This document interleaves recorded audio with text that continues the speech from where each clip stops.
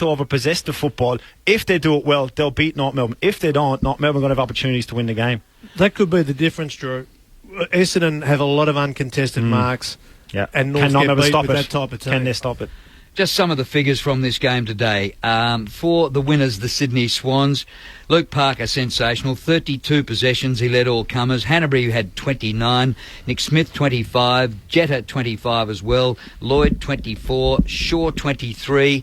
For Fremantle, Lockie Neal, 31 possessions, 5 back from suspension, had 29. Barlow, 28. Mundy, 25. Spur, we spoke to, 24. And 22s for Duffield and Ibbotson.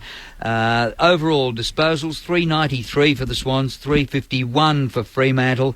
The marks went to Freo, 81 to 75. The contested possessions, nothing in it. Fremantle by 2, 166 to 164. The clearances went to Fremantle by the end, 42 to 39. It was a great tackling game, 72 to 71. Fremantle by a huge margin of 1 tackle for the entire game. The free kicks, Sydney had them 20 to 12. The disposal efficiency, Sydney, here was a bit of a break, 71% for the Swans and just 66% to Fremantle, and that might have made a little bit of a difference.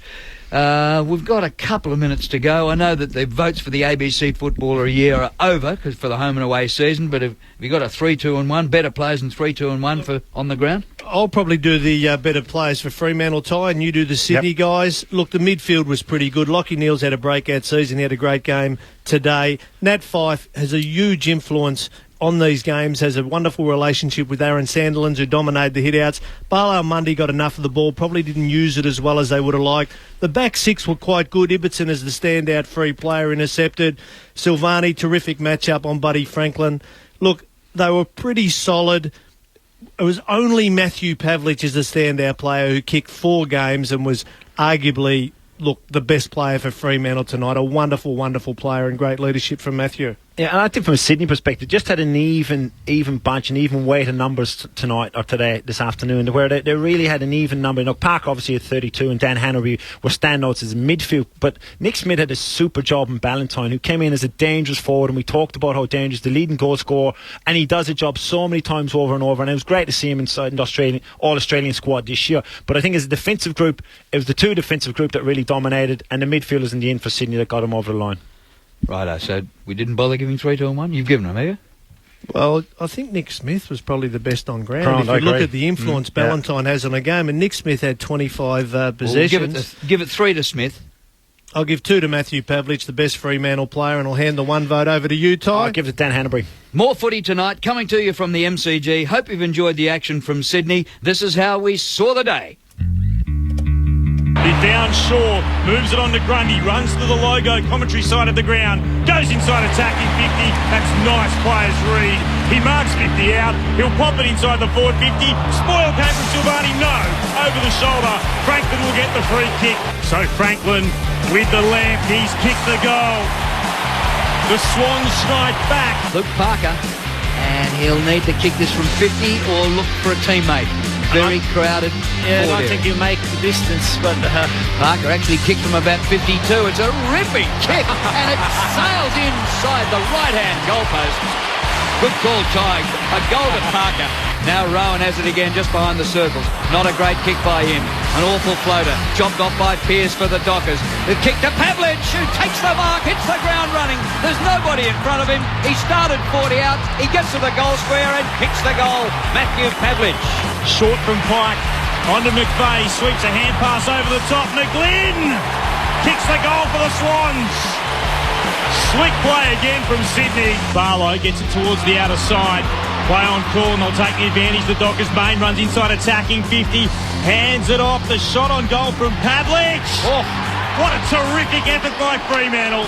Clark had to get there quickly, had the height advantage, but the ball on the deck stolen away by Hanbury into the left forward pocket, diving out and marking McGlynn. Not much to look at for Ben McGlynn between the big sticks. He'll start from beyond the boundary. 20 goals, 16 from the season. McGlynn's kick's on its way. It's perfect. Great kick. Coming in to take a mark is Lloyd on the front edge of the centre square. He puts it out into open space. McVeigh runs onto this. He's got time to steady. Goes from 45. Comes up short, but Tippett marks on the goalpost. Oh, he's ruled that Tippett took this mark in the goal square. So he's shooting from directly in front. Kicks the goal. Sandilands works it down. Fife roves, kicks to Pavlich. It's over his head. Fife's kick bounces onto the goal square. Who's biggest? Pavlich gets boot the ball and kicks his third. Huge goal by the Fremantle captain, close to half-time. Kennedy, though, kicks it straight into Valentine. Great chance, Mazungu. He gathers, kicks a goal. He's got it for Freo. Oh, the turnover's so costly. Sutcliffe with the free kick towards right half back. Taken though by the Swans. Shaw puts it back inside attacking 50 and Goods. No question about the distance of the kick this time. Goods takes the mark. Adam Goods, 24-9 for the season. The kick is through for a major. Listen to the roar. So Kieran Jack with 2 behinds to his name so far. Goes from 51 out. He's got plenty on it. What a magnificent effort. It's a big moment in a terrific game of football and Swans come from everywhere to celebrate with him. Valentine just slaps it. He wants Waters. He steps one way, Michael. Gets a hand pass back towards Sutcliffe. He can steady and kick a goal. They needed it, Freo. What a start it is for them. Kennedy goes back with a hand pass, but he missed the target in Shaw. It's not forward here. Comes to Pavlich, wide out. He snaps a goal. Pav from wide out. Hanbury gathers, gets away from Fife. Hand pass inboard. He finds Franklin, but he will go long. It's an open goal square. Bounce through. He punches the air with the right hand. Spur, hand pass forward, taken again by Sydney. Cheddar found Franklin from the left forward pocket. That's remarkable. Something very, very special from Buddy Franklin. Sandlands tapped it down over his shoulder. Beautifully done. Mundy roving kicks the goal. Perfectly worked stoppage from the Dockers. They will not go away. Pike, he got away from Dawson running onto the hand pass. It was Goods. He paused for a moment. He'll put it towards full forward. Players race to it. Howard set for Pike. It's done perfectly. He gathered at the top of the goal square and he thumped it through for a major.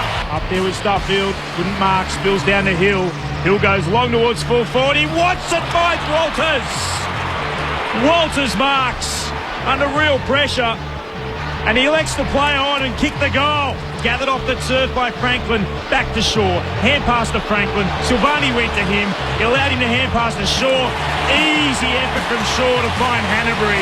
Dan Hanbury, the rising star of 2010 from 30 out. He makes sure Sydney are heading to a preliminary final. But in these fast break type of games, he is what's required. The Swans will get a week off and have gone into the preliminary final. Jetta with a shot from 50 metres. And he misses to the right-hand side and makes it 4 straight kicks. 24 points, Sydney over Fremantle.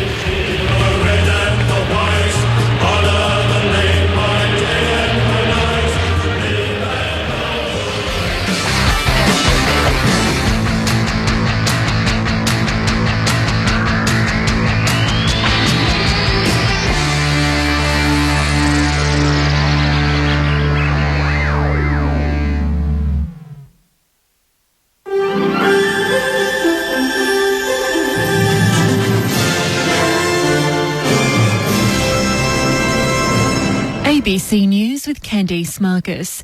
The Prime Minister Tony Abbott and his Malaysian counterpart have spoken at length about the dual Malaysia Airlines disasters, vowing to bring the offenders to justice. Southeast Asia correspondent Samantha Hawley reports from the Malaysian capital. The pair spoke of a deepened connection between the two nations as a result of the airline tragedies.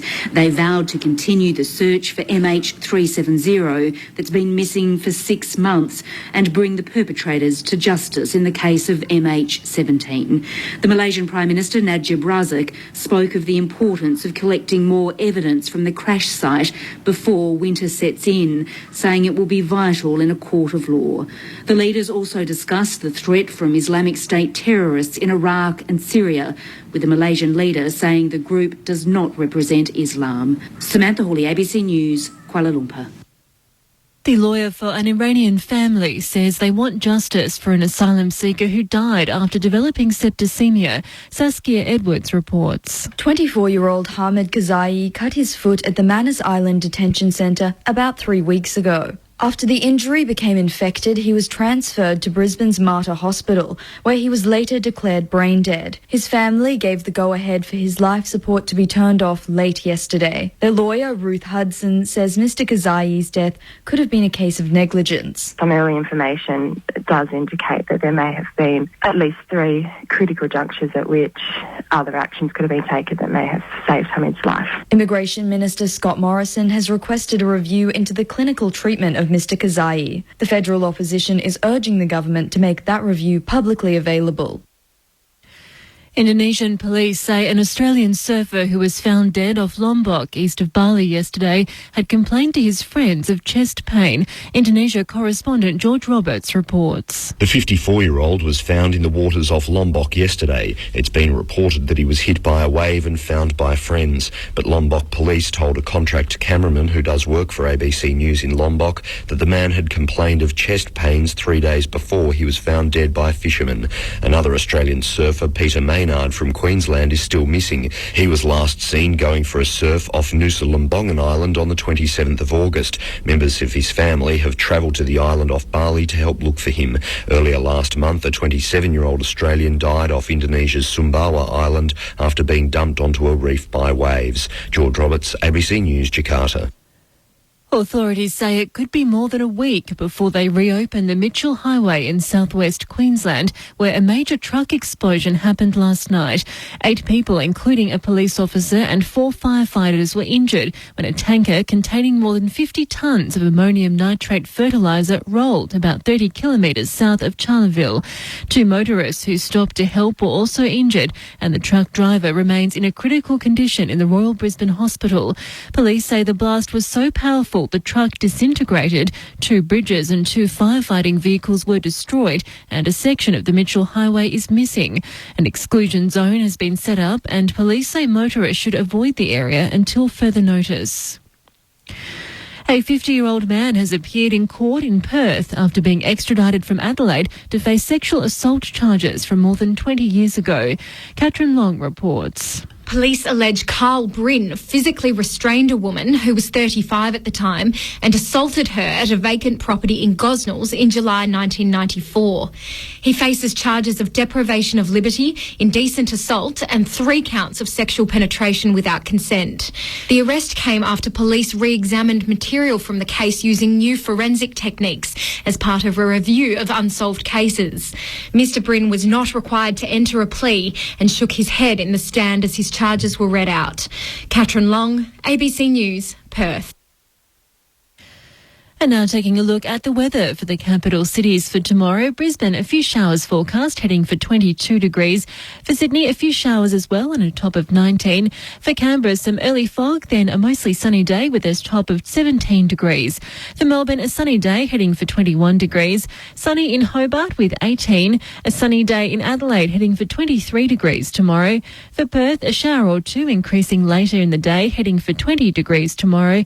And for Darwin, another sunny day, heading for a top of 33 degrees. Around Australia, this is ABC News.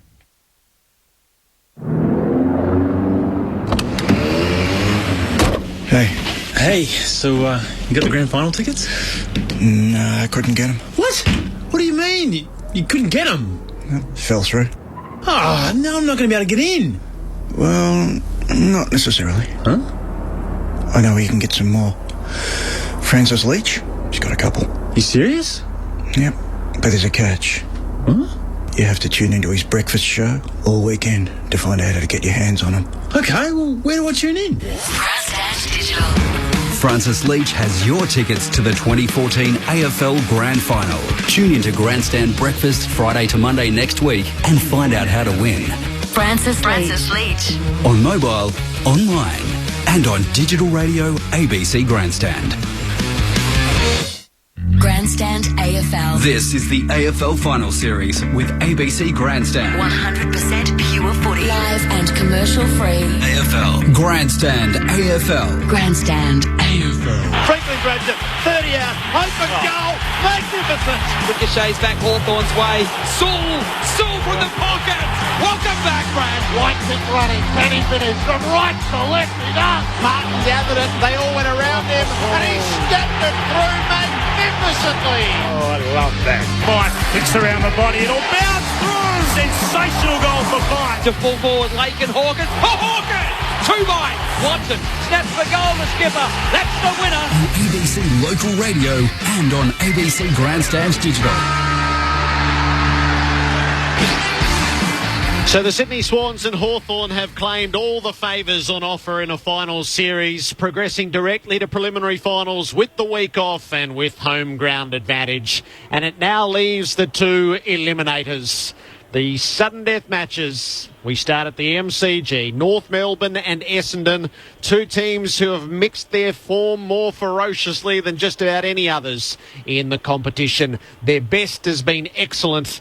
Their mediocre and worst has been costly throughout. 6th versus 7th tonight at the MCG before tomorrow afternoon the Adelaide Oval takes centre stage for Port Adelaide and Richmond. Gerard Waitley with you at the G.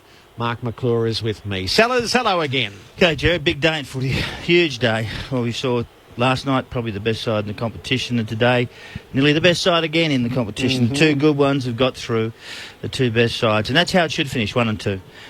This is a favourites weekend, I would think, in the way you go in betting, and the favourite tonight is North Melbourne, but I'm not certain about them. I don't think anyone's certain about them. No, I'm not certain about them at all. They have some questions to be answered, you know. Are they the real deal in finals? Because we haven't seen them for 7 years, and the last 3 times they've appeared, they've been smashed every time. And the last one was in Western Australia against Perth, and they got West Coast, and they got absolutely spifflicated from start to finish. So we'll have to see if they've actually resurrected themselves as a tough ball winning. You know, you've got to win your own ball in finals. You've got to really contest everything in finals. And can Brad bring himself and really screw himself up to coach this side to a power win against the Essendon Footy Club? The Bombers have got some weapons, and we know about them. You know, we know that Ryder's a really good player. We know that they got Winderlich can go forward and Hurley can go forward and do all those sorts of things. Their forward line worries me with Danaher and Bell Chambers, the lack of agility in those two, and goal kicking ability as well. You know, it's small, so there's got some questions to be answered here, and lots of questions and not many answers at this stage. These two teams should both be winning finals. This is the 5th year under Brad Scott, so they might have got there prematurely last time, and they certainly got shown their place. They added 4 home and away wins this year to qualify and 6 to host a final. Is all of the build goes on trial tonight. I think they'll get better over the next couple of years, but if you are building a game to play finals, this is the test. It has to stack up. And then the Essendon side of things is that this is a club that hasn't won a final for 10 years. I know. And they're not a young developing side. No, they're a side that should be, at this stage, having been around the mark for 4 years, they have to be winning finals. So that it is the most beautiful scenario because only one can. And I do feel like coming into the weekend, the loser of this game is the one who's going to take it in the neck. Well, I read your article this morning, and you were pretty spot on with all that sort of stuff. I think you're right in that area, and this is the game that intrigues us most. So we're all intrigued by it, and I agree with the age of Essendon. They got Paul Chapman in. They brought him in to win finals, and that's what they did. They got Dustin Fletcher, who we'll interview very shortly. He's verging nearly 40, isn't he? Yes, yeah. Verging on that area there. You know, I mean, we've got some ageing players. I mean, Courtney Dempsey's not a young man. No, Goddard's not a young man. He was brought in to help there. Joe Watson's 27, I suppose, around that sort of age.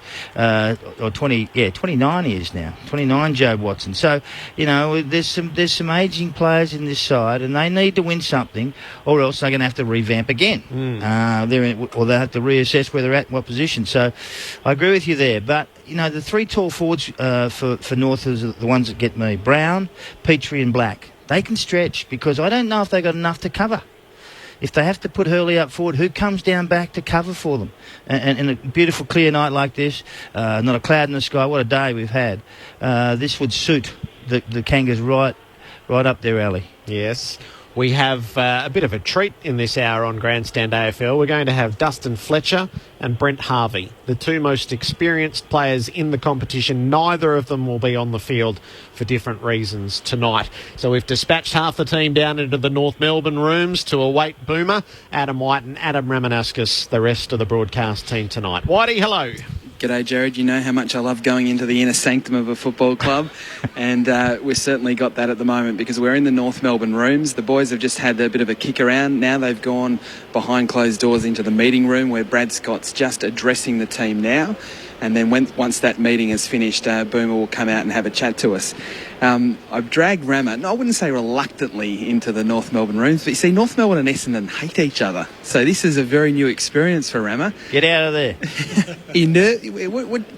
You said before you weren't nervous, but do you get intrigued coming into rooms like this, that especially North Melbourne rooms and not an Essendon rooms? Look, you just love to see how the players go about their build-up. And we were in here 5 minutes earlier, and a few of the boys were kicking the football. You could see that steely resolve already in some of their eyes, and you can see it's a different game. Finals football's a different game. You can see guys, they're already on their toes. They're excited. They've just gone into their first team meeting at the moment, so it's an exciting build-up. So we've got a clock that we can see. It says 18:12, so just over an hour before the game. When would you get nervous as a player, or get your game face on, if you like, as a player? Look, to be honest with you, I'll get nervous in the car on the way to the game, and then when I got to the game, I was okay because you go through your normal build-up and your normal preparation, ankle strapped, have a massage, do what you need to do, and then before you know it, you're out on the ground. So, but some guys, you can see them, they're pacing around the change rooms. They you hope they're not playing the game before they get out there. But there definitely will be some nervous guys from both teams. Look, Essendon haven't won a final in 10 years, and North Melbourne's last final against West Coast over at Subiaco was a disaster for the football club. So there's a lot to play for both clubs tonight. We saw some of the North Melbourne players already kitted out. They even had their boots on and kicking the footy. Then I saw Daniel Wells, who just had the shorts on, no socks, no strapping at that stage. Petrie was a bit the same. What were you like? How quickly did you like to get changed and ready? I was really late, really late. I would put my boots on just as we're going out for warm-up. So I just like to keep as relaxed as possible. But you're right, there were some guys, they're fully kitted up. The boots are on, they've got the tape around the laces already, so they're ready to go. Everyone's different, and that's what you've got to be very, very mindful of as a player, that everyone's preparation for the game is going to be different. But the most important thing is that when they run out, that they're all switched on and ready to go, because a fast start in a final is critical. So what's this meeting that Brad Scott's having with the players now? Because, as I said, they're behind closed doors. It was all very serious. Brad Scott was making sure that Drew Petrie came in because he was trying to get a drink. And so, come on, Drew, in you come. Is it just affirmation of what's been taught during the week, or is there a special new message? What happens now? No, look, it'll be just reinforcing what the message was during the week and how they're going to beat Essendon tonight. And then it'll also be a little G-up from the coach. He'll look a couple of boys in the eye in that room and be asking for big efforts. So when they walk out of that room, they're thinking about it. They're thinking about the coach. Okay, he wants a big effort from me tonight. So, yes, it'll be short and sharp. I imagine they'll be coming out of the room in the next couple of minutes, but it won't be a lot of messaging. It will just be, there'll be a couple of clear messages on the board as reminders, and that'll be it. One final one, the warm-up, that first warm-up, as we get told to be a bit more quiet. That first warm-up, how important is that for a player to get their hands on the footy and all that, or is it just really just blowing the cobwebs out and making sure that you're feeling okay? Look, it's each to their own. Some guys love to get out there and really build up a big sweat and really push through that warm-up, whereas other guys will just really go through the paces really and go through the motions. So really, warm-up now has become so individual that you do what you need to do to get yourself ready, but you need to be ready come that first bounce. Okay, we'll leave it there for the moment, Jared. We've already had a chat to Boomer, and he has also got his game face on. Unfortunately, he's not part of the game, but he'll be an assistant coach for Brad Scott today. So I've just got to make sure Rama doesn't head back into the Essendon rooms, because everyone wanted to talk to him in the Essendon rooms as we walk past. And as soon as Boomer comes out of the meeting, we'll come straight back down to us. All right, give us a shout when that happens. So that's the scene in the North Melbourne rooms as we look out over the MCG. This afternoon it was Sydney 13-15-93 over Fremantle 10-9-69. So a 24-point margin. The Swans have been allotted the preliminary final on the Friday night in a couple of weeks' time back at the Olympic Stadium. Hawthorn will host presumably on Saturday afternoon or Saturday twilight, some derivative thereof, with a non-Victorian side travelling over for it, and they have to get home. So that's to be determined.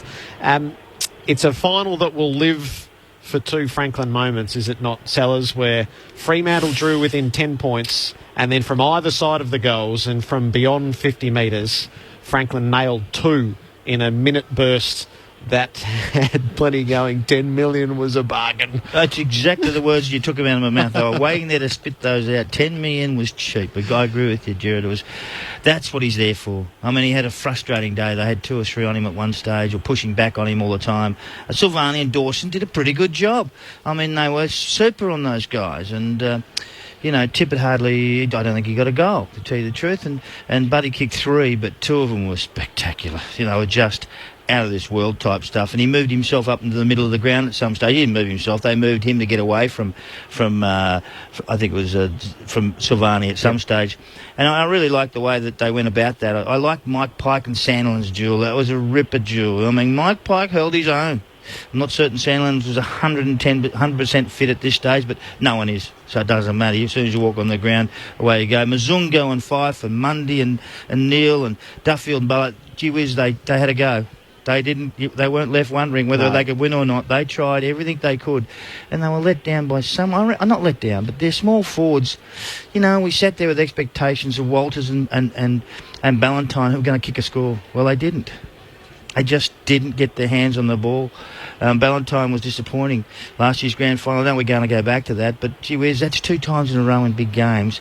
When the thing here is that you must win your own ball, contested ball, each time you go into the game, and Ballantyne can't and hasn't. And he's kicked over. Look, he's kicked 50 goals this year so far. I think he has. Just almost 50 goals as a small forward, which is a great return. But you know what? The matter. The spotlight is on finals, and you perform or you don't. And that's where the reputations are forged and tested. So he has answered right throughout the year, Ballantyne, with his 49-25 heading in today. But your point is well made. It's the finals where it sits. From the Swan side of things, Parker, who soared this year, Jetta, I Smith. thought Lloyd was sensational. Yep. Young Lloyd was a terrific player today. He's only new. He's his first year. I think he was a rising star. He's in the rising star deal as well. Yep. So well done to him. Playing the final and you know what? You get respect. You earn respect by playing well in finals. Hanbury, I thought, was terrific in the way he went about it. Kennedy, of course, how many clearances would Kennedy have? I haven't got the clearances here, but how many did he have? He must have had 10 or 15, what I saw. He was in and under all of those. He had no clean possessions whatsoever, and their defence held up really well. Melchesi got a hamstring early in the game, and that's a bit of a blow for them coming up to future games in the finals, because, gee whiz, if you've got a hamstring, it's at least 3 weeks, and that's see you later.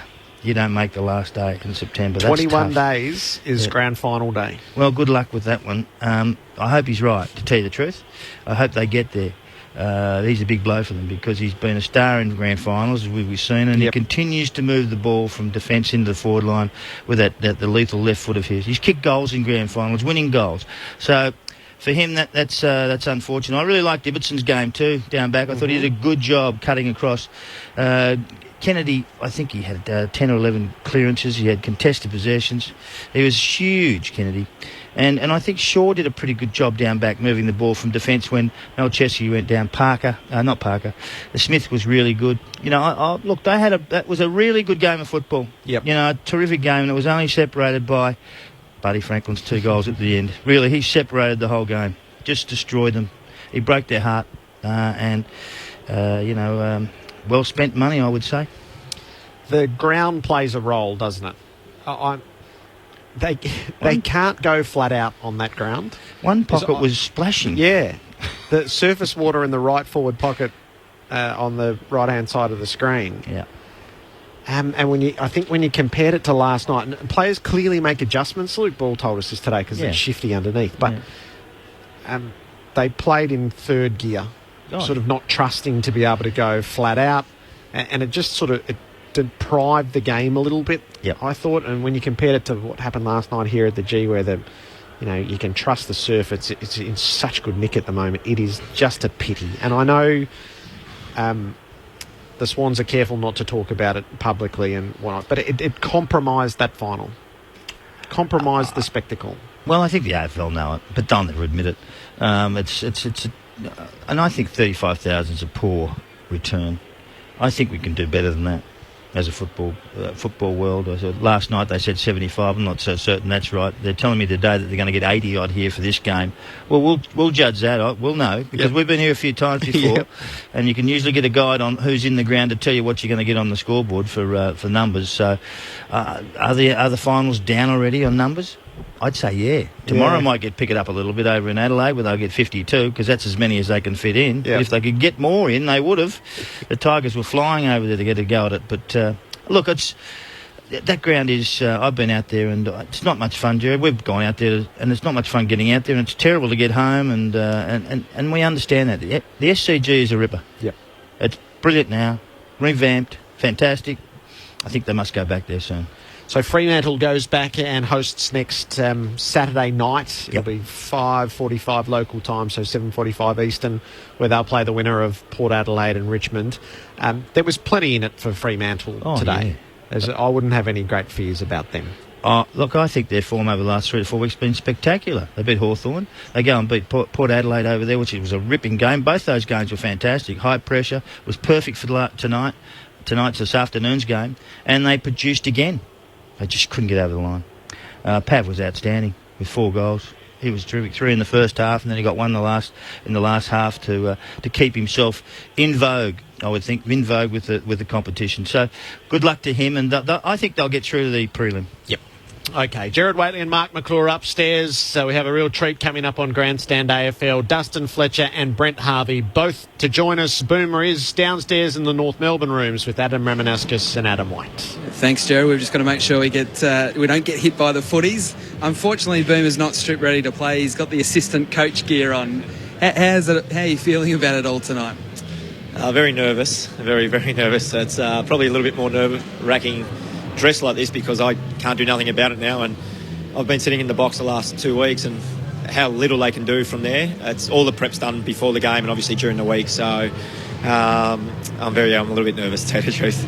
Now, when we were chatting to the boys upstairs before, it was all very quiet. The meeting was taking place. Now the music gets pumped up. What were you like, or what are you like in this situation only 45 minutes out from the game? I actually don't get too much time to think. My preparation is pretty much down to the minute. So right now I think I would be getting strapped or getting a massage, or one of those things would be happening right now for me. But then it just goes into whatever, strapping, massage, quick chat with the rest of the forwards, into, boots on, getting ready to go because we go out in about 5 minutes. So, it's all pretty much to the minute for me. I've got a little bit of OCD still left in me. One more from me before I let you have Rama ask you some questions. He's in enemy territory. But what was said in there, without going into specifics, but we were trying to sort of work out what Brad might be saying to the players with a meeting that went about 10 minutes. What's the general message? It's a pretty relaxed meeting, this one, because we still go out in the ground, do a little bit more prep, and then we go in for our final meeting, and that's when things really ramp up. So just then it was pretty much just the game plan stuff that we've been speaking about all during the week. You find out who's sub, who's starting on the bench, all that sort of stuff, and then we just base our what we want to do around our game plan, and that's really, really relaxing there, that meeting. As I said, it ramps up in the next meeting 5 minutes before the game. Now, so, one more. Sorry, Rama. Is it more about, or is it all about North Melbourne and not about Essendon, or is there a bit of both? No, I think you've got to take into account Essendon's strengths. No question. They've made the finals, let's face it, for 2 years in a row now, because they made it last year, then got put out. So we certainly look to eliminate some of their strengths. But again, we've got ourselves in this position as well. So we've got to back ourselves, and a little bit of both, probably 70-30 our way. I'd love to be having a kick here. Sean Atley and Ben Cunnington right next to me. Got Gibson and Greenwood all having a kick of the footy now. It certainly is getting towards the business end of the night, Rama. Well, Boomer, the club's last final against West Coast at Subiaco was a disaster. Why does it change tonight? I think we go back 2 years ago, Rama, and we got beaten by, I think, 80-odd points, I think it was.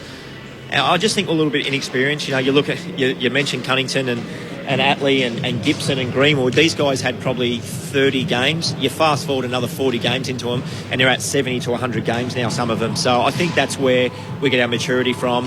A lot more belief, I think, in those last 40 games. So hopefully that comes to fruition tonight. Those guys that you mentioned, is there more trust in those guys now that they'll get the job done? They'll take the club to the victory? Most definitely. I think, again, you go back 40 games. 30 games is just, you're still trying to find your feet. You're probably, and don't take this the wrong way, you're probably still a little bit selfish in the way you go about your football because you're just worried about getting a game. You're not so much worried about how the team's... You are, but you know what I mean, Rama. You look at Cunnington now and he's a leader. Sam Gibson has elevated himself into the leadership group. So they're not just getting a game now. They know they're entrenched every single week.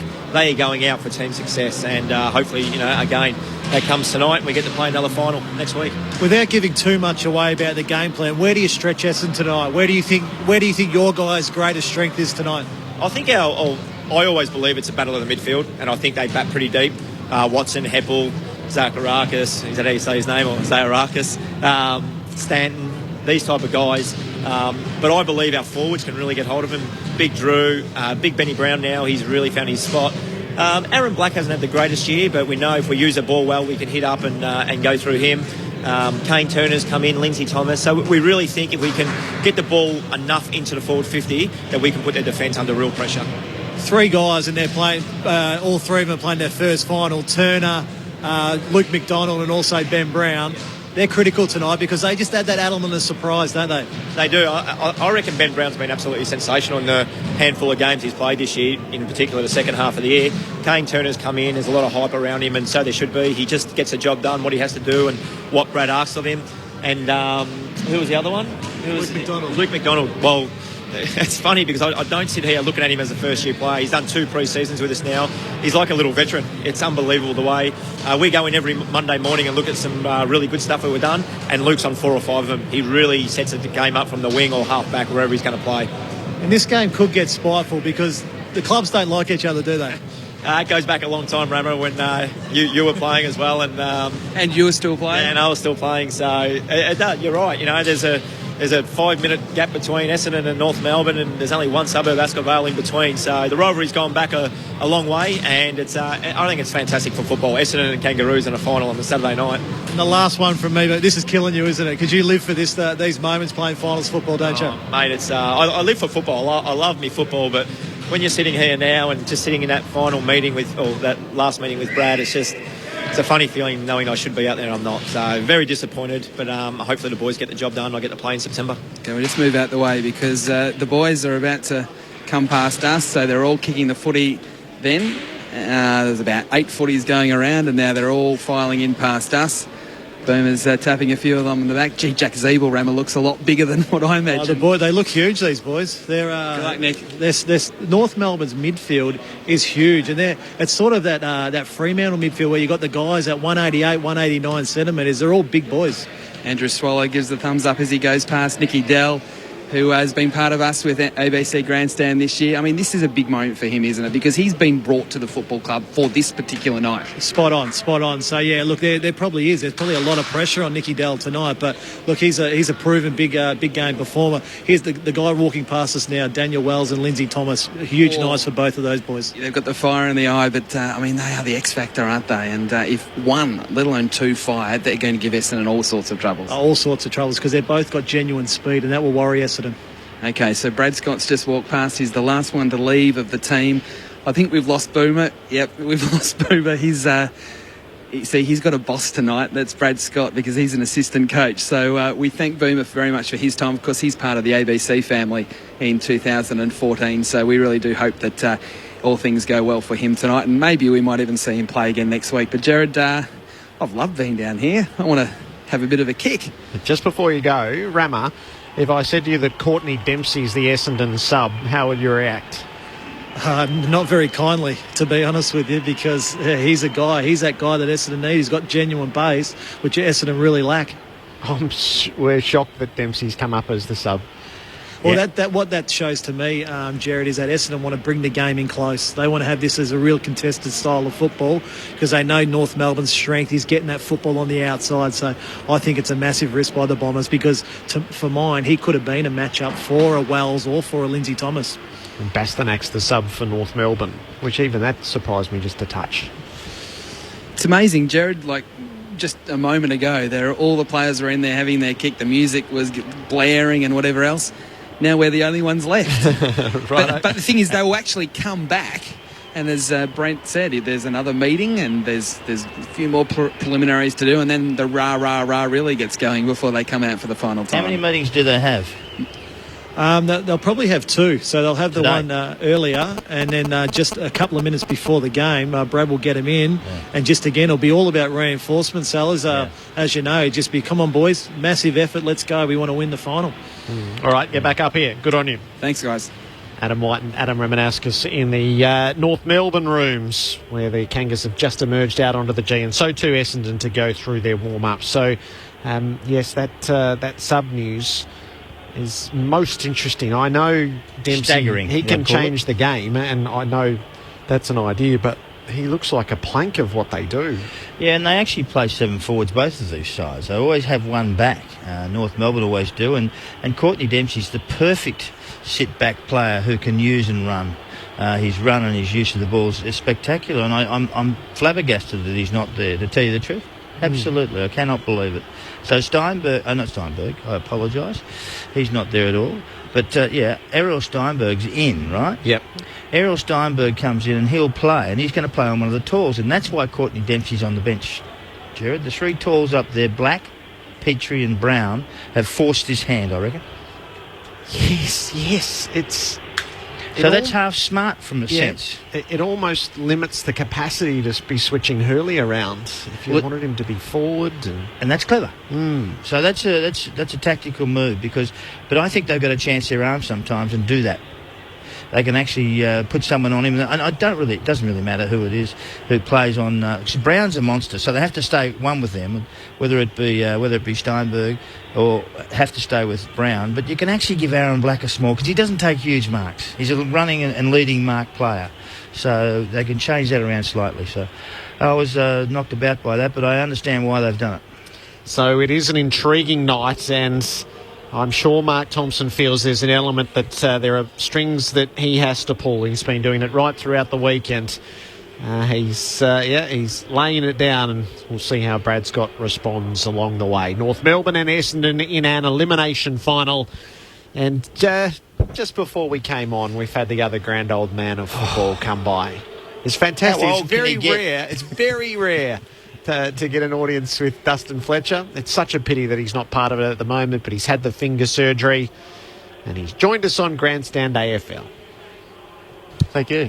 Hard night to be sitting up here with a final in the offing? Oh, it is, and especially last week as well, on a nice sunny day, and tonight a beautiful night, and finals, we haven't been there for a while, and obviously you're in for a good show tonight, so it makes it pretty tough, to be honest. We've seen vision of you out on the training track. Are you a chance to play next week if they advance? I'll know more Monday, to be honest. Basically my finger's sort of locked in straight at the moment, so if I can convince Greg to maybe get the pin out and we can reassess then, but probably not, but you never like to say no, you know what I mean? You don't want to die wondering in the final series. Yeah, that's right, especially, if the boys obviously keep going and play well. So is there any sort of long-term risk with it? Is that the caution there? Yeah, I think there is. There's no doubt about there is, but, sometimes,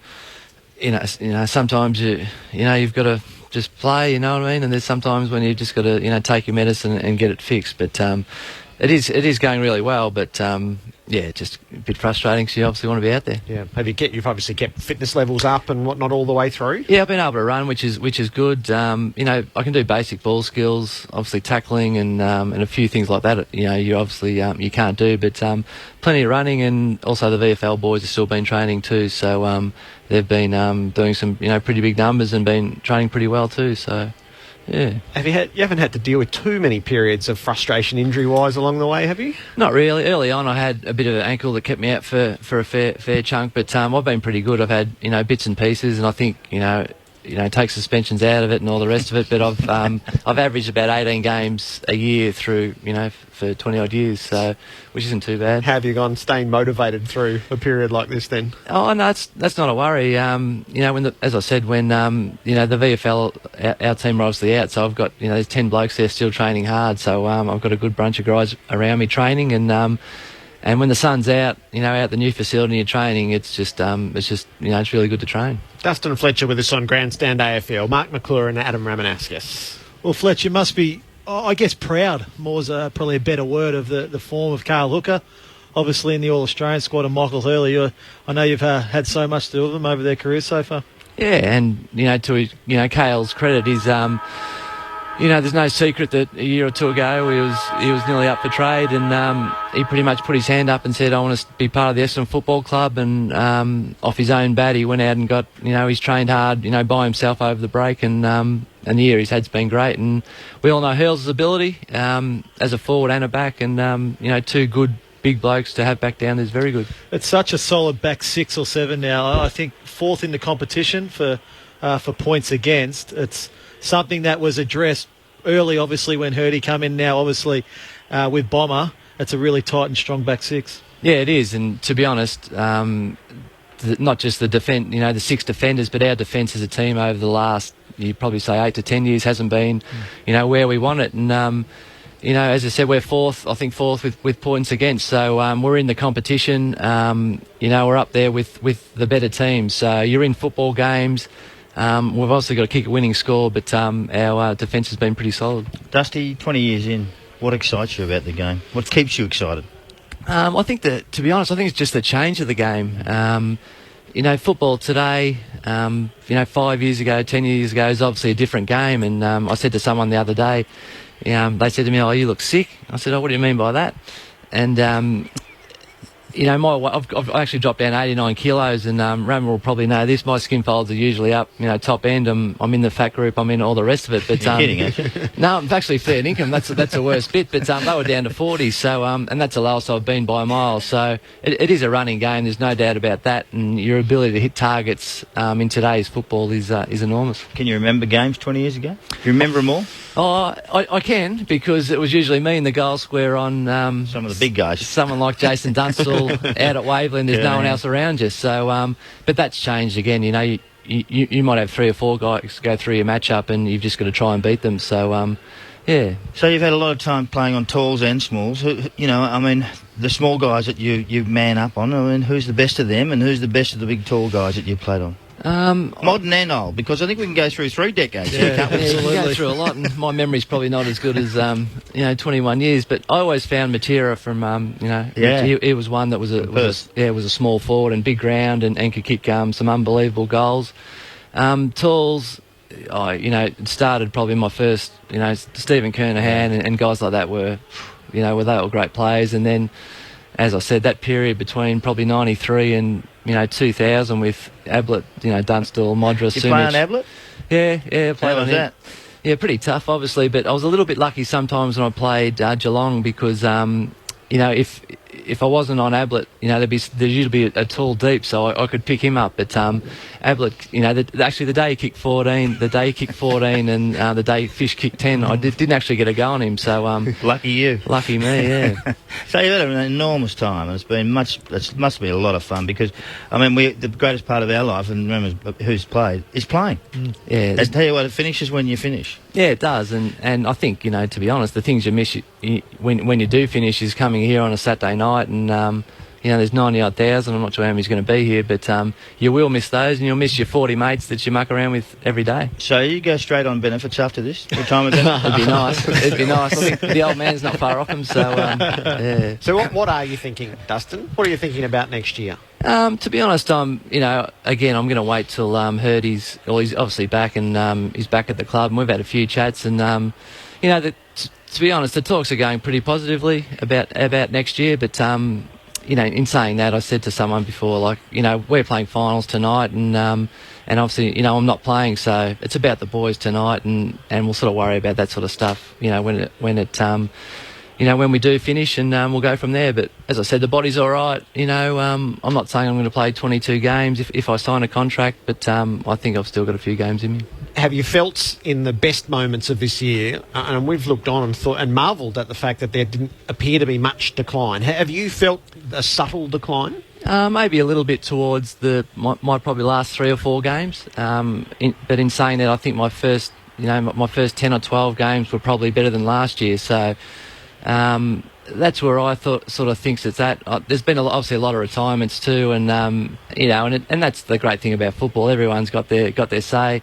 Blokes can say, he's done and dusted, just hang him up. Other people say, you're going to go again. So, but as I said, we'll make that call in a couple of weeks. Hopefully 3 or 4 weeks. Does the number 400 mean something? Oh, not really. Because I think 394, 400, 405, 407. It probably doesn't mean a lot. It's just for me, it's more. I still think I can compete and be in the best 22, when I'm up and about. So that's where it stands for me, and again, to be playing finals, I've been lucky to play in two flags, and it's nearly been 400 games, and I would have played in 20 games and playing, I would give all those games back to play in finals and playing grand finals. So. I want to ask you something. When you come to the end, because you start to say, well, can I get any better? Can I still improve? Do you feel that way? Or do you think that you can improve by just coaching out in the ground and doing all those things as well? I don't think I can improve as in the time runs, the things like that, but I think I can improve in areas with regard to, coaching out in the ground. And that comes from, and Bomber's been pretty big on it, being a bit more of a voice, having a bit more of a voice, not just on the ground, but at training. I'm naturally a pretty quiet person and have been a long time, but I find, that's still an area that I can improve on, and Bomber's been really big on that. So, yeah. That's been lost a bit, Dustin, isn't it? That you are effectively an assistant coach, and that the role that you can still play out on the ground to help the young defenders coming through. And Hurley's still pretty young, particularly as a defender. We've seen the improvement from Hooksy, and then even at training being part of it rather than with witches' hats and a whistle in your mouth. It is a bit different. Is that another reason to think about going on? I think so too. And as I said, the training that we did last year out at the new facility, and having Cale Hooker, Michael Hurley, obviously Jake Carlisle, who's gone down forward, but just playing on blokes like Paddy Ambrose, who's been really good for us, and having a word to them, I think's an area that I have lifted with regard to at training and taking a few little drills, during the week. So and Ego's been really good. He gives me a chance to sort of help those guys out during the week, which I enjoy. I just want to ask you, because we have no idea what Essendon will serve up tonight. They're so unpredictable. Now, you've been at Essendon a very long time. You're with these players. Do you actually know what they're going to serve up tonight? I probably, to be honest, I'm a little bit in your guys' boat. But in saying that, I can only go on what I've seen the week of training, and the week has been pretty good. A lot of guys haven't been out there and played finals before, so that's a new step. But I'll say one thing: I think the endeavour, the defensive game that we have to bring to win tonight, I think is going to be there, and if we bring that there, I think we'll go well. This is a pretty big rivalry, really, North Melbourne and Essendon. I don't think a lot of people probably understand, and it goes back obviously to the 90s with those games. So to play a final against North it's a huge occasion, really, isn't it? Yeah, and it hasn't been talked about that much. Maybe because I suppose the clubs don't like each other too much. No, and they don't. And obviously it went back to obviously when Carey used to just take it on and just rip games apart. And obviously being pretty close, Essendon, North Melbourne, and I know in my first sort of 3 or 4 years, everyone said you don't like Collingwood, you don't like Carlton, you don't like Richmond. But do you get on with anyone? And North was actually always the one we sort of was always a rivalry against. But we're a big club, and once it starts, you don't like anyone. It's been 10 years since Essendon has won a final. Is there a real sense of urgency around that? It's about time you actually got back to the business of September? I think so. There's no doubt about that. Again, when I first started, and obviously lucky enough to have Sheeds as coach, and when I was 17 and just doing a pre-season, I remember him always saying to the team, we're here to play finals football, and playing finals football leads to you playing in a grand final, and that's what it's all about. Simple as that. And you're right, we haven't been there, and we've had a shocking loss in our last final. So the stage is set for hopefully a big one tonight. Can I ask you about Paddy Ryder's predicament? You're a player. You're involved in it. He wants to move on that clause that says, what does it say, Whitey, the clause? About duty of care. Duty of care. Move to another club. It's an interesting one. I've never seen this before, ever. Yeah, and either have I, to be honest. And I suppose I've been, a bit lucky because I get to sit next to Paddy Ryder in a locker room every day and we stir each other up, and he throws a bit back at me, and I can only, I'm not going to comment on his contract, what he's doing, but he seems happy to me. I think he's going to be switched on tonight. I haven't seen any change in the way he goes about it, and I think he's got 2 years to go. I'm not sure about the clauses and all this. It gets talked about, but it's probably, I don't know, like who brought it up, or it's a little bit disappointing to see it sort of thrown out there, and that's, I'm not sure whose fault that is, but he's got a big final to play for us, and I agree. Yeah, and we want to see him playing footy, and he's had a great year. I think Bomber's got the best out of him. Yeah, has Bomber got the best out of a lot of them? I think he has. I think Paddy's definitely been one. He's been able to try and get a few more touches. I think Paddy goes through games in the past. He sort of drifts just that maybe that 5 or 10%, but he's playing football games out. Good 4 quarters of football, and I tell you what, we'll do as much as we can to keep him because he's a great player. Yeah. Where will you watch from tonight, Dustin? Are you in the stands or in the box, or where will you be? Yeah, I'll be in the box, just not in the coach's box, but I'll just be sitting next door. I'm not a big watcher, to be honest. Like, I don't like sitting in the crowd and hearing all the, maybe when I'm finished I'll enjoy throwing a bit back, but why don't you stay with us? Yeah, I could stay here. I like being in, having the glass around me and just watch the game of footy. Do you ride every bump of it when you're watching, or? Not as much. I just don't like hearing people, abusing people and all that kind of stuff. Don't stay here then. So I'll be behind the glass somewhere. What do you think will happen? I think we can win. I think we can. I think in the next, we're going to improve on the last, 3 or 4 weeks. I don't think we've played as well as we've. Could we've let 6 goals in quarters in most of those games? So we can stop that, and we can have. Our mids can bring that real defensive oomph that we need. I think we can win, but I think it's going to be close. Well, good luck. Thanks for stopping by. It's great to have a chat. No worries. Good on you, boys. Dustin Fletcher with us on Grandstand AFL. If you want a present for a hard-working dad, head to your nearest ABC shop for gifts galore. On DVD, there are the David Attenborough and the At the War collections, while music CDs include Classic 100, Baroque and Before, a Macca CD collection, and Anthony Calais sings George Michael. There are also great books including Drover, Outback Stations and great motorcycle stories. All these are available from ABC Shops, ABC Centres and ABC Shop Online. Grandstand AFL. This is the AFL Final Series with ABC Grandstand on ABC Local Radio and on ABC Grandstand Digital. Grandstand Digital. Second elimination final night at the MCG, North Melbourne and Essendon. And the chance to speak with Brent Harvey and Dustin Fletcher. It seems rather cruel that the two most capped men in the competition who have their teams involved tonight, neither of them would be out there. Seems like we're just a fraction shortchanged. I was just thinking exactly the same, Jared, because Rama was identifying that rivalry that goes back for Rama right back to the turn of the century. But for Boomer and for Fletch, it goes back even further than that. And I remember going to press conferences when I used to work in television a long time ago, to press conferences with Dennis Pagan and Kevin Sheedy wearing army hats and really trying to build the rivalry, which was well over 10 years ago now. Whereas I think we're trying to work out, Ram and I, when we were coming up the stairs before, about why that's changed. And I think it's more that Essendon sort of tries to distance itself from North Melbourne a little bit as being someone to be worried about. And they tend to worry a bit more about Collingwood and so forth. Whereas North Melbourne, they love beating Essendon, because it's almost like they're the big brother. So why was it, Rama, that it was felt within the player groups? Well, when I first got to the club, so that was the end of '98, North Melbourne were really beaten up on Essendon quite often. The old Marshmallow Grand Final, I think '98, they're the elimination final.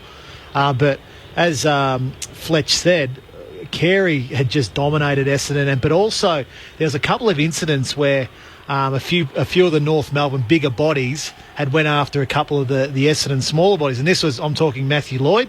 I think there was an incident with Mick Martin where Mick just absolutely ragdolled Lloydie. And then a couple of the coaches in Robert Shaw and Mark Harvey just said enough's enough. And that's really, for mine, how that all started. So one of the biggest hurdles for Essendon to win the premiership in 2000 was getting over North Melbourne. And we felt if we can get over North Melbourne and be tougher than North Melbourne, we would have been able to go on and win that grand final, which we did. So that's where the rivalry for mine started. And all through my career, I always felt it. Every time we come up against North Melbourne, I always felt that rivalry. My two biggest when I played at Essendon was North Melbourne and Carlton by a mile. And of course, those two clubs in the 1999 final series where you couldn't beat Carlton in the prelim, which would have set up a grand final with North Melbourne, which would have been huge at the time for all the things that you just mentioned. Yeah, no doubt. And, North Melbourne go on and win that grand final. Obviously, a lot of people say, well, Essendon were the best side that year. Well, bad luck. We come up against North Melbourne in the qualifying final of 2000, and I think we win by a record margin, 125 points or so. So that's probably where we felt we've got North Melbourne as a football club. That was probably the moment on the MCG, 80-odd thousand people there that Saturday afternoon, and we win by 125 points. So North Melbourne, from then, that's where it probably cranked up a little bit more for them, because they win the grand final the year before and we come out and beat them by 125 points on the MCG. Yet in recent years, Essendon hasn't played particularly well against North Melbourne. I know they beat them in the first game this year, but sort of ebbs and flows as to who has control. But really, Essendon has struggled against the Kangaroos. Yep, definitely. No doubt about that. And I think that's because I think there's probably been a lack of respect on Essendon's behalf when they come up against North Melbourne, and it's cost them. Round one this year, they were really able to dismantle North Melbourne with a short chipping game. So, again, tonight's game, I find it's almost staggering that Courtney Dempsey's the sub in this game. There's a reason for it, I reckon, because Ariel Steinberg, they've got three tools, Black, Petrie and Brown. And I can't see who's going to play on those three tools. So Steinberg's the only one who I can think who can go in, and then Courtney goes on the bench. I really like. I think they like Bagley, and they like Winderlick, and they like Hibbard as well. So they can't fit them in. You know what I mean? That's their problem. Well, you look at they've got a young boy in there who played his first final time, Gleeson. So, yeah, I like him. Yeah, look, he was a sub last week against Carlton, and really came on and had an impact in that last quarter. He probably would have been the one that I would have thought may have been the sub, but I think you play those young guys in finals, get the nerves out of the way, and you let them go. So, but Courtney, for mine, he's the line breaker. Winderlick's the line breaker that Essendon sort of lack in a game like this tonight. So, look, proof will be in the pudding. Yeah, but halfway through the third quarter, when you think you might need something, and you get a bloke with pace like this, that may break the whole thing apart. Yep. So that may be their thinking. There is an element of Sheeds from Mark Thompson here with what he's done, isn't it, though, by playing those young players.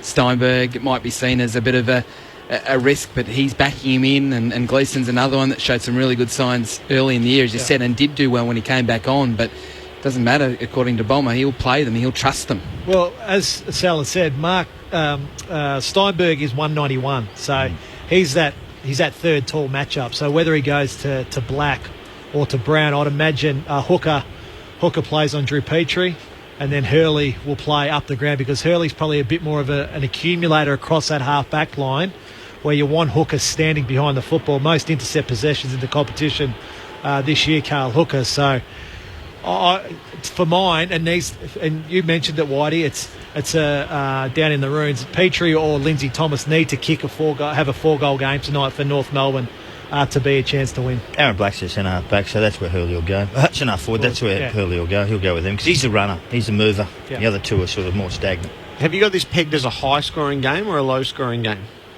Well, I've got it as a low-scoring game now, with Dempsey being the sub. I think that's Essendon's tactic. Essendon's tactic is to control the tempo of this game, and they're going to want to keep it in close early, and then when they want to, that's when they'll release the shackles. North Melbourne undoubtedly will want to get this football on the outside as much as they can and try to run and gun. No doubt. Deprive North Melbourne of the ball. which is what Collingwood did at the MCG in about round 6 and what Essendon did in round 1. And North Melbourne didn't get any rhythm from that, and that was a real theme going into the game as a real plan, deprive North Melbourne of the ball. So I think it might be a 12 goals to 10 sort of final potentially. Well, all games have been. Last night was 14-10 or something like that, and today's 13-10, so why would it be any different? That's about the number. If it's any less, we'll be disappointed. We asked Dustin Fletcher whether he should go on now he's out of the box. Do you think he should go on, Rama, as a former premiership teammate? Well, absolutely, because of the exact reason tonight. There's the matchup for him tonight to play, whether it be on a Black or a Ben Brown tonight. They have to bring in an inexperienced player in Steinberg, who's been at the club for a good period of time now. So there's no doubt. I still think he's good enough to play. I know there was a few games this year when he wasn't at his best and they were magnified, but his form when he was playing well was good enough. And a 14-game season or something like that for him, 400 is significant. Oh, no Even doubt. if it doesn't mean a lot to him in the history of the game, it's very significant to have a player who's still willing and able at 394. You don't discard that easily, I don't think. I don't reckon he'll play 14 games. I think he might play 10 or 11. I don't think he'll travel. It's probably the best way to go. Don't travel. Play the games we want you to play.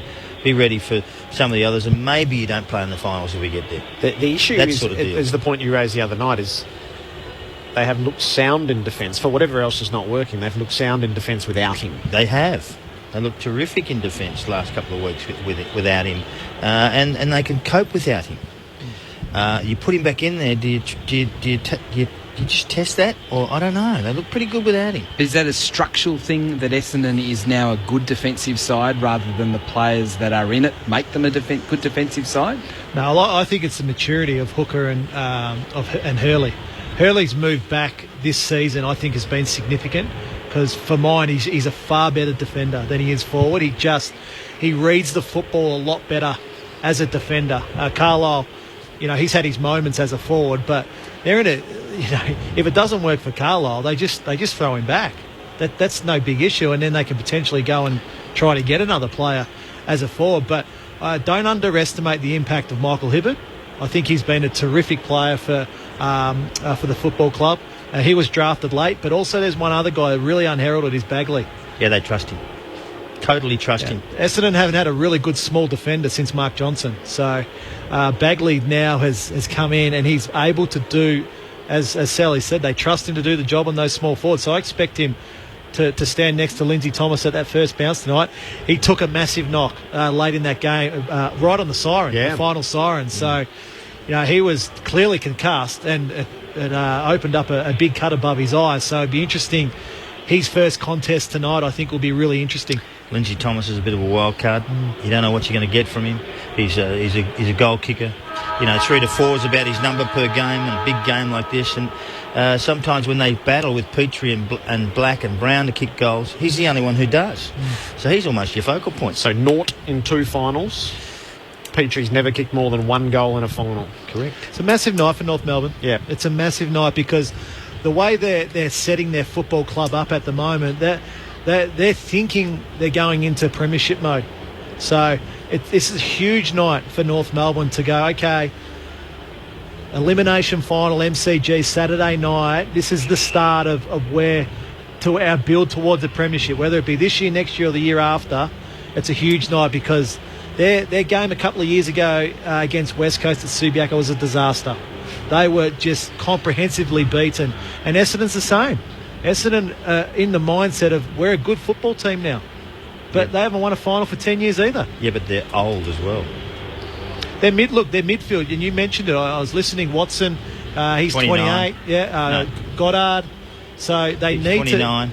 They need to find new blood. So that's Zaharakis, that's Heppel, that's those guys going through the midfield. Travis Collier, I think, has been unheralded since he's come into the side. He's just added probably that a little bit more run. Winderlick's form late in the season, I think, has been critical because he's played without limitations. We'll let you loose on it in just a moment's time. The scene is setting for this elimination final at the MCG. Essendon and North Melbourne next.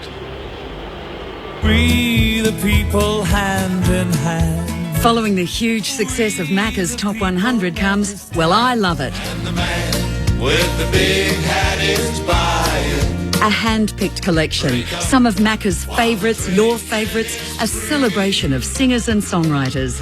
Well, I love it. 2 CD set, available now from ABC shops, centres, shop online and good music retailers. Grandstand. ABC Grandstand.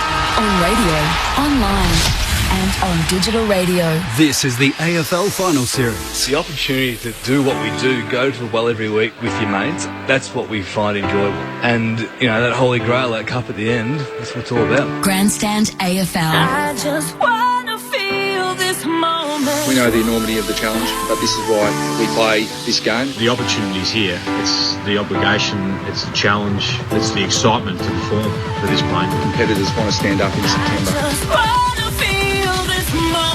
Kicks inside the 50, melts and bombs up. Marks, runs on, and finally delivers the goods. Big Pat, no mark taken. Chapman gives the handball to Diolio, and Diolio locks up the score. Nahas from 30, kicks their 6th of the quarter. And unbelievably, they are in front by a point. Going to set it up to the goal square and see if Chapman can jump. And my word, he still can. Ambrose helped Chapman, who got the hand pass in. Myers on the Zaharakis, and Xhaka puts the Bombers in front. Live from the MCG, this is the AFL Final Series on ABC Grandstand. Fletcher runs to 50. The old man goes long. They might be too far in front now, Essendon. North Melbourne versus Essendon in the elimination final. When reputations are made, we've earned the right to play in finals, and we'll give it an almighty crack. A long-range shot at goal. That's a beauty, and it's a finish with a flourish. I just want to feel this moment. Grandstand AFL. It's the urgency of the night that most closely binds these two teams together. North Melbourne and Essendon simply must be tasting final success in 2014, but only one will, and it gives the sharpest of edges to an elimination final. The crowd is building, Essendon is out, North Melbourne about to follow. Their only finals appearance under Brad Scott was a humiliation in the West. They've booked the date here for something better. While the Bombers, well, it could be Mark Thompson's last night as a senior coach. They're searching for a first September victory in a decade. The Kangaroos and the Bombers takes centre stage. The teams are as selected. The subs are interesting. Courtney Dempsey is the sub for the Dons, and Ryan Bastanak is the sub for North Melbourne. The Kangaroos trot out their two forwards, the first out, Petrie and Thomas, on whom so much rest tonight. Gerard Whateley and Adam White to call it for you. Mark McClure and Adam Ramanauskas are your experts. And given that we're 11 minutes away from the opening siren, it's all yours, fellas. Rip into it. Oh, well, sensational night of footy. We've had two really good games so far. The two favourites have won. And should we go with the favourites again? We don't know who the favourite is here. We're not certain of that at the MCG. Beautiful night here. Crowds thickening up as we talk about it. And we've got two sides who are desperate to win a final. Both of them have been poor in the past. But you know what? That doesn't matter today. It's what happens at 10 o'clock tonight when it's finished. We'll find out exactly who the winner is. And North, are they set up for finals? Are they the finals side? Are they the real deal? Are they the real deal with this side? Their defence stands up with Nathan Grimer and Scotty Thompson, who are the key men down back. Sean Atlee's some run. Michael Ferrito's had a bit of a comeback. Luke McDonald, I love as a young player and improving. And Sammy Gibson, who'll be down there as well. Their midfield is key. Swallows outstanding in the centre of the ground. Last couple of weeks, I think he's really stood up as a captain. Nick Del Santo has been brought in for this sort of reason, to play in finals. Greenwood's the same thing. He'll probably run with Winderlick, I'd reckon, at some stage. I reckon that might be his man. They've got a tall forward line. Daniel Welsh through the midfield as well. Brown, Petrie. But can they kick a score? Petrie's hardly kicked a score in any final. But that won't matter tonight. He starts again afresh. And Aaron Black are their tools. And they have Lindsay Thomas as a little bit of a wild card in that area. I love that they went with Kane Turner. Young man, and that's what you want to put into these sides. Give them a taste of what it's like to be at the MCG in front of 80,000 and fighting for your life. Can they win their own ball? If the player cannot win their own ball, they don't play in these games. They'll learn. Some people can't. We saw today a couple of players from Freo who could not win their own ball, and they ended up on the bench and they were gone. You'll never see probably Pearce again for a while. He's one of them. The way that they actually play is that's how you go for it. Can Brad Scott's about to be tested as well, and can he actually pull off some moves to make a plan B when required? Because their first time when they actually go up holding the ball, moving the ball forward, they are pretty good, and when it changes, they are really poor. The Bombers, in the other hand, haven't won a final for 10 years, so what? Who cares? They've got a sensational defence with Hooker, who is their fullback. And fullback of in the All-Australian side, I would think. Mark Bagley's been terrific. Hibbar's a beauty. Hurley's standing up, starting to work out how to play at centre-half back. And Windlick will run the ball out of there. Also, Ariel Steinberg will be in there as well to handle the tools. Their midfield in Watson, Heppel, Goddard. Wow, can it get any better than that? You can throw in Myers, and you can throw in Heath Hocking, who'll take someone as well. He'll take one of their good players as well. And then you got their forward line, which I cannot see where they're going to kick a score with their tools. Bell Chambers and Danaher are the two tools. And the smalls around there, Chappie can kick one, there's no doubt about that. Merritt can kick one, Zara Rakas and Stanton, and a few others who'll run through it there at different stages. They've got a chance to kick it. Howlett will be a chance up there. Young Gleason's got a chance, and the young player again. This is what they're after. They've got weapons. I like Courtney Dempsey as a weapon. He's a running weapon. I like Travis Collier as a weapon. He gets up the ground and covers ground back. Patrick Ryder's the other one who can play in the ruck and go forward. Windlick's the other one who can go forward and change. And that's what Bomber's got at his hands. Heppel can play back, can play in the midfield. He can play anywhere. He could play in the ruck if he wanted to. Heppel, he's a ripper.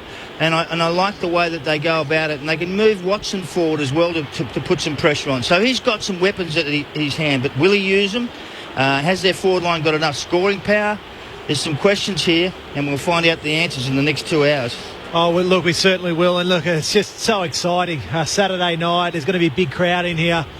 North Melbourne and Essendon, great rivals. So it's built for a beauty. I'll look at the X factors in the game tonight. I think for both clubs. For mine, for North Melbourne, it's Daniel Wells. Look, he's been out of the side for the majority of the season, but just such a classy mover. He's the one that Essendon can't let get under their guard because ball in hand, he is just absolute dynamite, and he will hit targets all night if Essendon don't pay him enough respect. Who does Heath Hocking go to? Does he go to Daniel Wells? Does he go to Del Santo? Because that's the critical ones. It's always now the teams look for the guys that are the best users of the football, and they need to shut those guys down. So is it Del Santo or is it Daniel Wells? Lindsay Thomas is the other one for mine. Can he get off the leash tonight in a final and kick a goal, because it's one of him or Drew Petrie need to kick 3 or 4 goals for North Melbourne to be any chance tonight. On the other hand, Essendon, for mine, and this is an odd one, it's David Myers.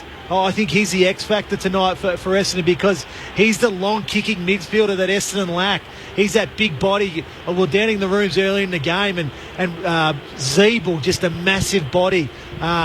Atley, just huge, tall. So, Swallow's a big boy. So, Myers is the one. He's that big body in Essendon's midfield that's going to do a lot of the bullocking work. It's going to spend a lot of time. He didn't play last week because he was ill. But in a final, it all changes. That finesse, that touch, it goes out the window. It's long kicking. It's winning your own football, as Sal has mentioned. If you can't win your own football, forget about it. And that's where Myers has elevated his game. He's elevated his game where he wins his own football. He can hurt you on the scoreboard, but most importantly, he'll give his forwards those one-on-one looks. Now, Essendon's forward line's probably the worry tonight. Where do they get that winning score from? Do they start Bell Chambers in the ruck and have Paddy Ryder down there to start the game? I don't think so. I think it's got to be Ryder in the ruck getting over the top of Goldstein. Big night for Joe Danaher. First final for the young man, only 19 years old. Does he get Scott Thompson? Scott Thompson's just an absolutely marvellous defender for mine. So, look, a lot of questions in this game. A lot of questions for both football clubs to be answered by the end. I think that Bell Chambers should go there and take Thompson, then take him out of the way is what the key is. That's your job, to get him out of the way, and then have and Joe Danaher high. And you know what? Smalls create havoc, as we saw last night with Hawthorn. Their small forward line destroyed. They destroyed the Geelong guys. It wasn't the talls. It was actually the smaller players who could run and move and get to different spaces. So, look, we're looking forward to a really good game. The coaches, where do you go to after this? Mark Thompson, he might sack himself. It doesn't matter. But the other bloke, Brad Johnson, Brad Scott, what about him? What happens to him? Is he questioned again? Is his ability to coach questioned if he loses this game? So there's some questions after this as well. Okay, the two teams have been brought to the members' wing now, where the formalities of the evening will be observed, and then they'll let rip in the elimination final to see who progresses from here. North Melbourne and Essendon. Final success has been rare, so their moment is nearing. The crowd is bigger than last night, so it could be any number that they post by the end. Let's observe the formalities. Toyota welcome you to the second elimination final. Would you now please join with the coaches, players and umpires as we stand for the Australian National Anthem.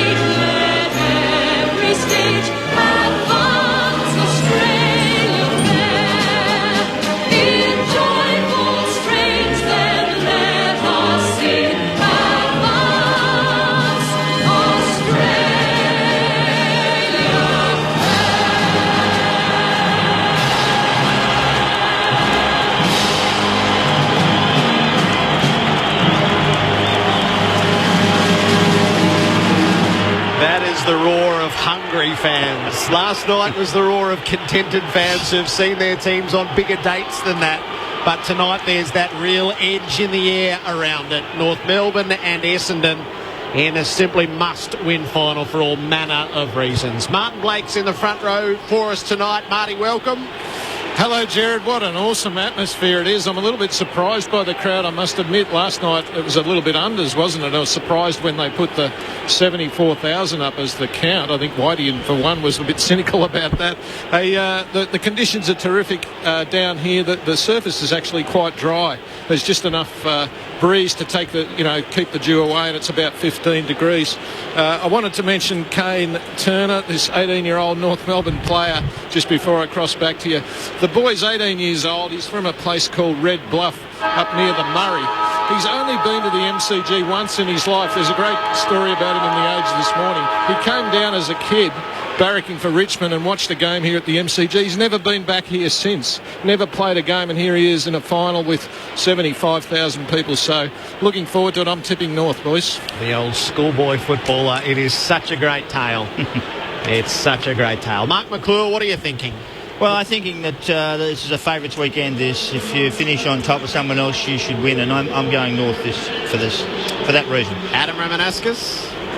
Look, I think I'm going to go Essendon. Is there any point in asking? Yeah, it's a little bit with the heart, this one. So, but I just think it's going to be a terrific game. I think it's two very different styles that both these teams want to play tonight. So it's going to be interesting who can get that ascendancy early. Adam White. I'm going Essendon. Don't laugh, Mark.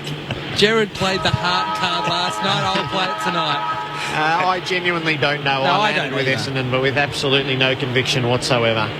So, how would you know? How would you know with these two teams? Yes. I wonder what sort of tone will be set early, or whether this is a night of fluctuations in the way that they've played their season. Could one team actually come out and set an irreversible tone in the first 20 minutes of the game? The reason I think Essendon is that this is where they play their footy. North Melbourne doesn't play here very often. I think that's an advantage. I think they're both very scared. There you go. Scared. The fear of failure in these games is huge. They don't underestimate that. but you've got to break through that. You've got to attack the ball, and you've got to win it, and you've got to push it forward, and that's the key. And once you start to do that, you find that the opposition, they may not fight back as well. So we'll see what happens. For that reason, I think there is scope for one of them to put an imprimatur on it early. The elimination final, the second is played first at the MCG on a Saturday night. North Melbourne and Essendon, they haven't been terribly genuine conveyances throughout the year, but all judgment rests on what happens in the next 2.5 hours. You're on Grandstand AFL with Adam White. Both teams think they're good. One has a chance to prove it. As we start with Goldstein winning the tap, Hibbard comes off the square and crashes into the pack for the Bombers, and the ball gets locked up, and it will be thrown up just forward of centre for North Melbourne. The Kangaroos to the city end, the Bombers to the punt road end in the first term. Goldstein wins the tap down. Cunnington gets a handball to Atley. Atley's kick went about 2 metres. Having it now is Hibbard. Gets a handball to Winderlick. Wide handball towards Zach Merritt, who overruns the football. It's now at 50 for North Melbourne. Thomas goes in there hard for the Kangaroos. He gets tackled. The ball gets locked up. It will be thrown up left half forward for the Kangaroos. You got your matchup spot on, Sellers. Hurley. He's started back in defence. Goldstein took it out of the ruck contest, lost it. Swallow feeds a hand pass to Cunnington, spreads it wide. He's looking for Turner. He just got offloaded. He's held onto the footy, able to release it. Swallow trying to blick his way through. Almost brought down, certainly held up in the tackle. And Hocking's able to work out a clearing kick. Oh, Collier dropped the mark at defensive 50, and he's under pressure from Luke McDonald. They scrap for it, and plenty come in as the reinforcements. The ball tied up. 50 out from the Essendon goal, the North Melbourne goal. Collier made a little mistake, but you know what? He got straight back in there and tried to reverse that. So that's the sort of key you got to do. 50 out from North Melbourne's goal. Heppel third man up, wins the tap down to Hocking, rushes a kick towards midfield. Jacobs gets there first, gets well tackled by Zach Merritt, but it was a fend off high, so it's an Essendon advantage situation. Collier gets the handball to Chapman, goes long inside the 50. Bell Chambers is there. Good work for Rito. Oh, he got the spoil, but straight to Danaher with the snap. Danaher with a goal. Terrific start for Essendon, and one of their young stars gets on the board early. Essendon a goal, North Melbourne yet to score after 2 minutes. Like two big dinosaurs up there with Bell Chambers and Danaher. But Danaher did the right thing, got to the front, exactly where he's supposed to go, even though he's 6'7" or 6'8", and Bell Chambers contested. That was a great tackle in the middle of the ground. Don't worry about that. That's what started it off. That was the key to it. Well, you look at the matchups now, it's Ferrito and Danaher, and then Bell Chambers and Grimer. So Scott Thompson's actually gone to Paul Chapman. So Danaher and Bell Chambers both over 200 centimetres, and Grimer and Ferrito are both undersized defenders. So interesting matchups for North Melbourne early. Ryder wins the tap in the middle, and Watson's onto the footy, just about a fresh area, but Ryder wins it back, gets it onto the right boot, bounced inside the 50. Bell Chambers tackled and loses it. McDonald on the turn, kicks in a hurry around the wing, it bounces over Turner. It's there for Winderlick to gather. He has a bit of a fumble. Watson's there to save him. He breaks the tackle and feeds it forward.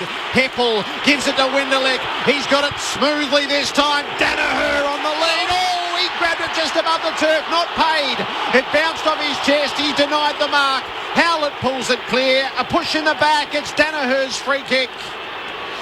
I'm not sure the crowd recognises this just yet, because the ball went all the way to the behind line. You just saw the power of Watson there. Just push off a tackle.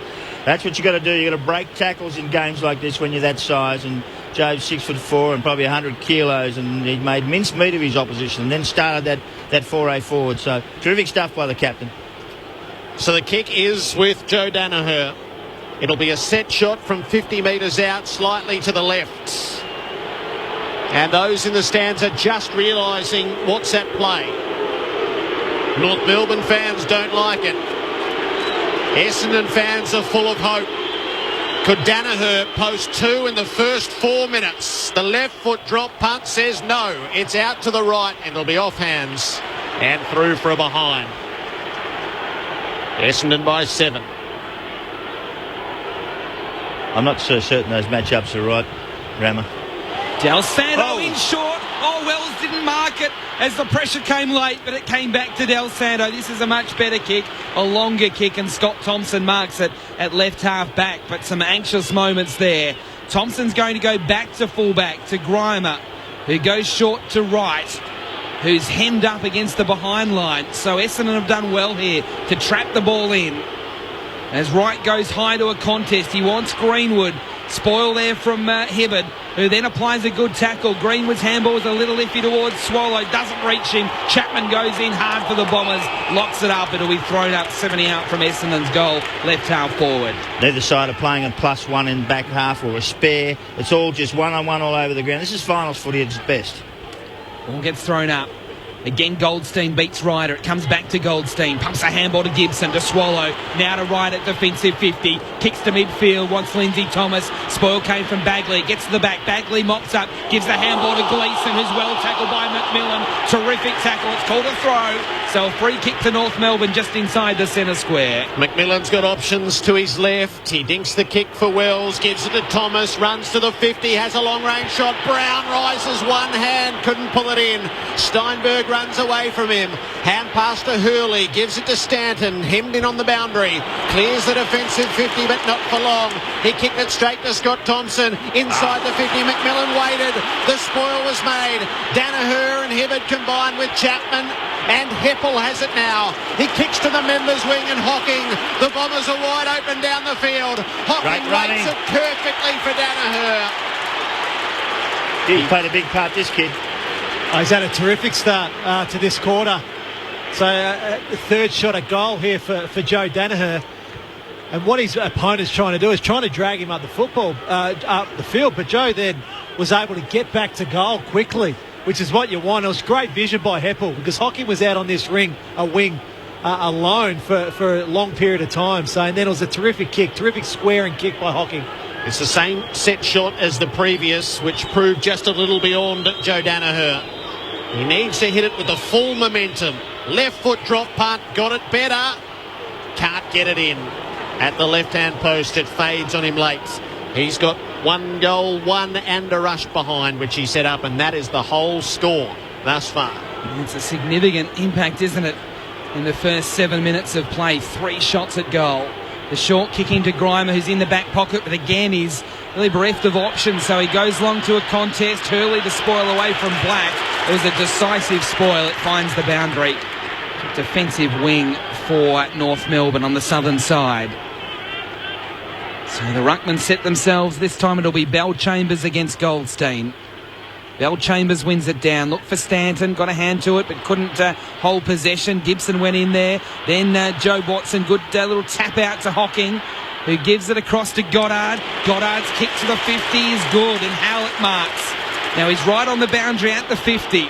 Right half forward. He looks up. He's going to go long. Danaher is there. He gets hands to it, brings it to the front. It's a live footy. No one can pick it up. North Melbourne in defence there. Greenwood got taken high. No free kick. Collier fights on hard. They get it to the boundary. Is it deliberate? It is not. It'll be thrown in. Some anxious moments there for the Kangaroo defence. Had a couple of calls about deliberate today. I reckon they'll look at that one and say it was. 8 plays nil. Essendon forward again.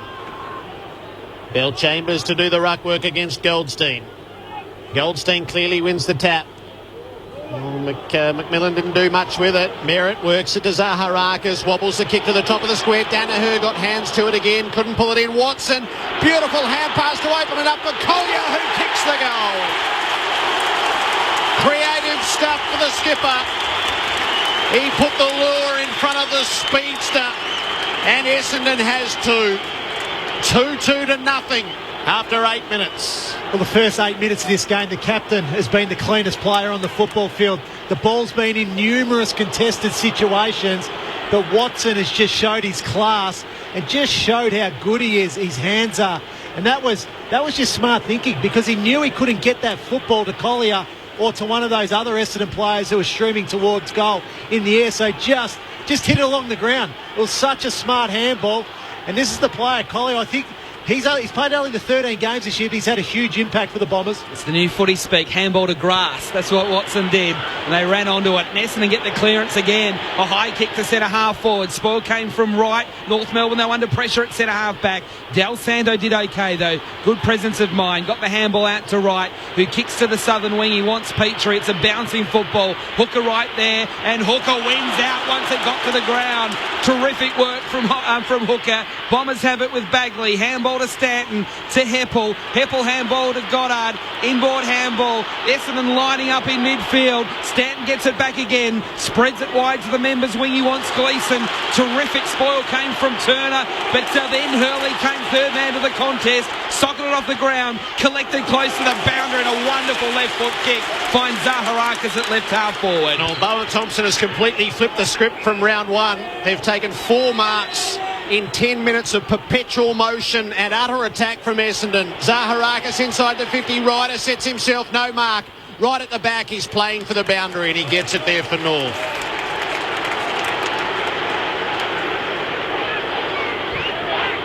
"35 metres out from the Essendon goal. They're attacking the punt road ends. They're inside 50 for a 7th time early, dominating the match. Goldstein knocked it down, shark by Chapman. He's kicked it near the teeth of goal. It's all on the bounce. It goes the wrong way. It's a behind. 2-3 to nothing. Just can't get their hands on the football, North Melbourne. 44 possessions to Essendon, only the 25 to the Kangaroos. Del Santo short on the kicking again, and it's to Gibson. He'll have to go short and precise. It is. Wells marks low down on his chest. Now they kick out to the members' side towards Cunnington, who marks well in front of Gleeson. So they've got it to half back. This is encouraging for the Kangaroos. The kick down the line towards Brown, who comes out, can't mark on his chest. Myers tidies up for Essendon. Handballs to Chapman. Defensive handball to Bagley, who goes the 45-degree kick into the corridor. Bell Chambers dropped it, but he had some support in Merritt, who gives it to Collier. Back to Bell Chambers by hand. Now the kick to Hocking, who marks forward of centre. He looks up. It's a very open forward line. He pokes the kick short instead to Ryder. Couldn't mark. Got the handball out to Merritt, to Heppel, to Goddard. Back to Heppel. All handballs. Now the kick inside 50, but there's lots of Kangaroo jumpers down there. And Cunnington takes the mark low down at fullback. Well, they're in full-blown defensive mode at the moment, the Kangaroos. Cunnington across the face of goal for Gibson. Out now to Del Santo, who trots to the defensive 50 and works his kick up for Petrie. It bounced off his chest. It's a bad moment. He gives the hand pass back to Del Santo at least to tidy up. Kicks up the line now, and Black is on the long lead. Has it on the centre line on the southern side. He uses it particularly short. As North Melbourne searches for the way forward. Atley gives plenty of ground to Grimer. Stays on the southern wing, chipping it around for Wills. They're all pretty well manned now. Wills goes the 25-metre kick up for Black, who gets himself into the play again. Jumps over the top of Merritt to mark, and he goes to play on. Puts it onto the right boot, inside the 50. Petrie, that's better. Backing back, takes a strong mark. Well, it was actually really smart play by North Melbourne, because all the momentum was with Essendon. So North Melbourne just owned the football for a minute and a half, took the steam, took the heat out of the game, and were able to now have their first shot at goal for this game. So smart play by North Melbourne, recognising the situation and the moment in the game. Lindsay Thomas has got a limp up. Drew Petrie 50 metres out, gives it the full whack and misses by a long way. Sneaks it in for a behind. That's the North Melbourne's first score. Essendon 2-3. Oh, the kicking's not great. It was dropped by Heppel under pressure. Squirts out into the pocket. Zeeble crashes in. Wins the handball to Del Santo. Here's North Melbourne's first goal. He runs into an open goal and drives it home.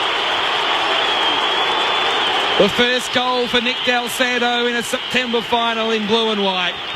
Essendon 2-3-15. North Melbourne 1-1-7 after 13 minutes. It was all shaky as soon as the ball was kicked back into play. Well, the Bombers have been the most aggressive. They've been the most attacking.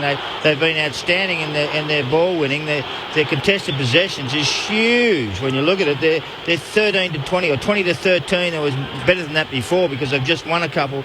But they have made a couple of little blues. You make a little blue, you pay. all that work they put in for the first 15 minutes of the game has actually now been cut in half by one little mistake, a bad kick in, and then all of a sudden the pounce on it by Del Santo and finish off. It's a good adjustment from North, and we've come to test their maturity tonight. Heppel wins it in the middle, though, for Essendon. They go forward again.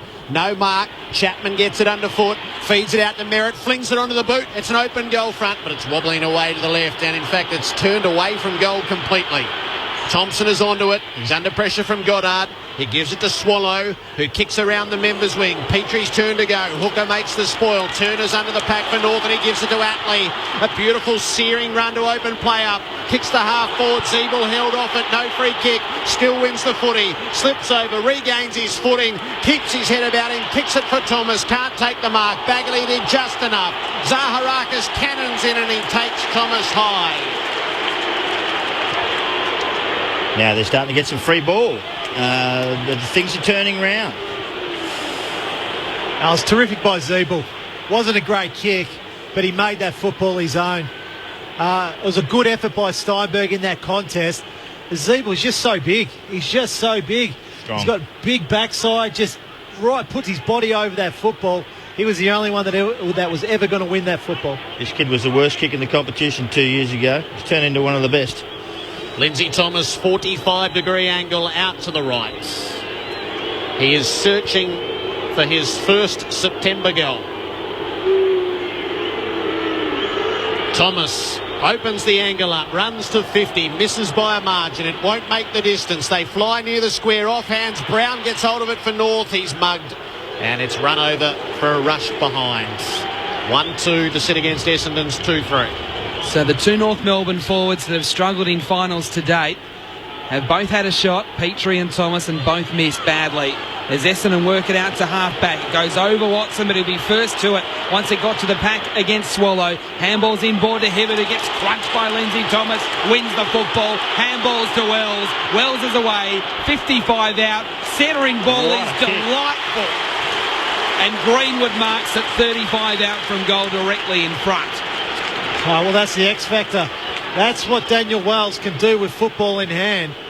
There's not many players that can make that kick in the competition, and he's able to just a spearing kick.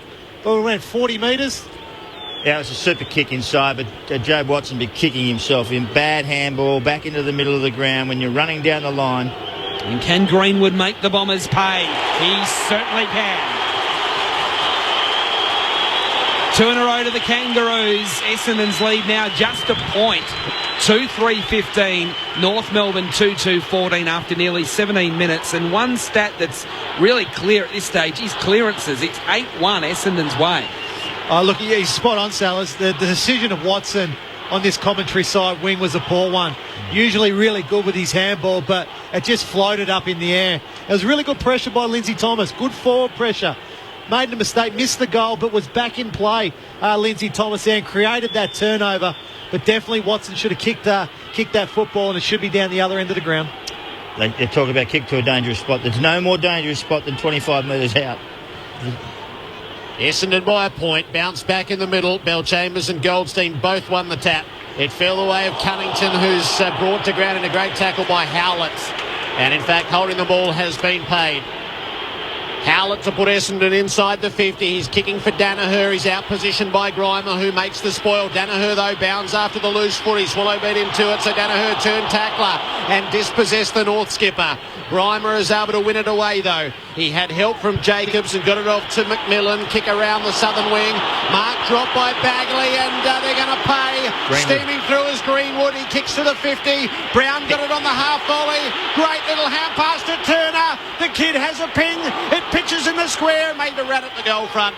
But Bagley was there to cover and kick it calmly to Hibbert in the back pocket. So we've played 18 minutes in this first term. Essendon up by a point, but North Melbourne coming at the Bombers. Hibbert's high kick towards the southern half-back flank. Howlett in the pack couldn't mark. Cromming at his Heppel, gives the handball to Hooker. And now the Bombers are away with Gleeson, taking a bounce. True centre wing, southern side. Kick down low towards Goddard. It gets spoiled away from him.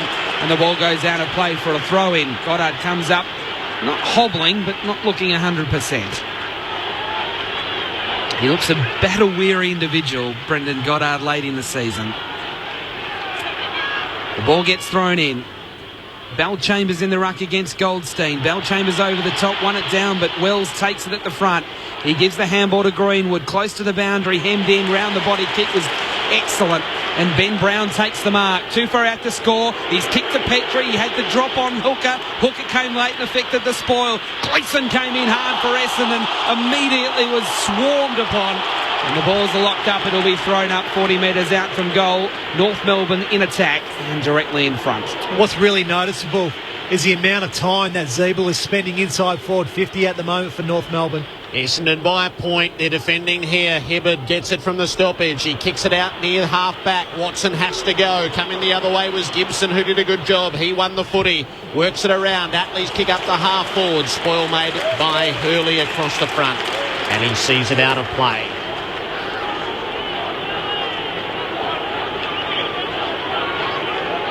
.55 metres out from the North Melbourne goal as we hit time on now of this opening term. Bill Chambers worked his way to the front, won the tap. Chapman driven into the turf. And he'll get the free kick for in the back. This is going to be 11-2 now in terms of clearances for Essendon. North Melbourne need to sort themselves out around this football at quarter time, because at the moment Essendon are just doing what they like around the football, around these clearances. Chapman short to Hurley. For all that dominance, Rammer in clearances, North Melbourne with the last 4 scores. So Essendon need to try and get back on the scoreboard. The kick from Hurley towards the members' wing through the hands of Jacobs. Mopping up was Bellchambers. Got a handball to Goddard through the traffic. Handball to Horaida. Oh, good handball to Heppel. Takes the bounce. Runs to 50. Drives towards goal but misses to the left. Had maybe a little bit more time than he thought. And only a behind. So it does snap that scoring run of North Melbourne, but it is only a behind. Essendon by 2 points. Grimer on the kick into Gibson in the left back pockets. He'll work it now over the top for Black, working down in defence.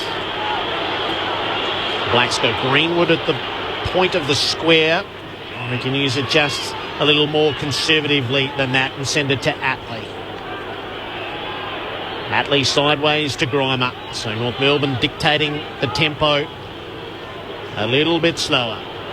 Grimer gives it back to Atlee, who came as the follow-up, and brings it out the broadcast side now for McMillan. The statistics now have completely changed. They're almost caught up to them. They're about 6 or 7 behind only when they were about 20 behind before. McMillan's going to switch back across the field through right and now to Wills at the defensive 50. Greenwood pretty well where he was a minute ago at the back edge of the centre square. They've got to attack him at some stage. You just can't hold it all day. Works it up now for Atlee, defensive side of the middle. Atlee hand passes to Wills. Their 2 best runners combined, but there's no dare in the play. The kick is for Turner. Heppel came over the top. It was a sitting shot. The spoil is made and it's out of play, nearing half forward for the Kangaroos.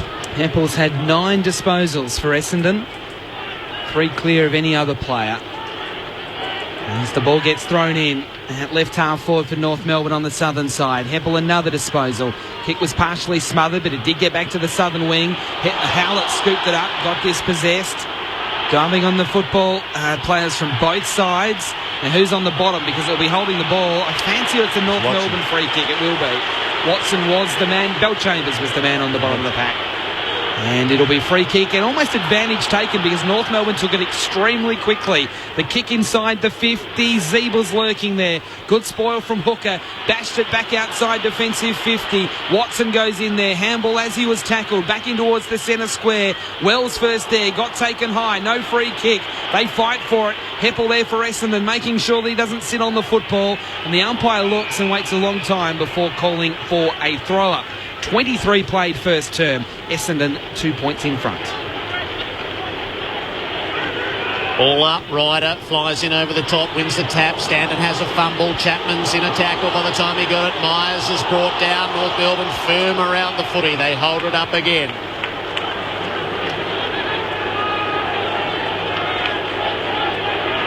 Hart Company open the way for the umpire. Heppel goes third man up. He's done it to good effect. Got it to Ryder. Couldn't get a possession away. Myers does through Winderlick and Hocking, and now to Gleeson. He'll kick the Bombers to half forward. Goddard is behind, does enough to worry his opponent out of it. Hand pass to Howlett, gets it onto the boot, bumbles it forward, cut off though by McMillan. Puts it through Wells. North Melbourne is dangerous here. Hand pass into centre field. Atley has a bounce, unloads inside the 50. Ben Brown. He was always a danger. One-on-one with Ariel Steinberg. He just had him covered. Good athlete, huge man.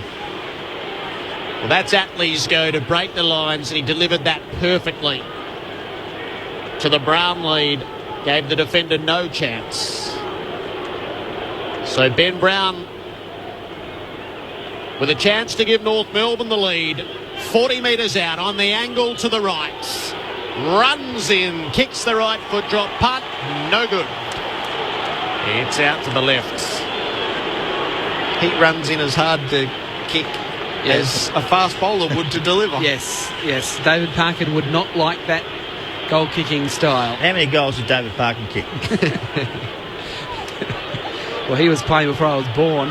He kicks to himself and then goes long to half-back, but it will be coming back because the mark's been taken in the pack by Scott Thompson. It was a good mark. I just believe whatever Parko tells me, Mark. Yeah. Scott Thompson will go long towards full forward. The big jump from Thomas into the pack, but the spoils came over the top and it's gone out of play into the right forward pocket for North Melbourne.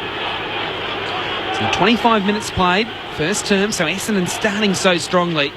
North Melbourne with the last two, so a really important little 90 seconds here before the first break as the ball gets thrown in. Goldstein gets to the front easily there, and Cunnington's tackled off his kick. That was good defensive work there from the Bombers to hold him up. Oh, another big tackle from Chapman. And Cunnington's just thrown to the ground. And the umpire will come in and call for it. Right forward pocket. North Melbourne in attack. Ryder got shepherded out by Goldstein. It was an awkward ruck contest. Ryder adjusts to have been worthy of the free kick. He clears the defensive 50 with a long kick. Goddard and Bell Chambers and Danaher, they all went into the same pack, and Bell Chambers took a well-timed mark. So he needs to wait for a few to get forward now. Goddard has charged off down the field, and so too Danaher. So they'll set themselves at the next contest. Thompson brings it to ground. Clever little tap in there by Jacobs gives North a chance to work it forward, and Grimer was brave as he took the mark from the floated right kick. He wore a bruise for his efforts. He's patting at the air to calm things down with 30 seconds left in the term. Grimer committed to the long ball inside the 50. He's kicked it near Thomas. It's knocked away by Steinberg, though. And it's out of play. Poor kick, because it was just too easy to defend. He needed to stick it more towards the centre of the ground to put some pressure on the opposition. He didn't do so. Still got time for the Kangaroos to score here. As the ball gets thrown in, Ryder is in the front position. Acrobatically, Thomas dives into the contest and he lands on top of the ball. But no free kick. It will be thrown up. Again, still another chance for the Kangaroos. And I think diving was a good call there. And he comes up limping as well. Thrown up. Ryder this time wins the tap down. Is there a high tackle? No. On the Kangaroos player. That, again, will get locked up. There's so many players around this contest as Essendon's defence tries to squeeze North Melbourne. And it'll be thrown up again. Ryder jumps early, wins it down, shark by Wells. His kick was smothered. Watson onto the loose footy, although Zeeble worried him out of it. In the end, it didn't matter. We get to quarter time. Essendon's in front. The Bombers were in front 2-2-14 to no score. But at quarter time, it is Essendon 2-4-16. North Melbourne 2-3-15. Goal kickers for the Bombers, one each to Danaher and Collier. And for North Melbourne, Del Santo and Greenwood. Martin Blake, what did you see down on the boundary? Oh, Jared, I was just going to say that what we saw from Essendon that quarter is probably pretty typical of what's happened to them all this year. They're 12th in scoring and they're number 15 in the comp for scores from inside 50. So I think about 2 goals from 11 inside 50s. They just don't get value for money, do they? Not with their early dominance, they didn't. But North Melbourne steadied up well in that term. It's a 1-point margin Essendon's way at quarter time. Grandstand AFL on ABC Local Radio, News Radio and Grandstand Digital. There's a world of great sport content right at your fingertips with ABC Grandstand Online. Visit abc.net.au/grandstand. Get the latest sports results and stories and find out what's coming up with the broadcast schedule. Log on to abc.net.au/grandstand for sports coverage like no other. Grandstand Sport. It's on your radio, online, on digital radio and on your mobile. Grandstand AFL. Grandstand AFL. The elimination final. Jacobs gets there first, gets well tackled by Zach Merritt, but it was a fend off high, so it's an Essendon advantage situation. Collier gets the handball to Chapman, goes long inside the 50, Bell Chambers is there, good work for Rito. Well, he got the spoil, but straight to Danaher with the snap! Merritt works it to Zaharakis, wobbles the kick to the top of the square. Danaher got hands to it again, couldn't pull it in. Watson, beautiful hand pass to open it up for Collier, who kicks the goal. Oh, the kicking's not great. It was dropped by Heppel under pressure, squirts out into the pocket, Siebel crashes in, wins the handball to Del Santo. Here's North Melbourne's first goal. He runs into an open goal and drives it home.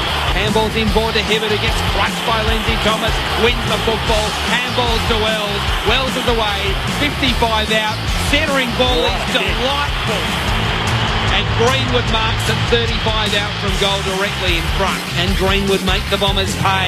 He certainly can.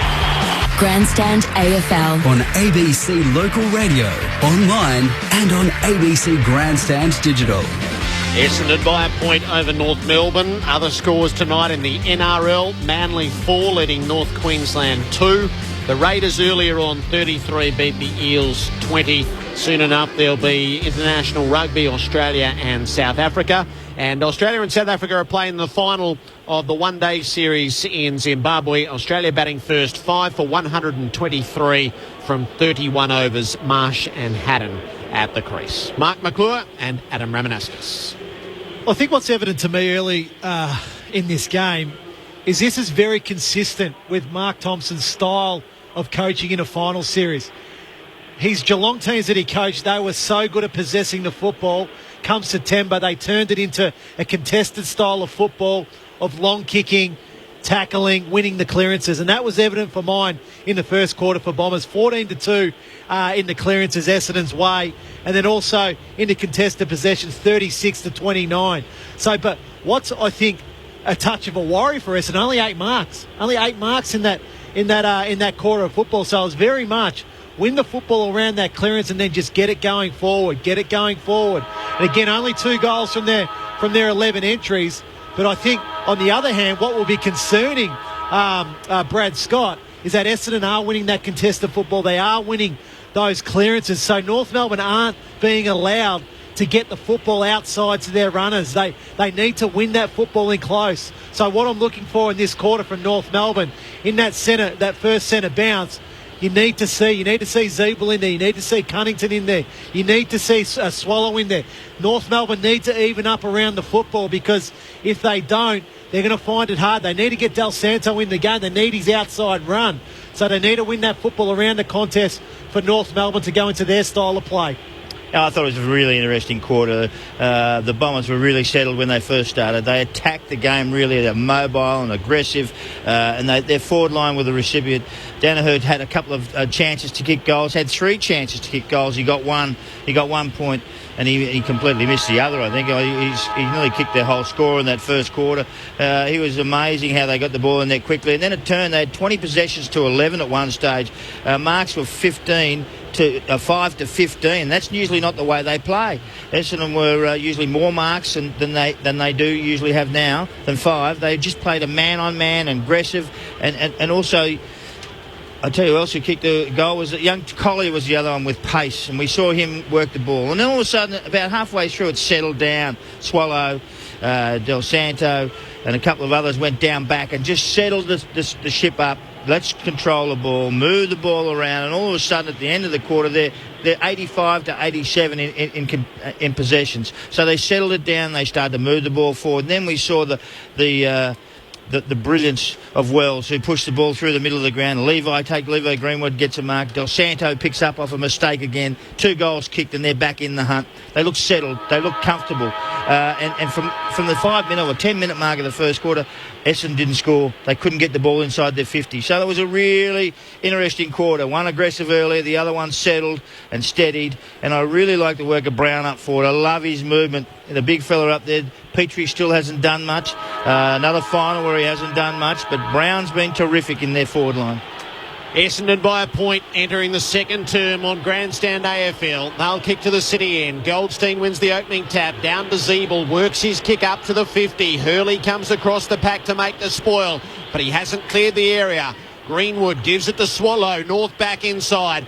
Thomas let it bounce, and it bounced off his shins. Couldn't be gathered by Stanton. It's out of play. The two most glaring numbers are the clearances, Essendon 14-3, and North Melbourne, the marks, 33-8, which, when you consider what happened in round one, is an utter role reversal. At the throw-in, Goldstein puts it down underfoot. Swallow gets in to win the hard ball. He's tackled as soon as he got it. And it will be balled up 65 out from the North Melbourne goal. A really big crowd, isn't it, for North Melbourne and Essendon? It would have to be over 70,000. Well, by last night's standard, it's 95 at least. You tend to lose your confidence trying to estimate the crowd after what happened last night. Swallow gets it for North Melbourne, gives the handball away. The kick comes down towards Brown, very close to the line. But it's gone over. Hatley kicking it inside 50 for the Kangaroos. About 40 metres out from the Roos goal. They're kicking to the punt road end. It's on the southern side of the ground. Ryder wins the tap down. Bagley gets a look at it, then loses it. Del Santo, defensive handball to Jacobs, who gets immediately tackled. Got a handball away as he was on the turf. Myers there for Essendon, 45 metres out from North Melbourne's goal. Comes down to the pack from Zaharakis. He kicks to midfield. It bounces almost into centre circles. Goddard's there. He picks up Howlett there also in support. Gave the handball out to Chapman. Missed the handball towards Zaharakis. Atley comes in. Zaharakis kicks it off the ground though, kicking it towards the boundary. He then falls over, scoops out a handball to Stanton. He's got a bit of fit of the fumbles at the moment, Stanton. He did okay then in the end to knock it to Ryder, who gives it to Hibbert, back to Stanton, and Stanton's kick to the southern wing. Goddard up in the pack, tried to mark on his chest, couldn't complete the job, and now underneath some players is the ball, and it will be thrown up dead set centre wing southern side. Essendon by a point. Tossed up, Zeeble goes third man up, knocks it down to Swallow. The Bombers were awake to that. Hocking and Watson had him well covered as soon as he landed. And no chance to escape. Essendon's second goal came at the 8-minute mark of that opening term. They haven't added to that since. Myers goes third man up, knocks it out near the boundary, over the boundary. So we're stuck in the stoppages under the southern stand. Goldstein and Ryder to contest the throw-in. Goldstein, lovely tap out the back, not gathered by his midfield initially. McMillan's hand pass to Swallow, did enough to release it to Atley, who breaks through the stoppage, kicks up to the 50, Hibbert across the front of Brown. Steinberg got it his way, coughed it up, lost it to Cunnington. Cunnington's kick is no good though. Yeah, it's out of bounds on the foot. For mine, what's interesting is the matchup of Thompson and Chapman. Now, Chapman's had the 7 possessions for Essendon, but having to come up the field to get those possessions. And what's that allowing Thompson to do is sit back and get in front of Danaher and get in front of Bell Chambers or Ryder. Hibbert a clearing kick, wanted Hooker, who was behind. Petrie almost actually took the mark. It's at the 50 for the North Melbourne side. Petrie's handball was stolen by Hocking, whose kick was smothered. Swallow dives in for the Kangaroos. Myers gets a kick out of the congestion for Essendon though. Howlett scoops up the loose footy, gives the handball to Collier. Collier flies from half back.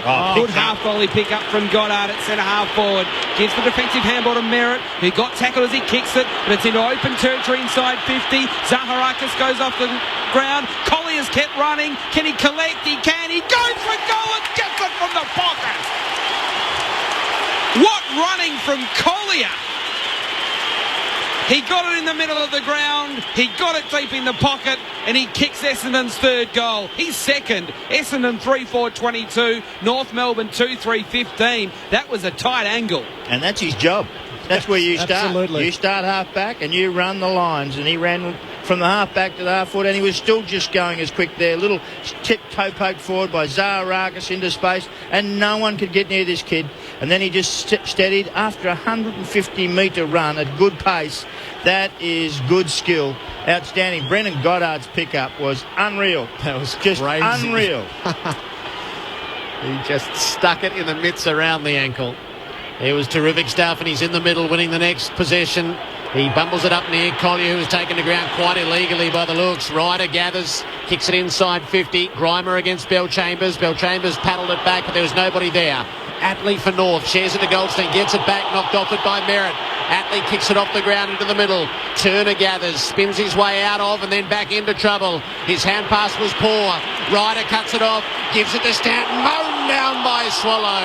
Watson onto the spillage. Hand pass cut off by Del Santo. He puts it through Atley. North Melbourne had the numbers at it. Jacobs gives it to Turner, gets it back. He gets run down by Gleeson. There's not much room in the middle of the ground. Thomas feels the same fate as he's dispossessed. Watson to Goddard, Goddard to Gleeson, Gleeson back out the back to Howlett, who works it around to Bagley. Zaharakis, they're just looking for a breath of space to settle.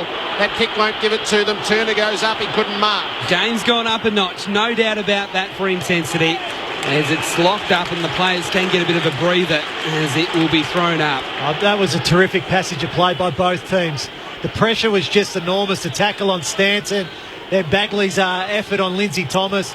Terrific pressure by both teams. No doubt. Ryder wins the tap down to Hocking from a standing start towards half forward. Oh, Watson in front. Strong mark.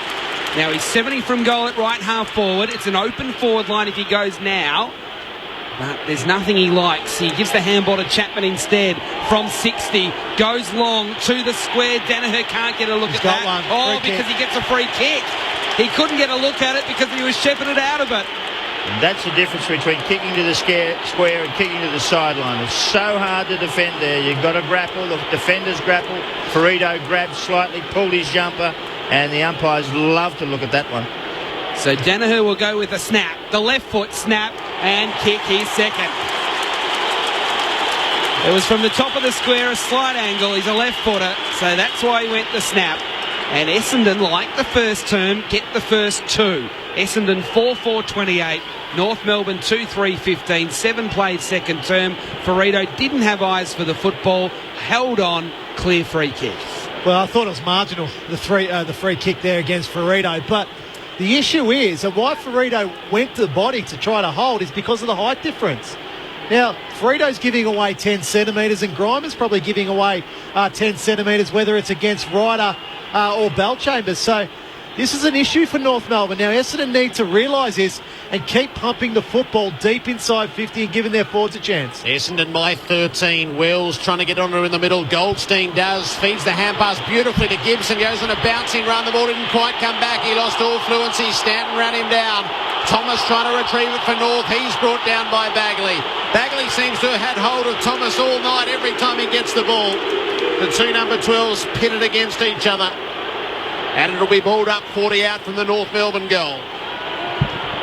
Goldstein winning plenty of taps at the moment. Out wide looking for Thomas. He's happy to see it over the boundary. And they'll reset 40 out from goal. I love the matchup of Stanton and Gibson. Both the best runners at each football club. So it's just going to be, look, who can last the longest out of Stanton and Gibson tonight. Right forward pocket for North Melbourne. Rucks go at it. It gets to the back. Heppel cleans up, gives the handball to Watson. He gets tackled by McMillan, but got a handball out to Hurley low down. He fumbles, he picks it up. He's well tackled by Black, got a handball back to Heppel. Tries to clear the danger zone, couldn't quite. Del Santo almost took a mark. No free kick, but there is a secondary free kick. No, it's coming back. There was a late whistle, so Del Santo will get the free kick. And it's on the 50 straight in front. It's been a good contest, this. There's no easy ball here. If you want to win it, you're going to have to put your body on the line. I know it's gone to Kane Turner. Okay. I'm not sure why, but he gets no the free idea. kick. I'm sure I'd love he's to be loving able to tell the listeners what that was for, but I have no idea. Kane Turner, the schoolboy, will kick from 55. He gives it everything. It won't make the distance. Petrie in the pack trying to mark deep in the pocket. And there's a high tackle here. It's going Essendon's way. And Lindsay Thomas was a little indiscriminate there. A free kick is going to Steinberg. And a couple of the Essendon players didn't like what Lindsay Thomas did there. Frustrated Lindsay, I think. Steinberg's kick's not much good. It almost falls for Turner. He made a punch on it, gathered by Hurley, gives it to Hibbert. Essendon does clear the area. Ferrito pushes Danaher underneath. He's lucky to get away with that. Thompson is onto it, on the wing for North. Throws it onto the left boot. High up to the 50. Hibbert saw it coming. He didn't take the mark, though. Bagley sees it out of bounds. Martin Blake. Jared, the match review panel might have a look at that bump by Lindsay Thomas on Steinberg. Might not be enough contact to justify a report, but it was high. Essendon by 13, North Melbourne in attack. Bell Chambers takes it out of the ruck, kicked it into Heppel. It ricochets to Merritt. His kick on the way out is a good one for Stanton. Now there's a couple on their bikes here, including Gleeson through the middle. The kick is checked up short, though, for Chapman. And they're pretty well dried up, with North Melbourne getting numbers back. Chapman kicks long down the line. Danaher sets himself, jumps in, can't take the mark. Del Santo at the drop, puts it through Gibson. He gives the handball to Wells at defensive 50. He cruises on, kicks to midfield, wants Cunnington, who stretches and marks in front of Hibbert. Handball's back to Wells. Wells kicks towards centre half forward. Black's the target, couldn't get there on the full. Ben Brown went in there, provided a contest. Black goes again, picking it up was Hurley. He's tackled by Black. This is a fierce contest at the moment. Zaharakis in there as well.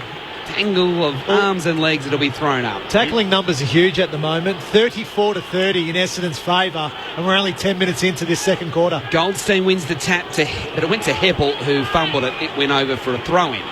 We've forgotten how good Wells looks when he's got the ball in his hand. How good does he go when he gets it there? Fantastic. And they've missed him all year. Left half forward for the Kangaroos in front of the Olympic stand. Thrown in, Goldstein wins it down. There's Wells again, collects it, then gets tackled. Got some sort of handball out to Atley. He was dispossessed. Myers went in, so did Wells, and Wells won it again. Gives the handball to Zeeble, who centres it up to midfield. It's a bouncing ball. It's a little hard to gather, and Jacobs made very hard work of it. Gleeson held him up in the tackle. Danaher's onto the ricochet. Good turnover for the Bombers. What can they turn it into? Howlett waited a long time on the hand pass. Gave it to Hooker. He measures off the kick to Heppel. But this is at half back. Heppel goes bouncing away. Kicks around the southern side of the ground. Gibson was in front of Merritt.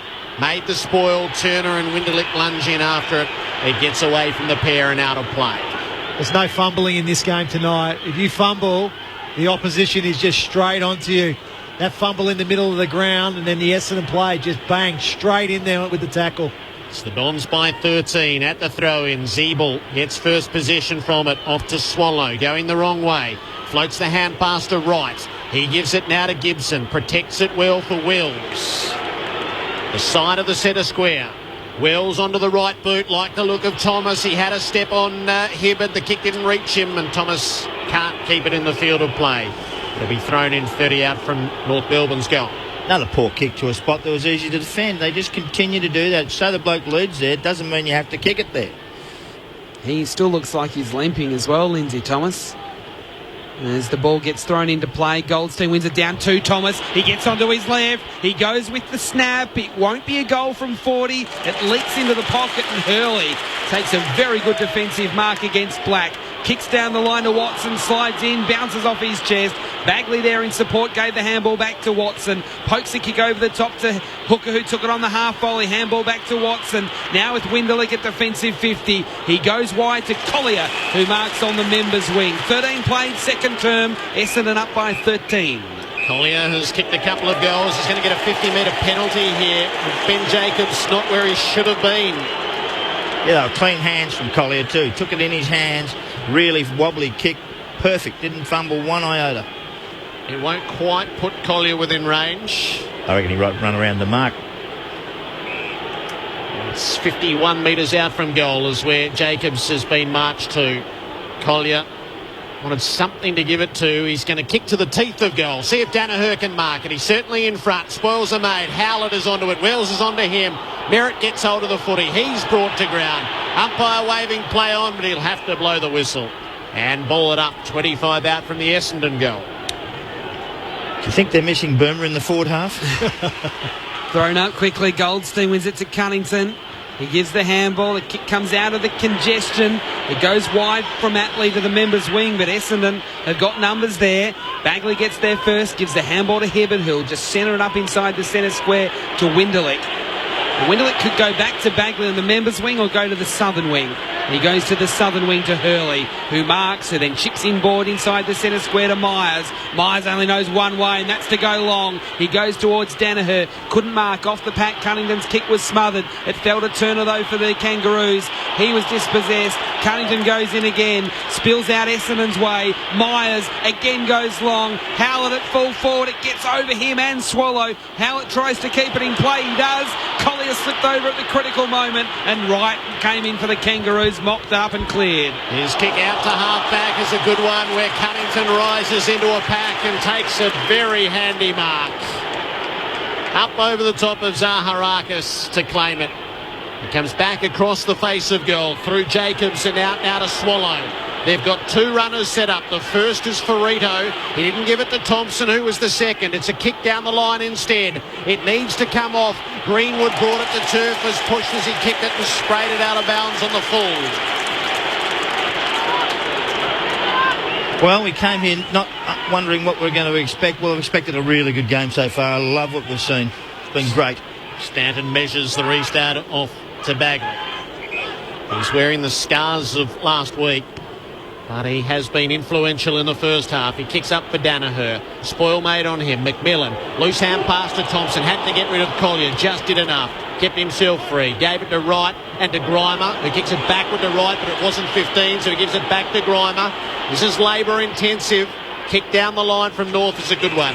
And Cunnington marks the McMillan kick. He goes inboard, a little dicey on the half volley to Swallow. Couldn't vacuum it up. Essendon have the footy again. Bagley getting the handball to Hibbert. He kicks the centre half forward. There are four North Melbourne players there that could have rafted it. Number 17 came out, Nathan Grimer. He marks, he centres it up to Wells. He'll kick to the middle. He wants Ferrito. Good defensive work from Zaharakis. Got a hand in there. Won the ball. Gave the handball to Goddard. Goddard 60 out. No one inside 50. So he says, I'm having a shot. And I'm kicking a goal. 3 in a row to Essendon. And the lead is 19 points at the 17-minute mark of the second term. That's a big moment in this match. And David Zaharakis can take 5 of the 6 points. And he certainly can, but he doesn't get one stat for that. That is just a pressure act that you want to do. Little handball out, and then Goddard was just cruised down. They'd all run past the North Melbourne blokes, and he knew he could kick it. It was inside the square, a little bounce kick, one bounce in the square, straight through the middle. Brilliant work, David Zaharakis. That's what teams are made of. Cut across the middle of the ground. If you're going to go through the middle, you want to be spot on in this game. They fiddled with it for too long, North Melbourne. They're 19 points down. They're goalless in the second term. Swallow with a hand pass to Wells in the middle. He'll turn out onto the right boot and kick them forward to the centre. Up came Turner, couldn't take the mark. Atley will sweep onto the crumb though.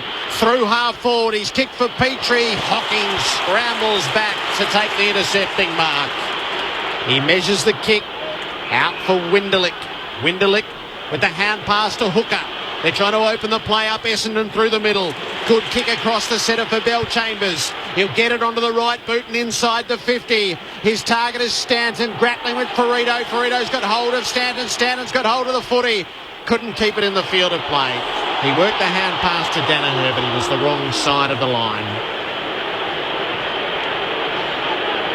Just hear the crowd, just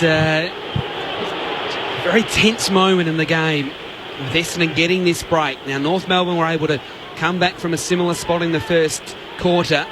We are still only 18 minutes into the second term, but in a low-scoring affair, it is a decisive break. Thrown in. Bell Chambers wins it down to Watson. Handballs to Zaharakis. He's at the 50. Again, it's a vacant square, but it doesn't quite get that far. And Gibson comes back for North Melbourne to take the mark.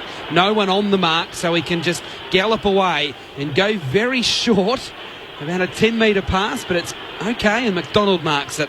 and then he chips on further to Nathan Grimer, who'll go back to Gibson, who started this, and he now has it on the southern half-back flank for the Kangaroos. They're scoreless in 19 minutes of footy in this second term. Gibson out of half-back, Brown's the target. Chambers gets there to make the spoil and get it out of play.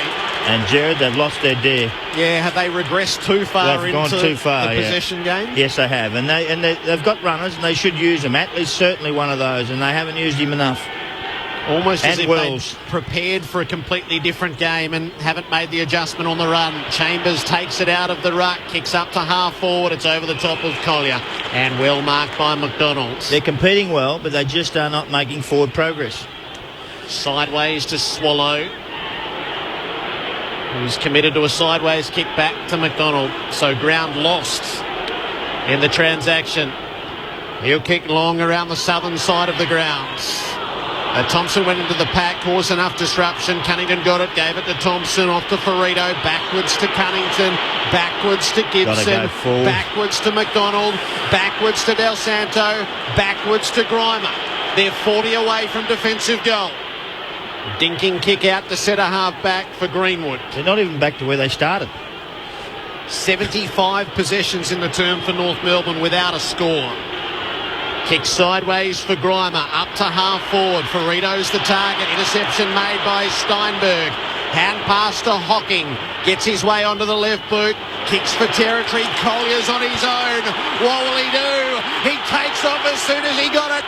He kicks for Danaher at the top of the square. One hand, almost the second. No mark paid. Chapman pounces. Essendon have kicked 4 unanswered, and they lead by 25 points. North Melbourne would have had 30 possessions in a row, and Essendon needed 3 to take it away from them and kick a goal. But Jared, it was all backwards. It was all backwards play. Sellers mentioned they've lost their dare, their run, their dash. But Ariel Steinberg, well done. The courage to get in front of that contest, but also then the second effort to win the football. Collier involved again, but I just love the effort of Joe Danaher. Should have taken the mark, but then at ground level was able to get it onto Chapman.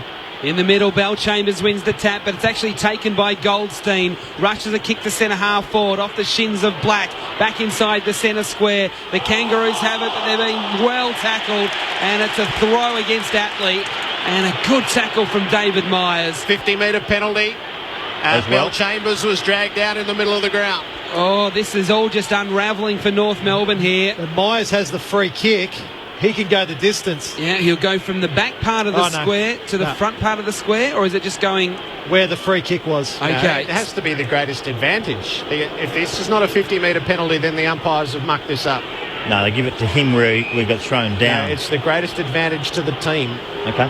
Oh, well, it is just a handball from Chambers to Hurley, who goes long inside the 50. Huge packet centre half forward. No mark taken. At the front, Cunnington gives a handball straight to Watson. It's a throw as he handballed to Heppel.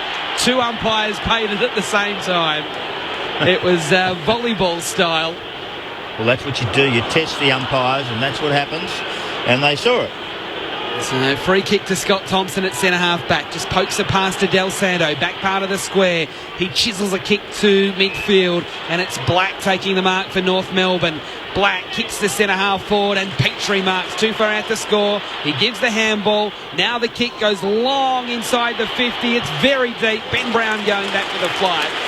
It goes off hands and through for a minor score. Jacobs going very long with the kick, but maybe a little too long, not giving the forwards a chance. That's their first score. Yep, Chapman on the kick into Heppel. He's at the defensive 50 and he's able to play on. Just sags the kick out to the left for Merritt, who made good ground for him. He'll give a little bit of ground to Chapman. At least in North Melbourne's previous passage, there was real intent to move it forward, as if they realised what they've done. Do they call this sudden death, Jared, this game? Chapman works it to Hocking, and now to Heppel, who gets loose again. He doesn't waste it. Merritt stayed out on the far side. The outrider he was, had a bounce, kicked it for Ryder. He takes the mark 48 from goal.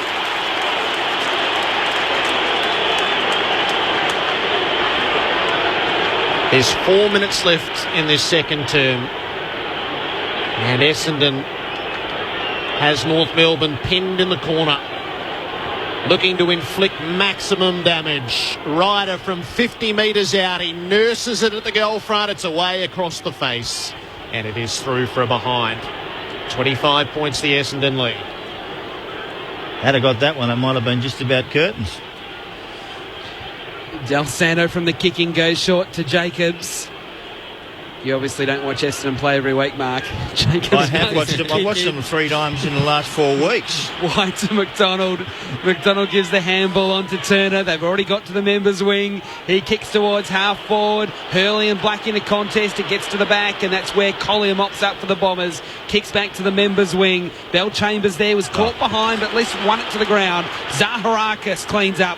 He kicks to half forward. Hocking gets to the front against Del Santo. Couldn't mark, but he goes off the ground. Hocking inside the 50. Watson playing at full forward at the moment. He's in the pocket, tries to keep it in play. He did, but he fell over, and Ferrito picked up the ball, gave the handball to Del Santo. The Kangaroos work it out of defence. Jacobs to Grimer. Del Santo out of half back. Kick for Black, who's up on the lead. Defensive side of the middle. Brown wants it 34 to the play, and he'll receive. Virtually in the centre of the ground.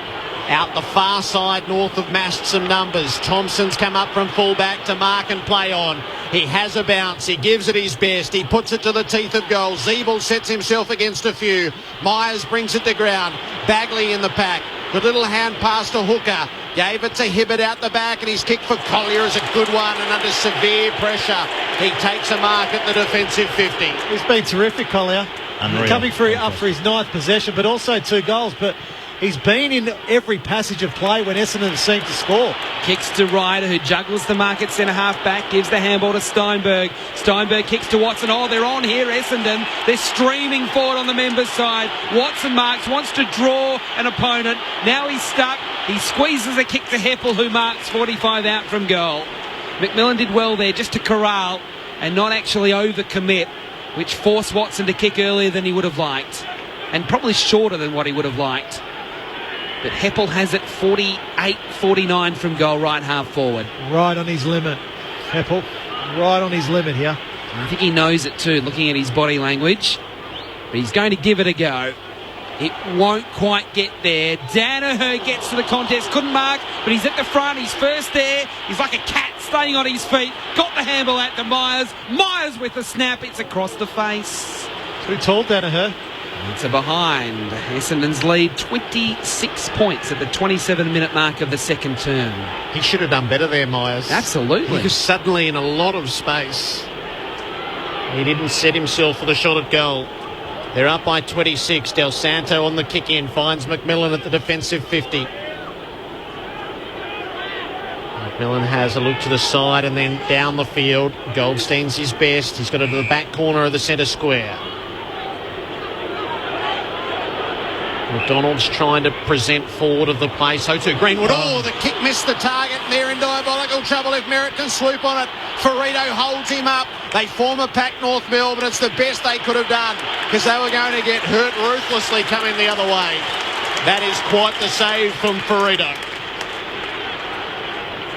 About 45 seconds to go until half-time.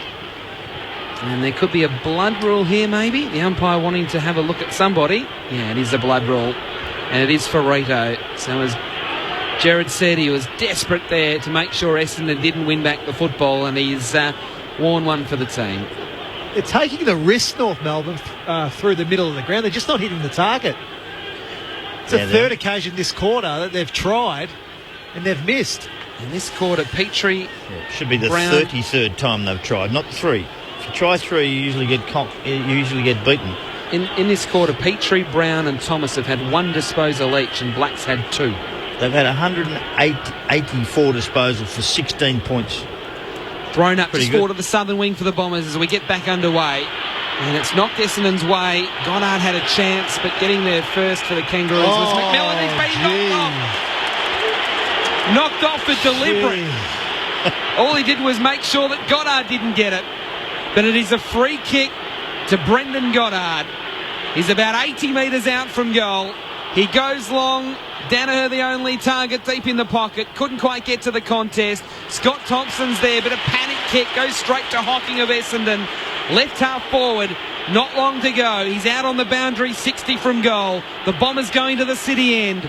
One last chance. It's going to be like a mark in the school ground, perhaps. He kicks to the top of the square. Oh, Bell Chambers dropped it. Got a boot to it with a snap from the packet. Missed to the left. Behind. Essendon's lead 27 points at the 29-minute mark. 4 goals, 3-1 behind in this second term. And North Melbourne with a couple of seconds still to survive. Del Santo goes long with the kick in, wants Jacobs. They all rush at him and make spoils and see it out of play.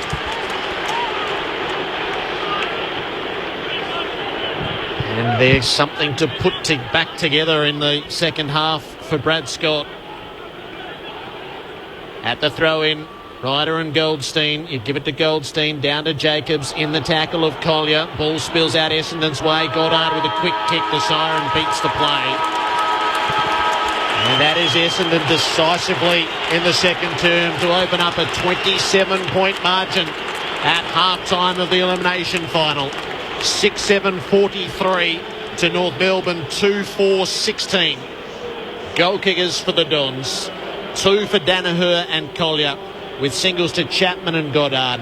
And North Melbourne, as it was at quarter time, Del Santo and Greenwood with 1 apiece. Essendon by 27. This is unfolding on Grandstand AFL here on ABC Local Radio, News Radio, and Grandstand Digital with Mark McClure and Adam Ramanauskas. That was an outstanding quarter by the Bombers. They completely controlled the game. They flogged them in the quarter. I believe by 27 at this stage. Is it 27 points? That was just terrific. They had plenty of dare. They rushed the ball forward at every cost they had. I mean, their players around the ground were just sensational. I love what Watson's doing. He's really bullocking his way around the ground. He's not the greatest player on the ground, but he's really done some heavy lifting. Heppel completely clean. Hocking has been super. He's up and down the ground, got out with a goal. And then we go down to some of the lesser lights, just like young Collier, who really has actually put a stamp on this game. Runs from half back to half forward. He's been in every. Zara Rakas, who's done a lot of stuff, but it doesn't really show. And he's Bagley, who continues to beat Thomas, who's their really danger player up forward. Their defence has been outstanding, and they're killing them. I'm not certain that the other side understand this is a sudden death game. North Melbourne, they've lost their dare, they're frightened to make a mistake, and that's when you fall into the biggest trap of all. This is going to be the coaching coup of all by Brad Scott. If he can get them up in the second half and get them to fight, because they have been atrocious. They need to actually work. They can get back into this game if they want to, but they just, at this stage, they're frightened to make a mistake. There's this plan that he has. They have to do this, 180-odd possessions, 188 possessions, and they've had 25 inside 50s for 16 points, 2 goals, 4. That's 6 shots on goal. That is atrocious at best in any game. This is repeating, a history repeating itself. So I feel very sad for the North Melbourne supporters who are here today, because this is a poor performance by a side who should be better at what they do. They have plenty of ball. They just don't know what to do with it and move it forward. They've got plenty of pace, but they just don't want to move it with haste. Look, we spoke about the contrasting styles and what each team wanted to do before the game. And for mine, Essendon clearly won that battle to open the game. Then North Melbourne hit back, but then in that second quarter, Essendon just locked down again on the style they wanted to play, and that is they win that contested football, get the football in long to their forwards to give them a chance. Now, with the combination of Danaher, then Ryder and Bell Chambers, that's causing problems for North Melbourne, because Ferrito and Grimer are undersized when they're coming up against those 3 players. I mentioned earlier in that quarter, it's the intriguing battle for mine of Chapman and Scott Thompson. Now, Chapman's going up the field. He's finding the football and causing a bit of havoc and getting Essendon's runners into a bit of space. Thompson's hanging back. He's not necessarily having that influence at the moment. I think that matchup needs to change. For mine, I'd put Sean Atley on Chapman and try to run Chapman. Try to expose Chapman's lack of leg speed as he's getting older into his career, and try to get Atley on the end of a few handball receives to run and bounce and take the game on. put Thompson, who's the best fullback in the competition, on the full forward in Joe Danaher and leave it like that and see how it goes. But they've got to find some winners up forward, North Melbourne. Thomas, no influence. Petrie, no influence. Black, no influence. Brown, the first-year player, is really the only North Melbourne forward that's had an influence on the game. 42 tackles. They're on their way to 80 for the game. And that's where you need to be if you're going to play in finals. One-on-one footy, tough, strong, 80 tackles is your target. They are killing them at this stage, the Bombers, and it's unfortunate for the... But we'll see what happens. We'll see if Brad can put them back together. Like Humpty Dumpty fell off the wall, and see if we can put them back together and stitch them back up and see if they can fight back in, because it's not that far in front. 4 goals is nothing in modern football in this game. So if they can peg back a couple, we might have a ripping last quarter. Half-time of this second elimination final at the MCG. It's Essendon 6-7-43, leading North Melbourne 2-4-16. More from Mark McClure and Adam Ramanauskas after the latest from the ABC newsroom.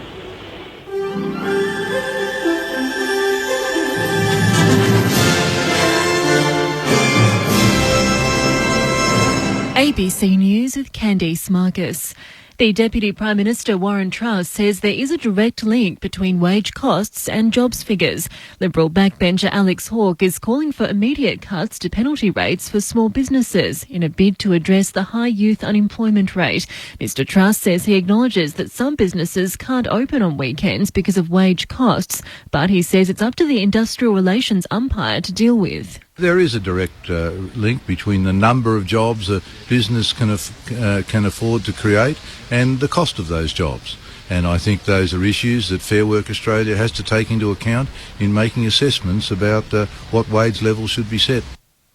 The federal opposition says the family of an Iranian asylum seeker who died after developing septicemia deserves to know whether he received full and proper medical care.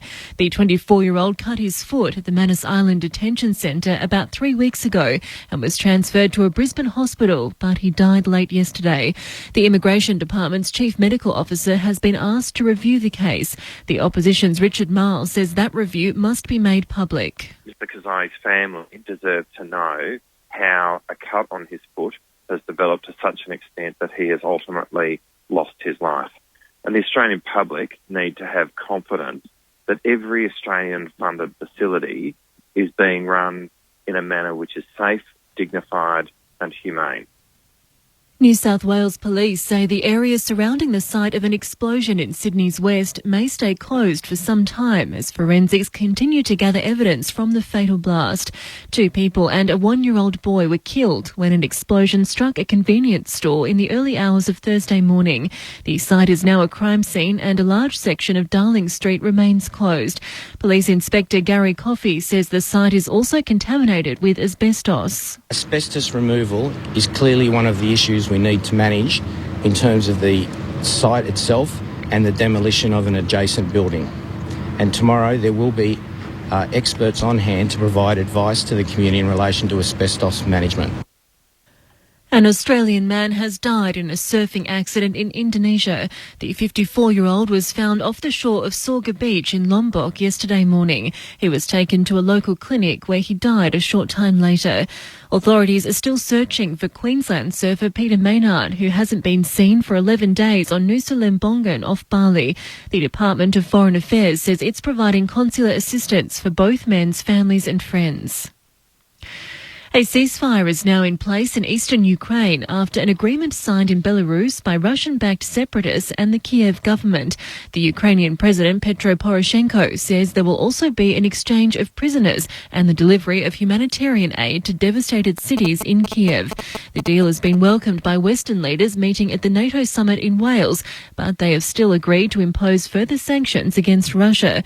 The NATO Secretary-General Anders Fogh Rasmussen says the alliance has also agreed to deploy a rapid reaction force of several thousand troops in Eastern Europe, mainly aimed at countering Russian aggression. Today, we agreed to create what I would call a spearhead within our response force, a very high readiness force able to deploy at very short notice. This spearhead will include several thousand land troops ready to deploy within a few days with air, sea and special forces support. A charter plane carrying about 100 people, including Americans, has been diverted briefly to Iran during a flight from Bagram Air Base in Afghanistan. The US State Department says the plane was rerouted because of what it called a bureaucratic issue and had to land at Bandar Abbas in southern Iran. It denied media reports that the plane had been forced out by the Iranian military. After several hours on the ground, the plane left for its original destination of Dubai.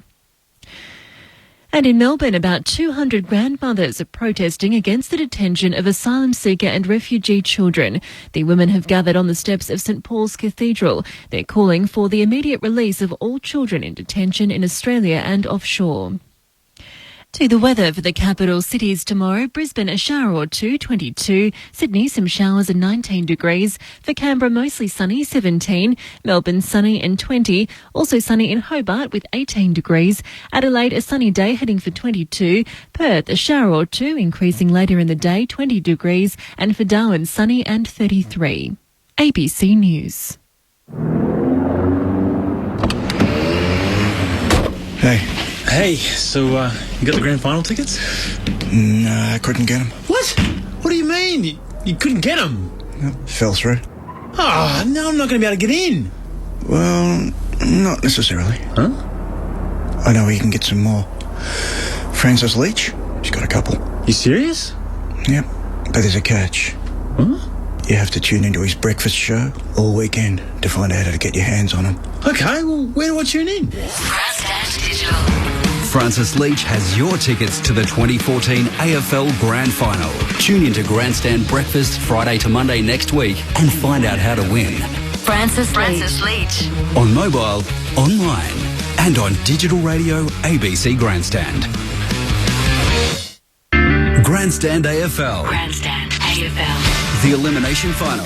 It's a defensive handball to Merritt. He got tackled as he kicks it, but it's into open territory inside 50. Zaharakis goes off the ground. Collier's kept running. Can he collect? He can. He goes for a goal and gets it from the pocket. He gives the handball to Chapman instead from 60. Goes long to the square. Danaher can't get a look at that. Because he gets a free kick. He couldn't get a look at it because he was shepherded out of it. So Danaher will go with a snap. The left foot snap and kick his second. Sends it up to Wells. He'll kick to the middle. He wants Burrito. Good defensive work from Zaharakis. Got a hand in there. Won the ball. Gave the handball to Goddard. Goddard 60 out. No one inside 50. So he says, I'm having a shot. Out past to Hocking. Gets his way onto the left boot. Kicks for territory. Collier's on his own. What will he do? He takes off as soon as he got it. He kicks for Danaher at the top of the square. One hand. Almost a second. No mark paid. Chapman! Grandstand AFL. On ABC Local Radio, online and on ABC Grandstand Digital.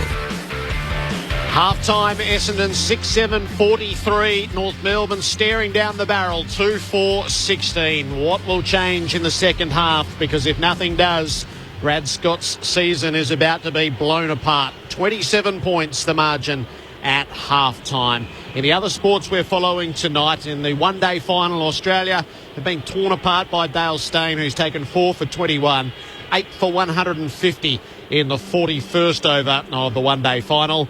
South Africa leads Australia in the rugby union, 11 points to 8. That's 26 minutes into the first half. And in the NRL, it's North Queensland 18 leading Manly 4. And that match has ramifications on the shaping of the top 4. Adam White, give us all the numbers before we let Sellers and Rammer loose on it. Okay, so half-time here, Essendon 6-7-43, North Melbourne 2-4-16. Overall numbers to the half, disposals, Essendon's way 193 to 188. Contested possessions, Essendon's way 76 to 67. Clearances, the big differential, Essendon 23, North Melbourne 12. Tackles, Essendon 44, North Melbourne 34. And inside 50s, Essendon's way 27 to 25. So North Melbourne 2 goals from 25 inside 50s. Free kicks, Essendon's way 10 to 5. Individually for Essendon, Heppel again leading all comers, or at least from an Essendon point of view, 16 disposals to the half and 3 clearances, 3 inside 50s. Joe Watson 14 disposals and also 3 clearances. Hocking 13, Chapman 11 and a goal, Goddard 11 and a goal, And then down to 10s for Zaharakis, Bagley, Hibberd, Hurley, Ryder and Bell Chambers. Collier, worth mentioning, 9 disposals and 2 goals. Joe Danaher, 2 goals and also 7 disposals. For North Melbourne, Daniel Wells has 17 disposals and 3 inside 50s. Cunnington, 14 disposals. Grimer, 14. There's a lot of sort of junk stats here. No disrespect, but a lot of halfback just kicking it around. Del Santo, 13. Atley, 13. Gibson, 13. Jacobs, 12. Down to Swallow with 11. Scott Thompson and Sam Wright with 10 apiece. But some pretty lean numbers down the bottom that's worth mentioning. North Melbourne's forwards. Petrie, 3 disposals and 2 marks. Brown, 4 disposals and 3 marks. Lindsay Thomas, 4 disposals and no marks. And none of these forwards have kicked a goal. Black, 5 disposals, 5 marks and no score. And Zeeble, who's been hitting the scoreboard in the last couple of weeks playing more forward, he's had 5 disposals and no marks and no score either. So that's one of the real problems for North Melbourne as we get ready for the second half. Well, the way I'm looking at the stats, and the problem for North Melbourne, for mine, they've had 61 marks, but only 60 handball receives. So it's just stop-start football. They're not taking the game on. Now, North's greatest strength is to take the game on. Atley, Del Santo, Wells, guys like that are overlap runners and are willing to break the lines. But as Whitey said then, a lot of their possession has been across half back where they've chip, and gone backwards and backwards and backwards. And that's allowed Essendon to continue to push up and put that pressure on. So I imagine Brad Scott's message to his players at half time will be, okay, boys, no more going backwards. You take the mark, that football has to go forward, whether it's a short kick forward or we're kicking it to a contest forward. We can't continue to go backwards and overpossess the football because it's playing into Essendon's hands. Essendon's worry before this game was North Melbourne's run. That's what they were wary of to start this game, and they closed the game down. So North Melbourne now, it needs to be high risk, high reward. They turned the football over a couple of times in the middle of the ground through that second quarter, but they can't worry about that. They've got to continue.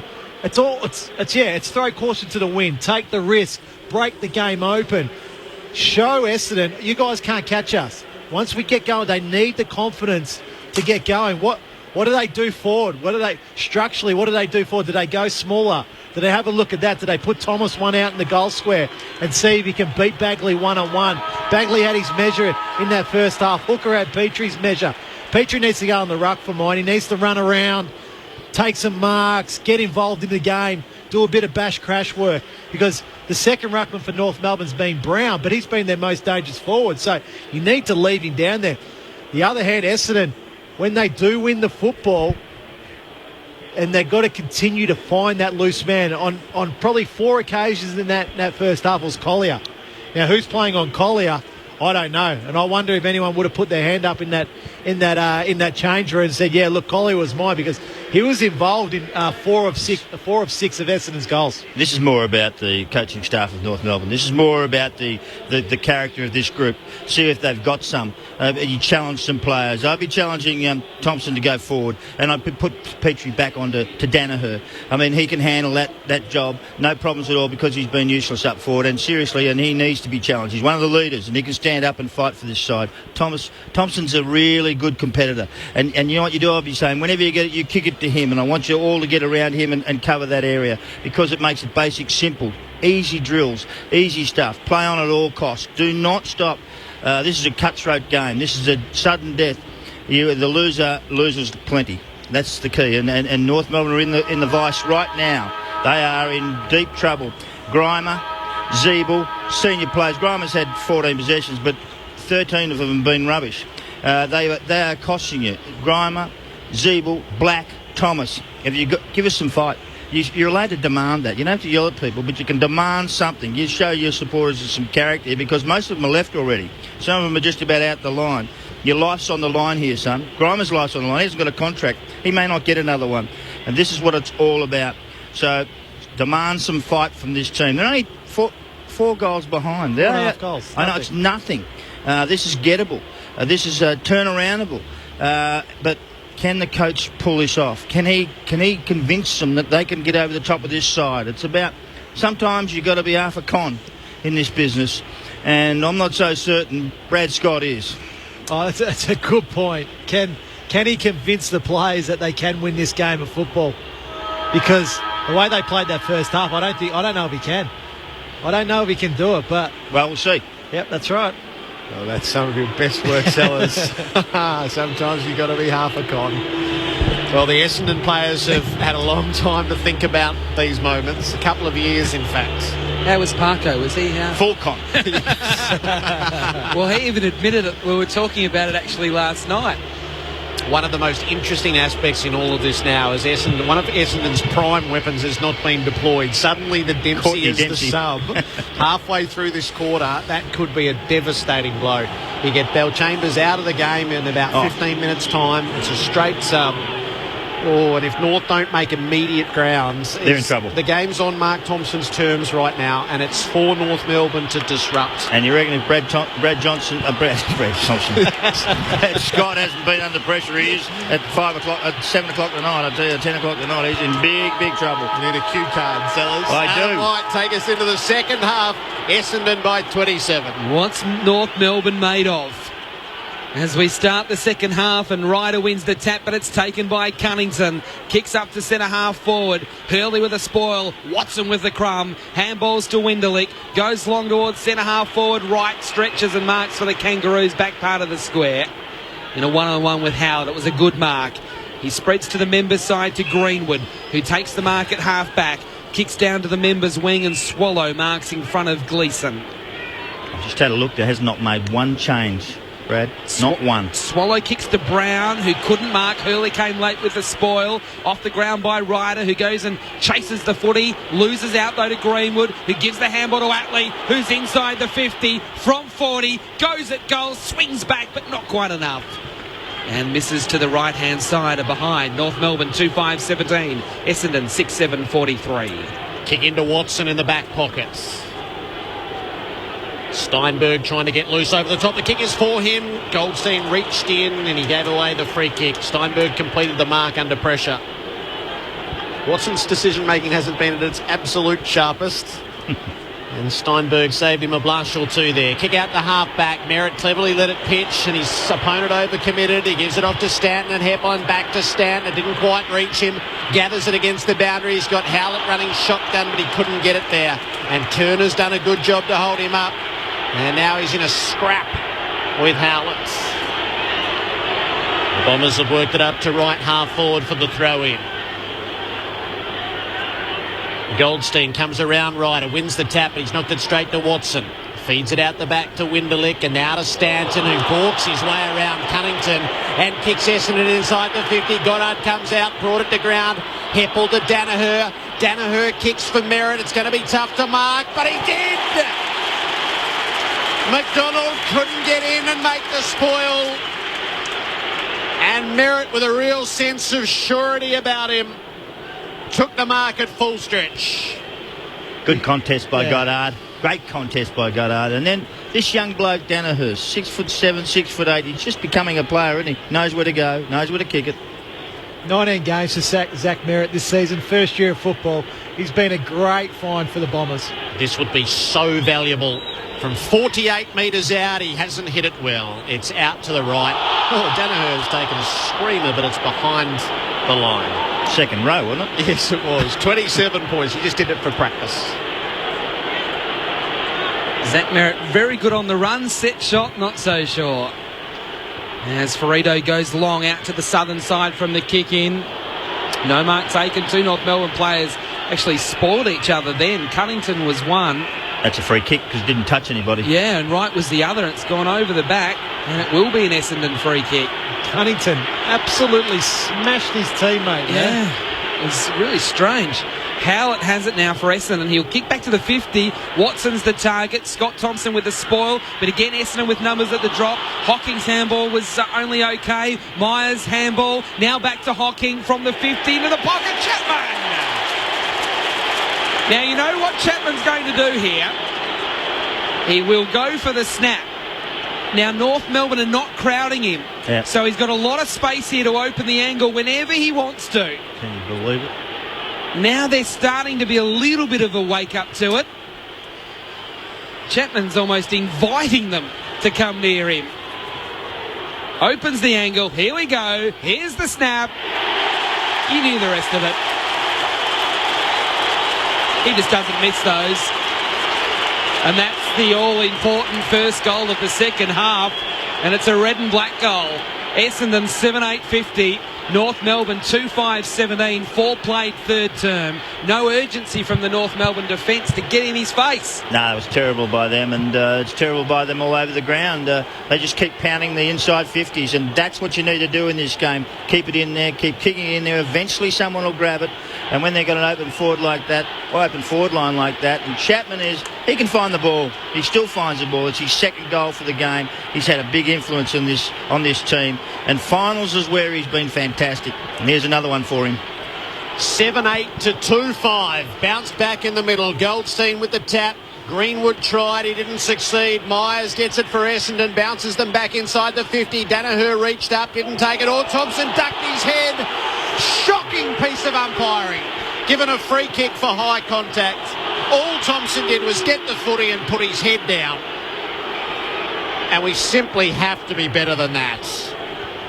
Thompson kicks on the way out. Zeeble sets himself to climb over the top of Heppel. Haven't seen him for about 2 quarters. Squares it off to the side. Mark is taken by McMillan. Backwards and sideways. Thompson at centre half back. Gibson wants it over the top. The kick is going to go wider than that. Ferrito.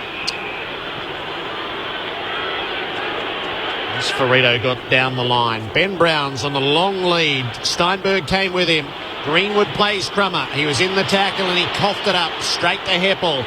Off to Steinberg. Up to Stanton. Into Hurley. Off to Myers. All the handballs. Myers kicks forward to the middle. He wanted Watson, but that's good play. Some really assertive stuff by Wright to come and steal the mark. He kicks towards Petrie on a long lead. Hooker with the spoil. Wells with the crumb. Wells takes the bounce. Advantage paid. Wells 20 out. Handballs into the square and Brown breaks the North Melbourne goal drought. It's the first goal for the Kangaroos since the 16-minute mark of the opening term. They're still a long way behind. Essendon 7-8-50. North Melbourne 3-5-23. Beautiful crumbing from Wells. It was going to be a free kick to Petrie for chopping of the arms, but he didn't need the free kick.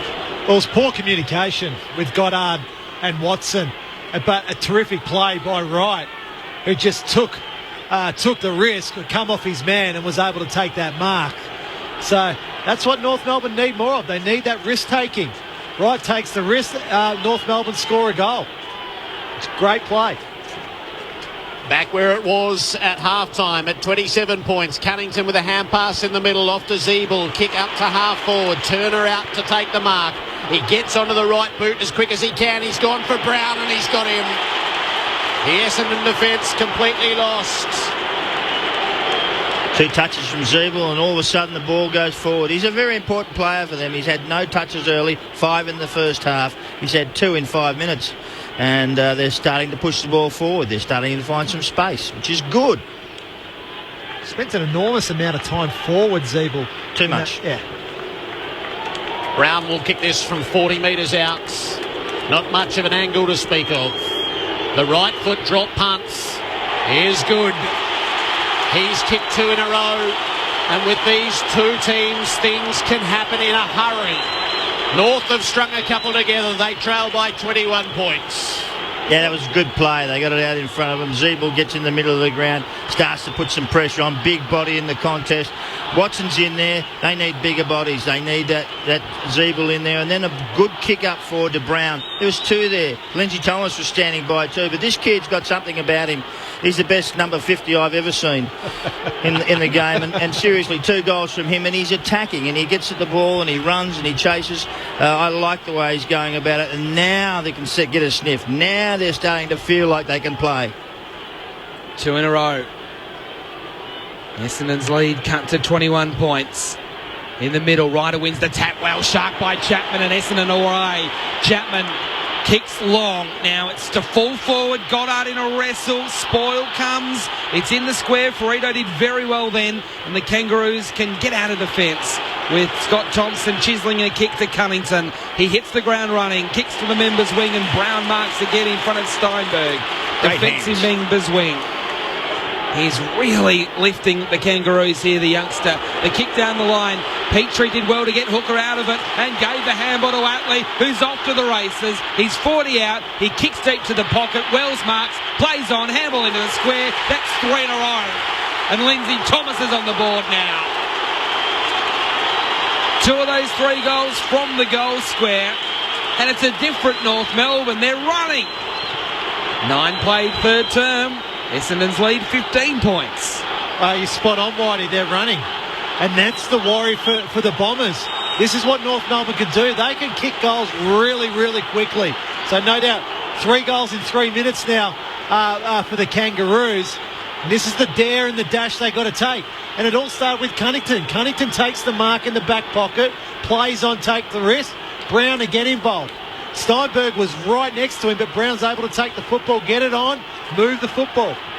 A salute to a departed friend from Lindsay Thomas, who kicks his first finals goal. It's really in the balance now. Taken out of the middle for the Bombers by Howlett. High ball to half forward. Right backed himself again. Won the contest in the air and gets the footy at ground level. Has a bounce. Kicks in the Petrie direction. He goes to spoil in the end. Couldn't get any separation on Hooker. It's out of play, 55 from the North Melbourne goal. They are an electrifying outfit when they can hit top gear, North Melbourne. They're tuning up. Goldstein the tap. Taken by Heppel. Hand passed for the boundary. The umpire had a look. No, ball it in. How's that different? I didn't see anyone in front. McMillan was penalised in that second quarter under the same amount of pressure. How's that different? Thrown in on the members' wing.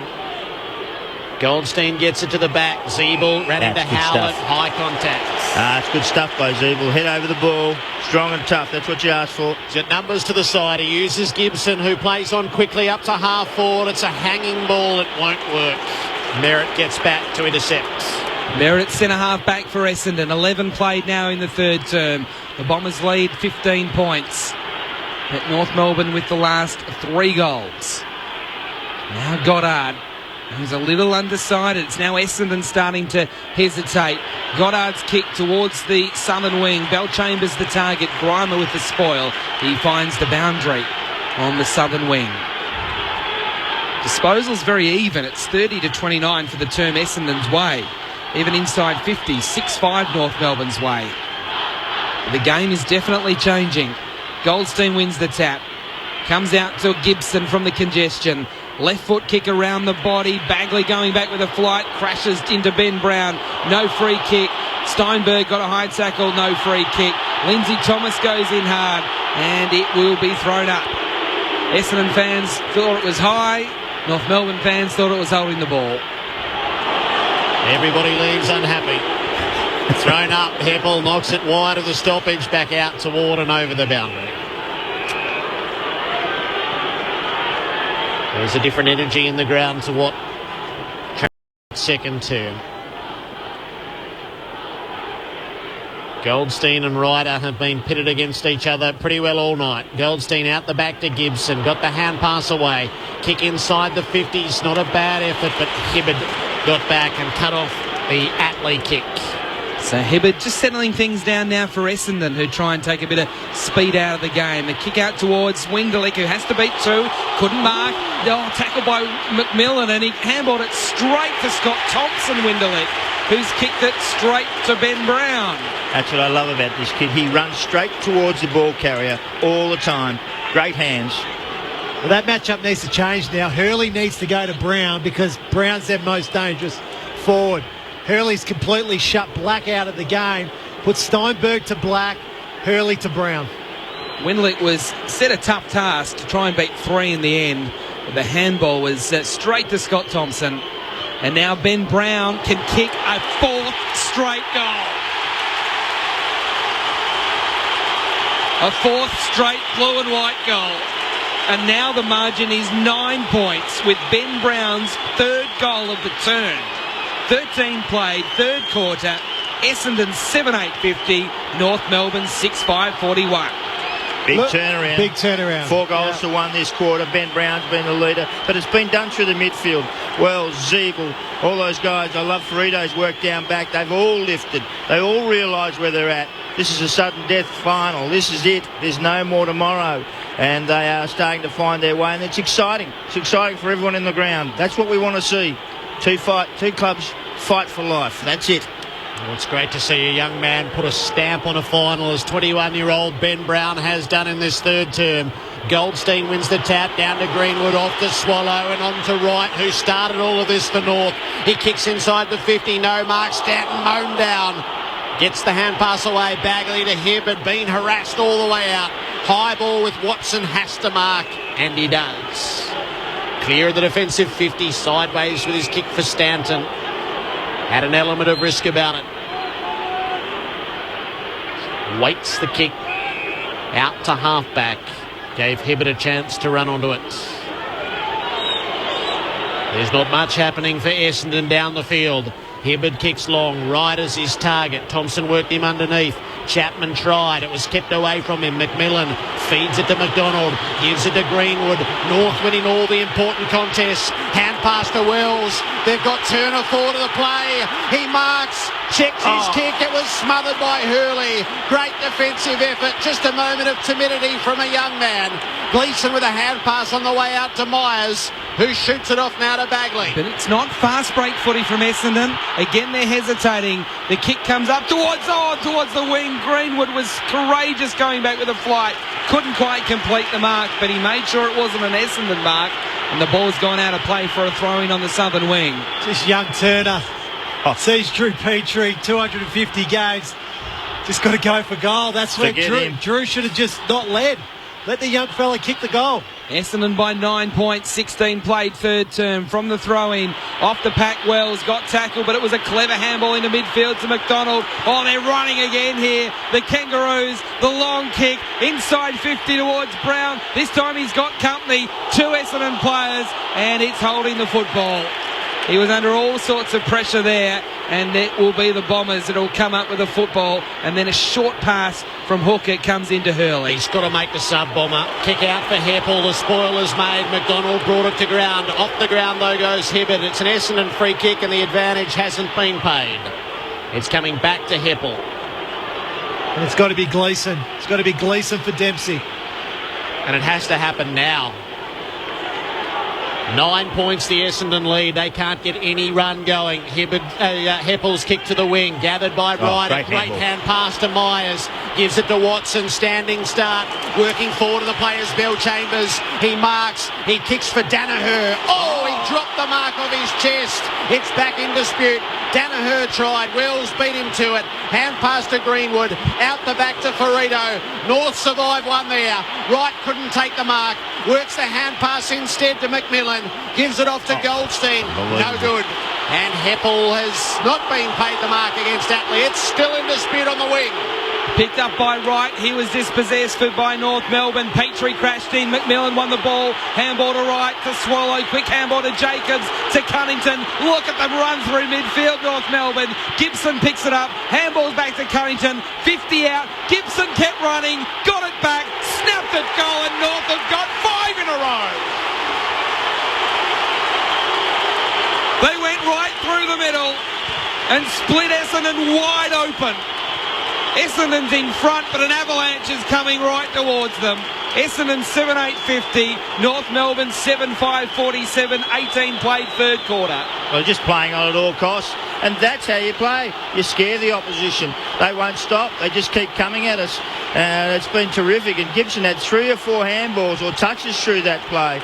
It came from half back, and I saw Petrie lay a shepherd on. It was a terrific shepherd just to clear the way. Sometimes the little things make a huge difference in this game.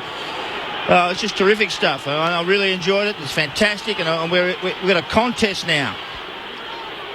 Oh, the Bombers have got to push back against this right now. Greenwood receives it from Goldstein. He kicks North inside the 50. Thomas jumps, couldn't mark.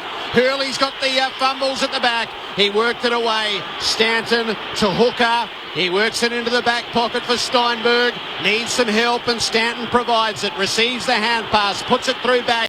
On now to Heppel. He's a man who's desperately needed. He kicks into the middle for Danaher. He's worked over it. Chapman gathers off the turf. Off to Merritt. Gives it to Winderlick. Scrubbing ball inside the 50. Gave Ryder no chance. Grimer in the back pocket. Pressured by Ryder. Gets some sort of kick away. Goddard tapped it forward. Wells tapped it sideways. It goes out of play. 50 from the Essendon goal.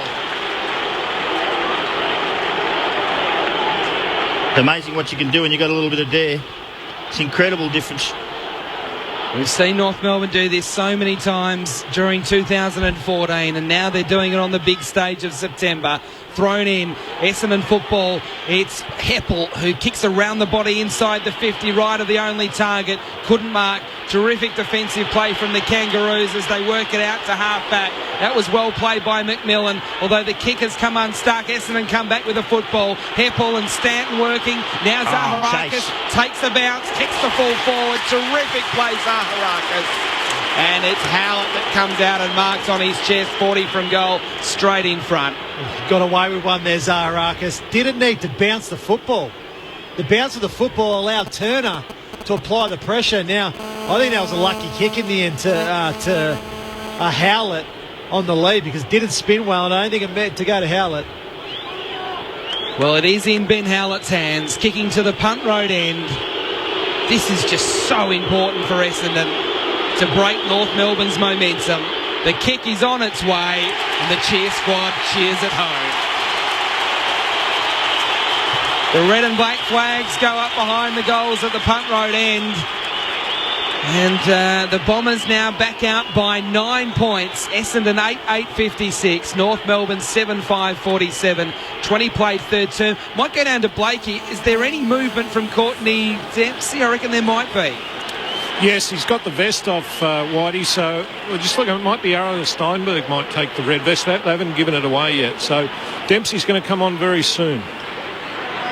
Daniel Wells also having some treatment on the North bench. Well, Wells has been such an influential figure with 22 disposals. They won't want anything to hobble him. Rammer called it. Gleeson's been the man to be subbed out. Ryder flips the tap, but it's taken by Greenwood. Kicks up inside the 50 for North Melbourne. Hurley gets hold of it. Black dispossessed him. It worked its way out to half-back. Bagley is after it. Cunnington is after him. Bagley played it well. Got it up the line. Goes in and must get a free kick. He was cannoned into by Greenwood. Brave stuff from Bagley. Terrific play by Bagley. Oh, Greenwood's been reported. I'm not sure about that, but... Well, it was nasty. But Bagley put himself in harm's way at exactly the moment that was required. That's not a report. So defensive side of the middle and outside the boundary. Bagley kicks down the line. Bell-Chambers and Chapman couldn't get themselves into it. And Thompson repels for North Melbourne. Kick it sideways. Swallow made the space there. And out on the far side, Ferrito makes the break. Now Danaher's got to keep him honest. Ferrito marks, feeds it up the line to Gibson. Gibson will kick to half forward. Petrie dropped it out in front of his eyes. He regathers and works it back to Gibson, who stayed in space. And now to McMillan, who's inside the 50. Winderlick hems him in. McMillan screws the kick to the teeth of goal. Great kick. Stopped it in midair and has been paid the mark at full forward.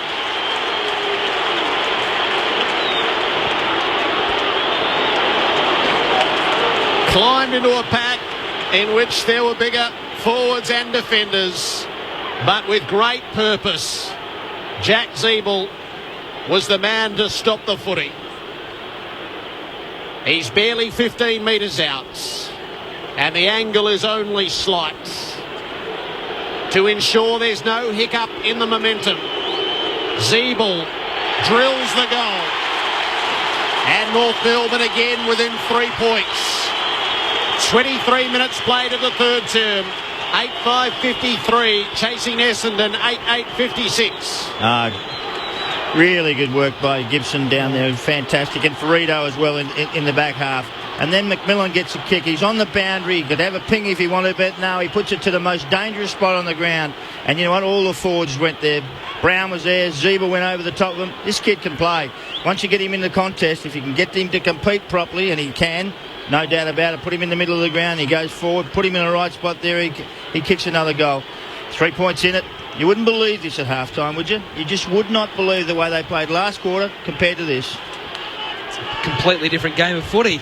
From the middle, Goldstein wins the tap, and Chapman with the clearance again. The customary bounce, a second bounce to 45. He goes long, he hasn't quite timed it. It's out to the side, but Danaher has taken the mark on the behind line against Grimer.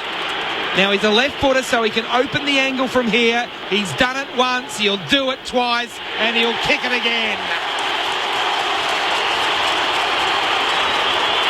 He has got 3, Joe Danaher. And again, Essendon just get that mini break. They're back out by 9 points. North are getting close, but they can't get in front. Essendon 9-8-62. North Melbourne 8-5-53. 24 played third term. And another important centre clearance from Paul Chapman. Yeah, just brilliant by Chapman. I reckon a couple of years back he probably finishes that goal himself. But it's the ability now. We're late into the third quarter. The ability to one grab, one touch the football is just critical. Centre clearances now for the remainder of this game just become so important. Chapman in his 22nd final, showing all that he's worth. It's a poor bounce, it'll be called back. Cunnington, Wills and Zeeble in the middle for North. Heppel, Chapman and Zaharakis for Essendon. Tossed up. Favoured rider. Up he went. Won it down to Zaharakis. Off to Heppel. Out to Hocking. Inside the 50 with a kick. Watson gets out marked. Thompson is having his way with them down back for now. Hand passed it out to right. Kicks around the members' wing. Brown up into the pack. Brought it to ground. Zaharakis low for the Dons. Gives it to Hibbard. Hand pass to Heppel. Off to Zaharakis, who kept on coming. Kicks to Watson. He wants to feed it on to Merritt and does now. Left foot. It's a poor kick inside the 50. And Wright leads up to take the mark for North. Been very good, Wright. No one on the mark, so he plays on, draws Stanton and handballs over the top to Zeeble. Short pass to Lindsay Thomas. He's defensive members wing. He decides a little dinky handball over the top to Cunnington. He'll handball to Jacobs, who's true centre wing members side. High kick towards McMillan, set a task as Watson came late and spoiled. Heppel came in for Essendon, jumps on the football, it comes out. Clever little tap from Watson, was able to get it to Bagley. Handball to Merritt, to Chapman, shrugs the Zeeble tackle. Chappie kicks back to the wing. Stanton in front, could have been held on to, no free kick. Goes North Melbourne's way, although Chapman in the way. Got the handball to Watson, who kicks to open territory. Stanton has a chance here. Goldstein goes back. Goldstein beats him to it. Well played by the ruckman. He paddles it and needs support, and Del Santo is every bit of that. Hand pass to McDonald. They're not out yet. He got it to his boot just before the lunging tackle of Hocking, but it'll turn over in midfield. Dempsey's first play is a hand pass to Hibbard. Up to Watson. Mown down by Ferrito. Up comes Myers. He's dragged down. Gets it to his boot. It goes 1 metre to Hocking. Up now to Ryder. Ryder's hand pass is smothered. Zaharakis goes against Wills. Wills to Cunnington, dragged down by Howlett. Out the back it goes to Black. A relief for everybody. A kick to the wing. Petrie is after it. He's got it. He kicks down the line. He gave Brown no chance. It rolls away and out of play. 55 from the North Melbourne goal. A smart kick, Drew Petrie. Had a one-on-one or two-on-one down there. Couldn't win that one, Brown, so just poked it towards the boundary. Gain some ground. 70 metres from North Melbourne's goal. Right half forward in front of the MCC members. The ball gets thrown in. Goldstein over the back, wins it to Cunnington. Scoots out a handball to Jacobs, to Watley. Atlee's kick was partially smothered to the 50. Goddard there. Little dicey handball, but Hibbard made it okay. He got the handball. Collier was tackled. Lost it. Heppel knocked it on. Came to Steinberg. His handball was intercepted by Wells. He lost it. Bagley has it. Oh, Dempsey's been tackled. Terrific tackle. North Melbourne will get a goal. Lindsay Thomas under the loose footy. He's second for the term, and the Kangaroos close the gap again. That was outstanding. Outstanding pressure from North Melbourne. Firstly at centre-half back, then inside 50. They deserve that goal. What about the pressure? Well, you can take it all the way back to Todd Goldstein. Now, that football was kicked into space, and it was Stanton v Goldstein, and Goldstein was able to win that football. But North Melbourne's pressure this quarter has just been enormous. They're just continually pushing Essendon back. The football's like a little bit of a hot potato for the Bombers at the moment. Martin Blake. Bastanak activated for North Melbourne. Ben Jacobs takes the red jacket. So all the cards have now been played. North Melbourne within 3 points late in this third term. Heppel wins it in the middle. Hand pass to Zaharakis, to Myers, and back to Zaharakis. He lags the hand pass for Heppel. He'll deliver to full forward. Stanton's the target. He couldn't mark it low down. Off his shins it goes and out of play. 10 around from the behind post. A minute and a half left in this third term. Essendon clinging grimly to a lead. Bell Chambers worked his way to the front. Nobody to tap it to, though. North have got the numbers on the way out. Gibson received the hand pass and he kicked in Hope beyond the defensive 50. Winderlick charges back after it for Essendon. Hand passes for Bagley. Puts it onto the right boot. Danaher has to fly and make a contest. He brings it to ground. Grimer, they beat him to it. Great tackle, Danaher, who sweated on his defender and brought him down, held him up. Collier trying to get through the pack. The umpire's going to ball it up. 35 from the Essendon goal. In this term, North Melbourne have kicked 7 goals. Essendon has kicked 3. From the restart, it's hard to come out. Swallows trying really hard, but he can't. It'll be thrown up again. Amazing to think. 2 goals in a half for the Kangaroos and then 7 goals in this third quarter. The umpire throws it up. A minute left in this term. Swallow again comes in, wins a clearance. Handballs to Farida, who was tackled but got it out. And now North Melbourne can build. The kick from McDonald towards the members' wing. Bagley was there, so was Steinberg. Neither could mark for Essendon, but Hooker came in late to the contest. Won it. Handball to Chapman. Kick down the line to Goddard, who was strong in that contest against McDonald and took the mark in front of the Essendon interchange gates. He knows how long's left. He's just been told. So he goes long inside the 50. Bell Chambers has taken the mark in the pocket. He's 40 from goal, 10 metres in from the boundary. It's the left forward pocket. So, this is big. I think Sharon will go before he kicks it. Definitely. He's taking his time. He's been told how long is left. Not long. He starts his approach. In he comes from 45. Kick's not bad. Kick's not bad. All right, it's there. And look at the Essendon players come from everywhere to the left forward pocket at the punt road end to celebrate with Tom Bell Chambers. I wouldn't have picked him for that kick. Not this year, anyway. So it's only his 3rd goal of the year. Yeah, it's weird because it was such a needed goal, but Essendon at one point was 5 goals in front in this term. So it's sort of like they're happy, but they're also like, well, how do we get in this spot?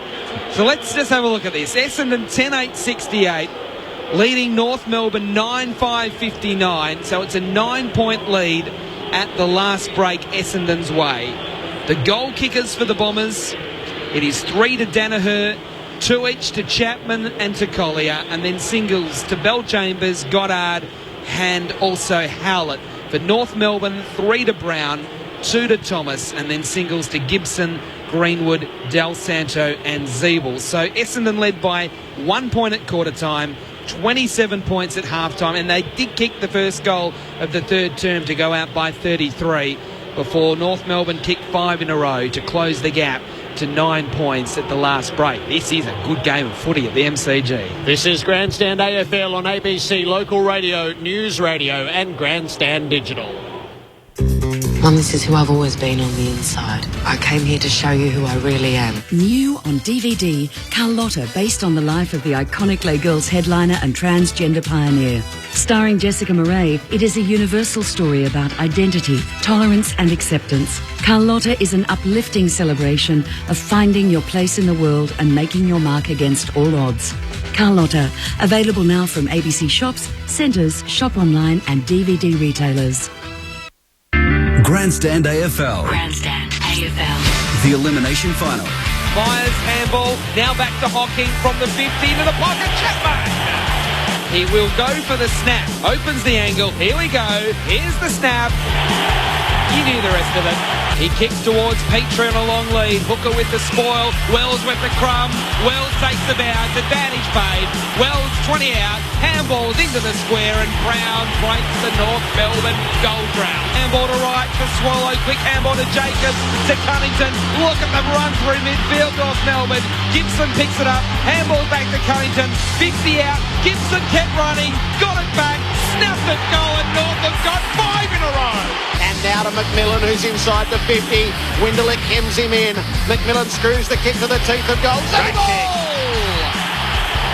Stopped it in midair and has been paid the mark at full forward. Siebel drills the goal. Heppel knocked it on. Came to Steinberg. His handball was intercepted by Wells. He lost it. Bagley has it. Oh, Dixie's been tackled. Terrific tackle. North Melbourne will get a goal. Grandstand AFL. On ABC Local Radio, online and on ABC Grandstand Digital. Essendon by 9 points at the final change. Other scores tonight in the NRL. The Cowboys are going to beat the Sea Eagles. It's 30 points to 10 late in that game. South Africa and Australia, 2 matches here. In the cricket, Australia's salvage mission, 8 for 215, 9 for 215 now, after Faulkner and Stark have held things together through the latter overs. And in the rugby, it's South Africa 20 leading Australia 14 after 54 minutes. Mark McClure and Adam Ramanauskas. Oh, well, look, a terrific quarter of football. North Melbourne, they actually came out with intent. We were waiting for it. The first half, there was none of that. But they started to run the football, attack the football, attack Essendon. Now, where their clear tactical change for mine was, they brought an extra player up to the contest, up to the stoppage. So they outnumbered Essendon at the stoppage, and what that allowed North Melbourne to do was get the football out and start to run. And when they ran, they were running in numbers. It wasn't 1 or 2; it was 3 and 4. Gibson was fantastic that quarter, 8 possessions. He's run and carried, but also just when he was getting the football, he wasn't just getting it and kicking it. He was running. He was taking his 20 metres and kicking it long. Wright was fantastic that quarter across half-back. Couple of intercept marks. A real difference maker. But the steadying goal for Essendon after the siren in Bell Chambers. So, Sellers, we're in for a fantastic last quarter, I think. How you feeling in the Bombers camp? She's a bit tight.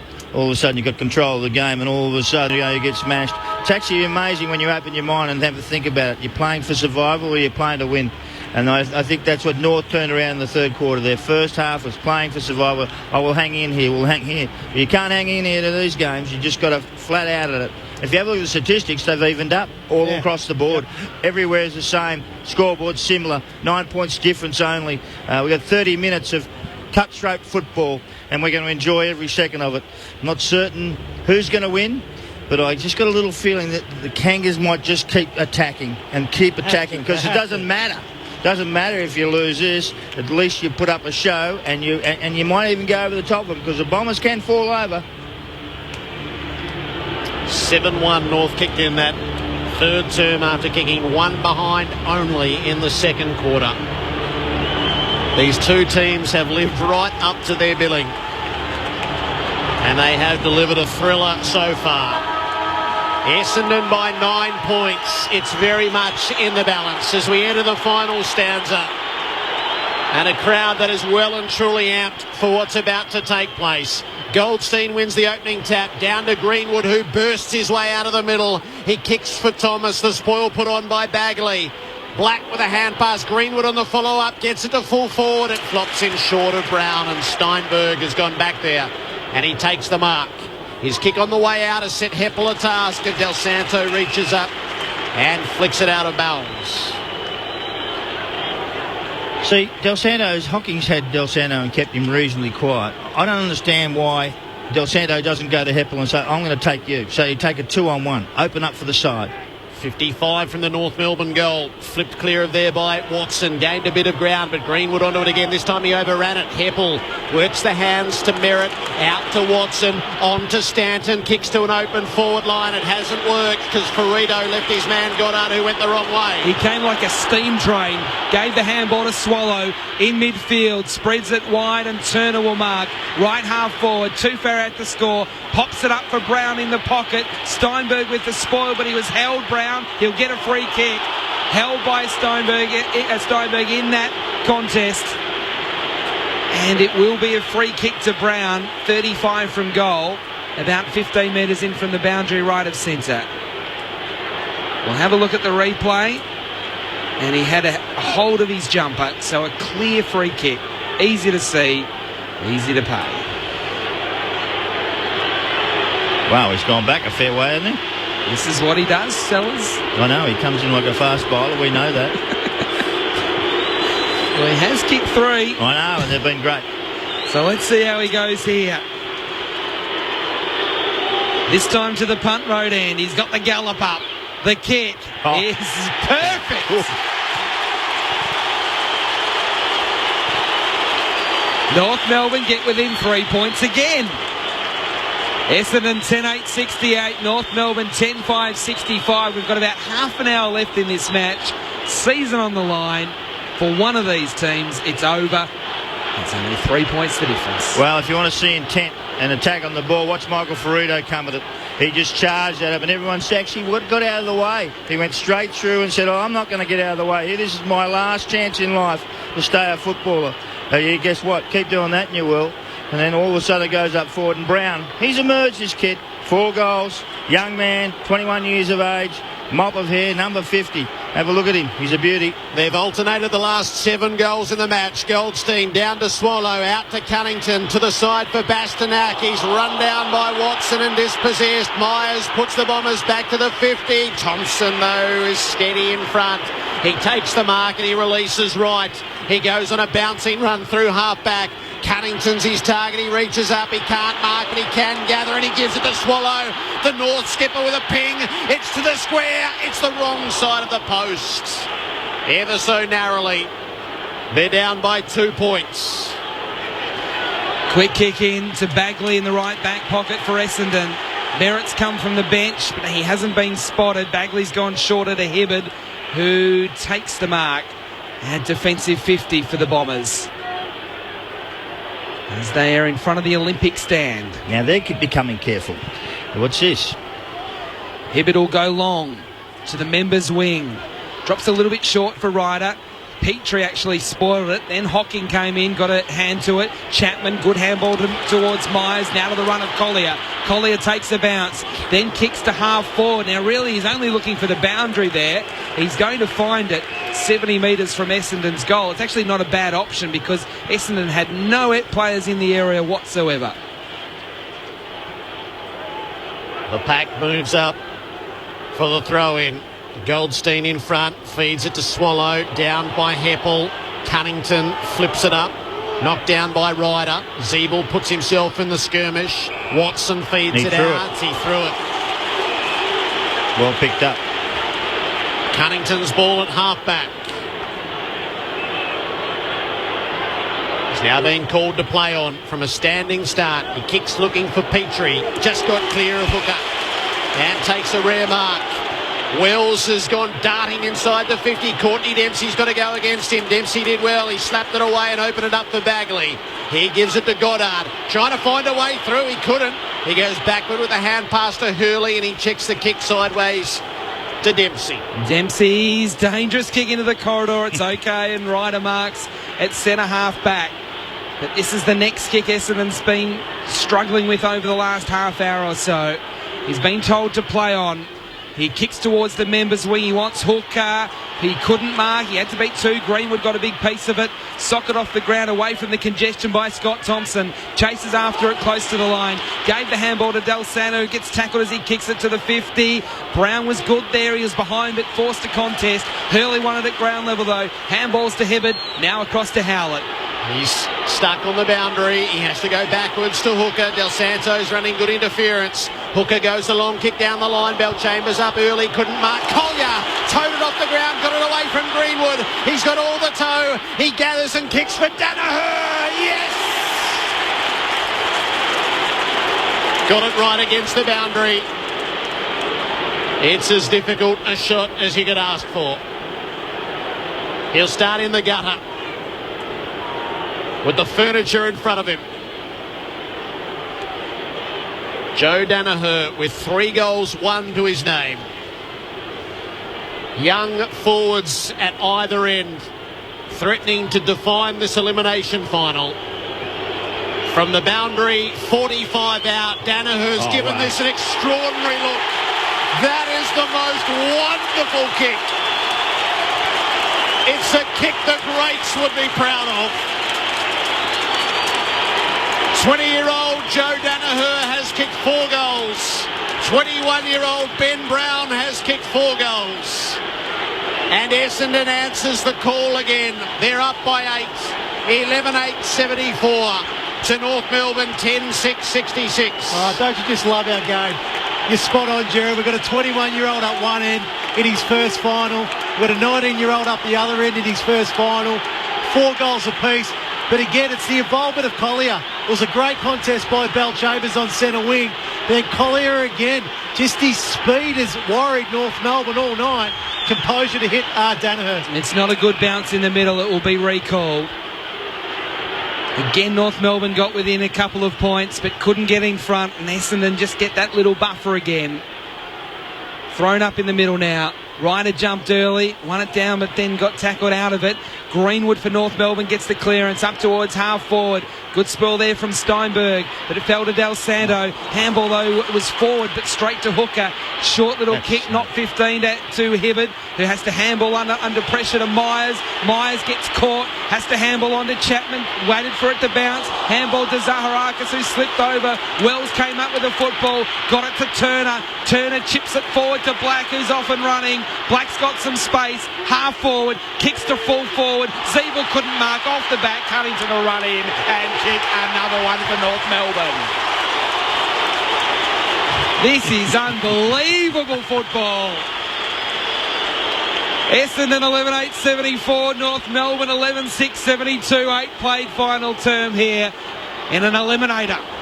Well, they won't give up either side. They just keep coming. It was a great kick into the forward line. Black just banged it to the top of the square. They all went up, and guess who? Just hanging behind. Not the right spot to be, but in that occasion, absolutely. And that was Cunnington who kicked that goal. They just keep coming. 2 points. Would you believe it? 2 points. It's on. They're all a little bit frightened at this stage. Now it'll get tense. It's all on the little things. It is. Chapman should have tapped that ball to Zaharakis. He took possession. He hand passed. Zaharakis had to wait, slipped over, and then it was gone. They make a difference. They've alternated the last 9 goals in the match. Can North break the sequence? Greenwood out of the middle, inside 50. Lindsay Thomas. He gets rid of Winderlich, and he takes the mark. 45 from home. And in last quarters, the ball drops. And the front man will always get it. And Lindsay was in that spot. It was a floater. Came out of the centre under pressure. And Lindsay Thomas in the front position. He's the recipient. So Thomas will line up inside the 50, painted to the left of the goal. So the angle is nothing to worry about. It's all on the accuracy of the kick. Lindsay Thomas, the chance to put North Melbourne in front. Left foot drop punt, no good. It's waved away to the left. And they are down by a point. They just can't get in front.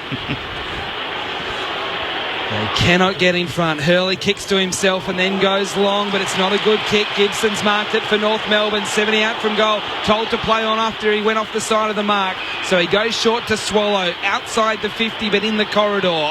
It's a very crowded 50. He pops it up to the top of the square. Zeeble flies, can't mark. Thomas was there, he got taken high. Lindsay Thomas with the free kick. He was front and centre. Essendon's defence panicked.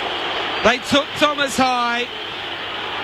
And Lindsay Thomas will have another chance to put North Melbourne in front. Jason Winderlich with the tackle that was high. Lindsay did what Lindsay does. He worked that really well, kick. Thomas. He worked it really, really well. To the punt road end. Thomas is 20 metres out from goal. They've been behind all night. Can they get in front?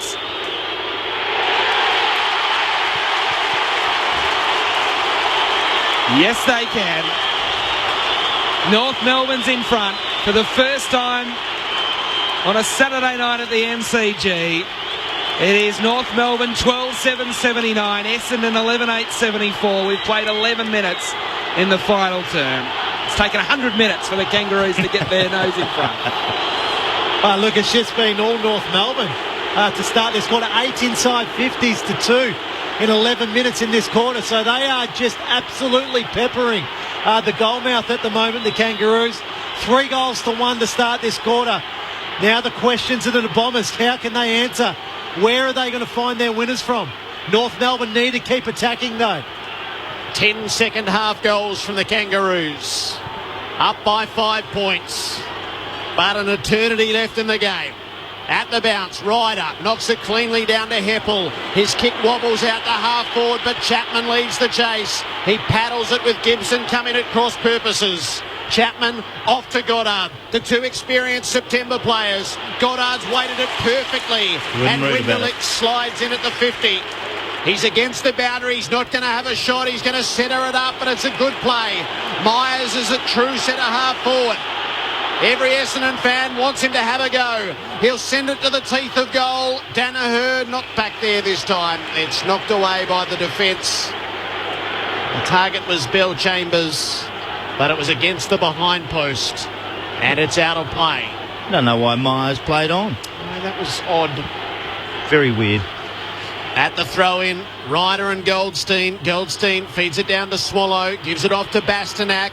Kick around the boundary. Dempsey rushed at it, left it there for Heppel. Off sideways to Myers. Standing start, he kicked it into the man rushing out in McDonald. The ricochet taken by Collier. Busy as ever. His kick is smothered out against the boundary. Bastanak brought down by Merritt. They fight for it right against the boundary. Gibson suffers the same fate, but he was pushed in the back. Gibson's free kick. He centres it up to Greenwood in the defensive goal square. Chips it to Wright, who had to take it low down. He plays on, so they come down the members' side right. 2 bounces. Handballs over the top to Greenwood. Greenwood's got to be quick as Winderlich closed. He kicks to the wing. Oh, Scott Thompson dropped the mark low down. Grimer cleans up. Handballs to Del Sano. Got tackled as he kicked it. Ricocheted fortuitously to Greenwood again, who kicks to half forward. Bagley went back with a flight with courage, but dropped it. Zeeble picked it up and kicked it out on the full. Free kick to Essendon. And it'll be taken by Hurley. Pretty much in the right back pocket. Hemmed in on the fence. He kicks back to the members' wing. He wants Danaher, but there was about 3 more North Melbourne players in the contest. Petrie dropped it, fell Essendon's way. Stanton kicks off the ground towards half forward. Wells will get there first. He slides on the footy. Zaharakis despairing dive. Didn't work. Cunnington has it after getting the handball from Wells. He'll kick beyond halfway. Brown comes out. Hurley came with him. Just did enough to jar it loose, and Brown runs it over the boundary. It's simple at the moment. North Melbourne look the fitter team. They are just simply running harder than Essendon at the moment. Martin Blake. Don't forget, Jared, there are no draws tonight. We'll have overtime if it scores a level. We play till we get a result. Petrie knocks it down the way of Gibson, who kicks wide, right against the boundary. It pitches and stays in field of play. Wells just casually tapped it over. I think it bounced over. Yeah, he's a touch lucky to get away with that. I'm not sure. Look, Essendon, to my feel, can't go 2 goals down. I'm not sure how many they've got left in them. They're down by 5 points.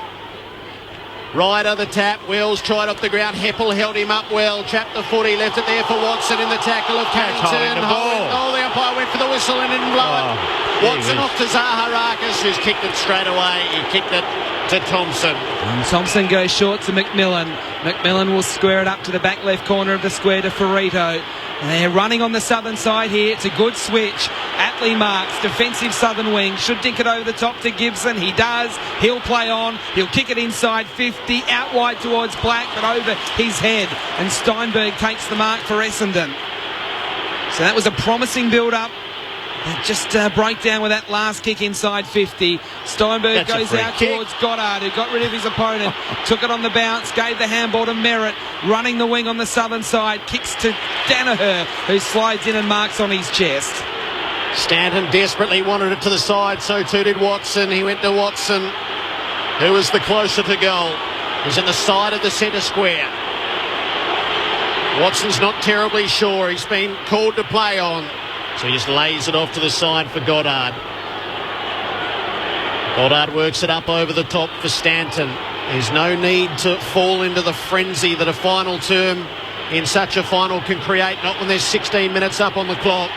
Good kick inside the 50. It ended up carrying Ryder. It runs on. Howlett tried to keep it in. It was a despairing reach. It's out of play, 20 metres around from the Essendon goal. They're down by 5 points. We have crossed the halfway mark of the closing quarter. Right of the tackle, and he then downs Petrie. Howlett fights at ground level. There's no chance that that ball will come out without assistance. Nearly 17 played in this final term. Just need to set up behind the football correctly here, Essendon. Can't allow the football now to come out of this forward 50 entry easily. Petrie in the ruck wins it down. Cunnington's there in the pocket, gets out a handball to Bastanak, who gets away from one tackler, kicks a high ball off the side of the boot towards halfback, close to the boundary, no mark. Steinberg takes it for Essendon, handballs to Dempsey, defensive handball to Hooker. Hooker will kick it back towards full forward. Danaher got nudged, no free kick. Grimer with the mop up for North Melbourne, under pressure, feeds a handball, little bit of a fumble there, it's still okay. Grimer comes in again, kicks it as long as he can towards halfback, clears the pack again, and ricocheted out wide, out of bounds on the full. So it was a hack kick forward from North Melbourne's Thomas. It'll be a free kick to Essendon as a result. Heppel over to take it on the centre line under the southern stand. Got nothing to kick to. So it's going to have to be an adventurous kick up towards the 50. He ran as far as he could, and he's kicked it for Ryder. One-hander. He runs around. He snaps a goal. Paddy Ryder.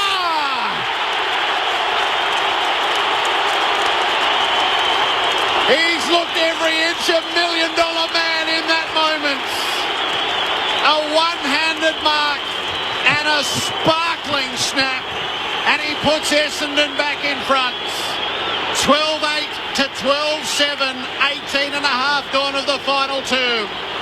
There's a point in it. Paddy Ryder takes a mark and they played on straight away. Petrie couldn't get a hand on it. He's got to give better than that, Drew Petrie. You must punch the ball. Dyson Heppel did exactly the right thing to get him on, to get the ball into the right spot. Dangerous spot, the biggest man, and that's the one you want to kick it to. Paddy Ryder. Bellchambers in the ruck and Ryder up forward. That's dangerous. An emotional celebration there from Patrick Ryder. Bellchambers with the tap down in the centre. Zaharakis had a look but couldn't get a boot to it off the ground. They all dive in on top. It will be thrown up. A lot of players slipping over in this last quarter. I reckon there's a dew is set in now to the MCG on the surface. Thrown up, third man up was Myers, tried to knock it to Heppel, couldn't quite get there. Greenwood did, got the handball out, the kick inside 50 for the Kangaroos. Thomas was flying, Bagley with a spoil once and then twice, it was excellent. Chapman got the handball to Myers, kicks it as far as he can to the 50.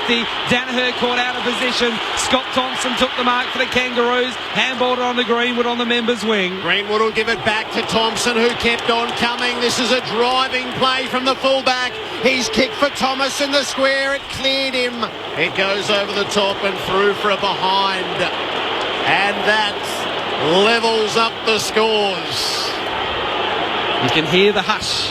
How long's extra time? How do they do it? What, is it 2 halves? Golden point. Hibbard goes long from the kick in, wants Bellchambers or Goddard. There's a Shepherd. I reckon it'll be an Essendon free kick here. And that's right. Yeah, Goddard. Goddard wasn't able to make a run at that contest. Where do you get Ryder down the line here? He's waiting for Ryder, who's not leading. Now he does. And Goddard goes to him. Ryder gets the front spot and hugs it to his chest against Grimer. Members wing. It is a very open forward line. But Ryder goes inboard to the AFL logo to Zaharakis. Members side. We're ticking the time on. Zaharakis told to play on.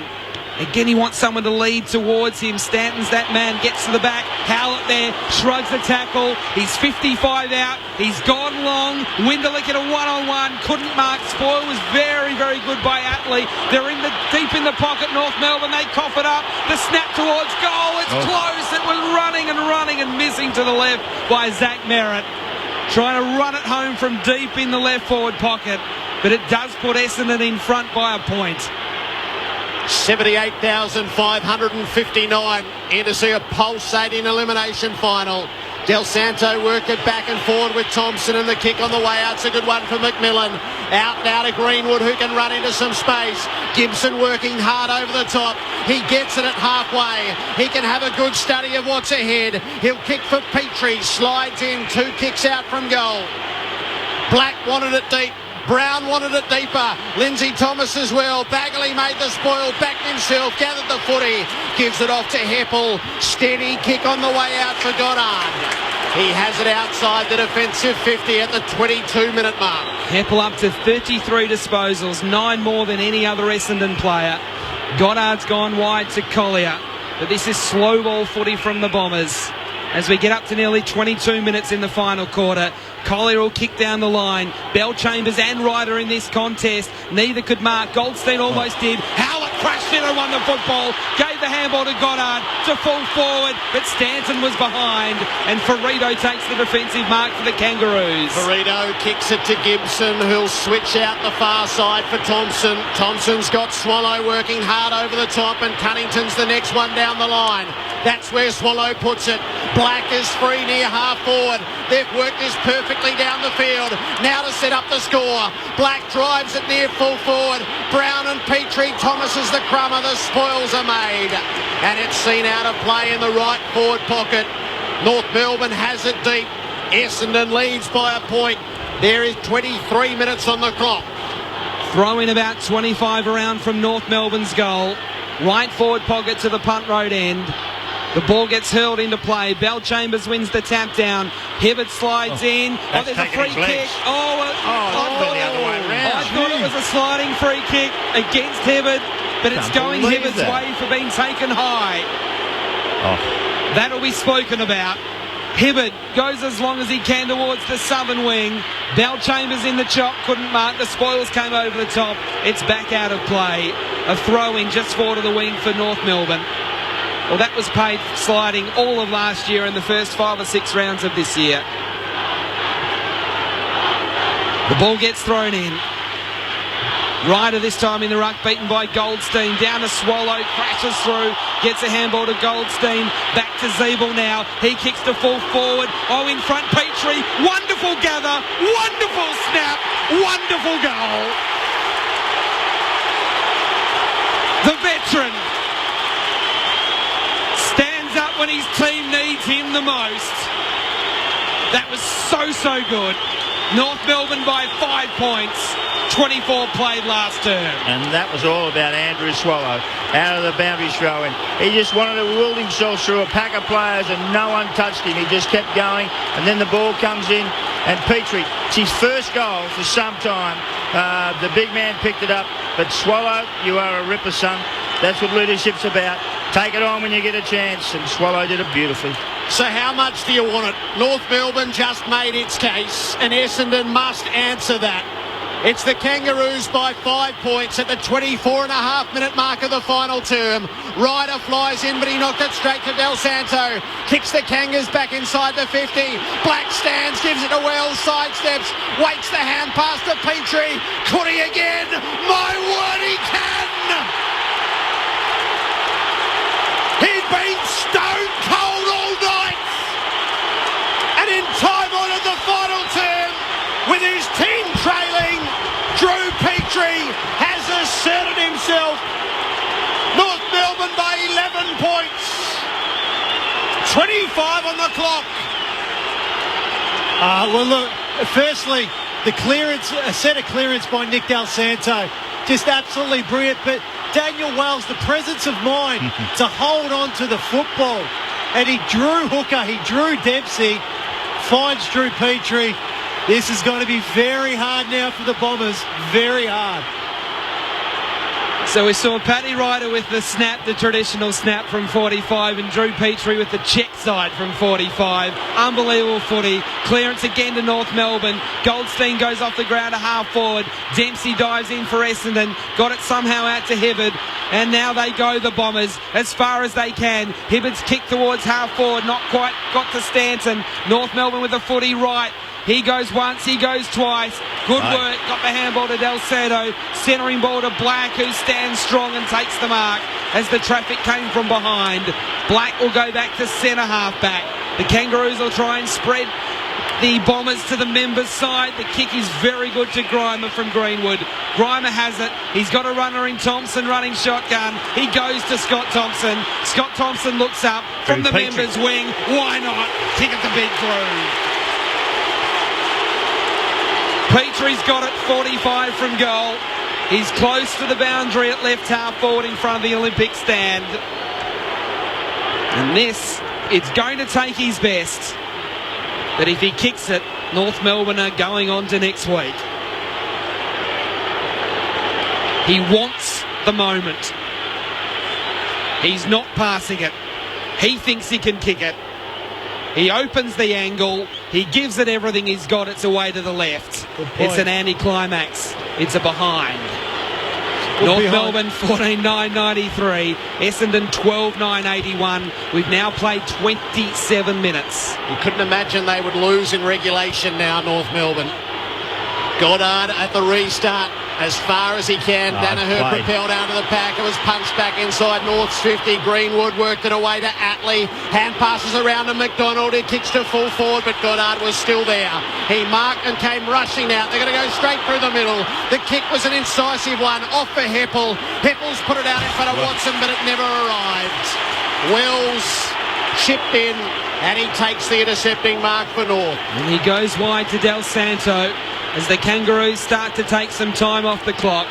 And he goes short to Bastanak, who was the sub tonight. He plays on and he'll go all the way back to full back to right. You reckon North Melbourne might be home from here? Wright has it.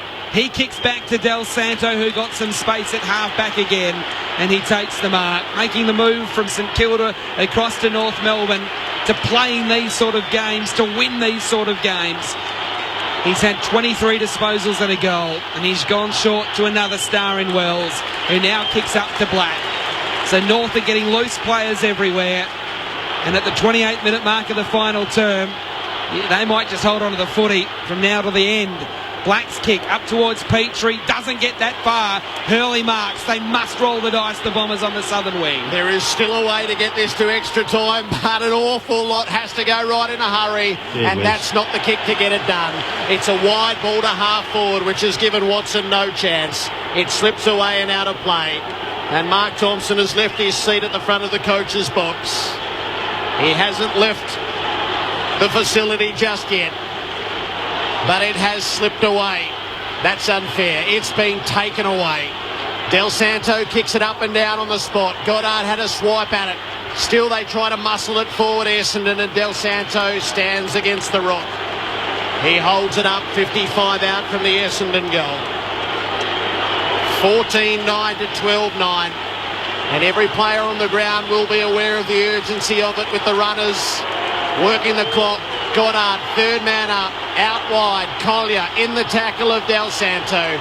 He's brought down at the 50, and there it stays. Left half forward for Essendon in front of the southern stand. Now up to 29 and a half minutes. Brad Scott still barking instructions on the phone from the box. Goddard crashes in, can't win the football. Greenwood did, kick to the southern wing. Hurley met it strongly on the half volley, got it out to Hibberd, who goes long inside the 50. Ferrito there, slides in, gets it to the boundary, and that's a good piece of work there from the Kangaroo defender. Well, they have to score from this stoppage, Essendon, to be any chance. Only 30 seconds to go in this game. Has to be a clean take, goal back to the centre. 30 minutes gone. The throw in. Ryder wins it down. It could be a North Melbourne ball here, close to the defensive 50. Comes out to Greenwood. Sockers it off the ground. The ball goes out. It'll be thrown in again, and that's exactly what North Melbourne wants. Andrew Swallow pumps his fist down on the boundary. He well knows, and the message is spreading throughout the North Melbourne faithful. 30 and a half minutes on the clock and up by 12. Bastanak through the pack. He works it around the wing. Hibbard repels for Essendon. He escapes a tackle. It's a high ball to half forward. They set. Spoils are made against the boundary. Merritt is dispossessed. And the siren sounds for North Melbourne. The bell finally tolls for them. The worst of them and then the best of them. A withering 12-goal second half and a 12-point elimination final victory. That's it for Essendon, and that's it for the coaching career of Mark Thompson.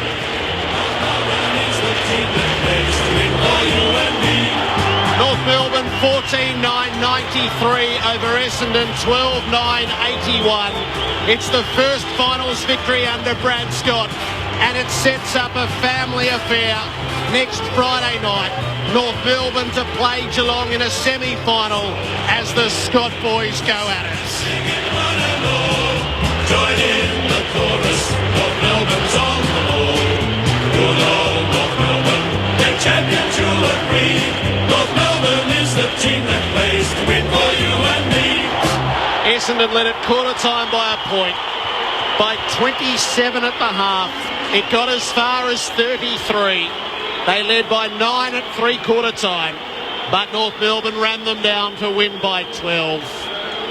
And the picture between victory and defeat is so stark in these moments. Joe Watson flat out on the MCG. Drew Petrie, who spent most of the night staring at his football mortality. He kicked the last 2 goals to win it for his team. Lindsay Thomas booted 3, Drew Petrie 2, but Ben Brown kicked 4 goals, the 21-year-old, to announce himself. There were singles to Zeeble, Cunnington, Del Santo, Greenwood and Gibson. While for Essendon, Joe Danaher was superb with 4. 2 each for Chapman and Collier, with singles to Bell Chambers, Goddard, Ryder and Howlett. North Melbourne by 12 points over Essendon in a superb elimination final. Mark McClure and Adam Ramanauskas. Well, that was just something special, I reckon. At half-time, they were looking down the barrel of death, the Kangas, and they actually willed themselves in 7 goals to 4 in the third quarter. That was just something special. They changed their mindset. They played to win instead of played to survive. Chip passing, mucking around with the ball, fiddling around, and they got positive with the way they played. And all of a sudden, as more they got positive, more negative Essendon got in the way they went about it. I love their mindset change. They were determined. They were gutsy. They showed character, enormous character. The basics, they did them extremely well. They attacked the ball. It was incredible. They actually started to hunt in numbers. They look like a football side.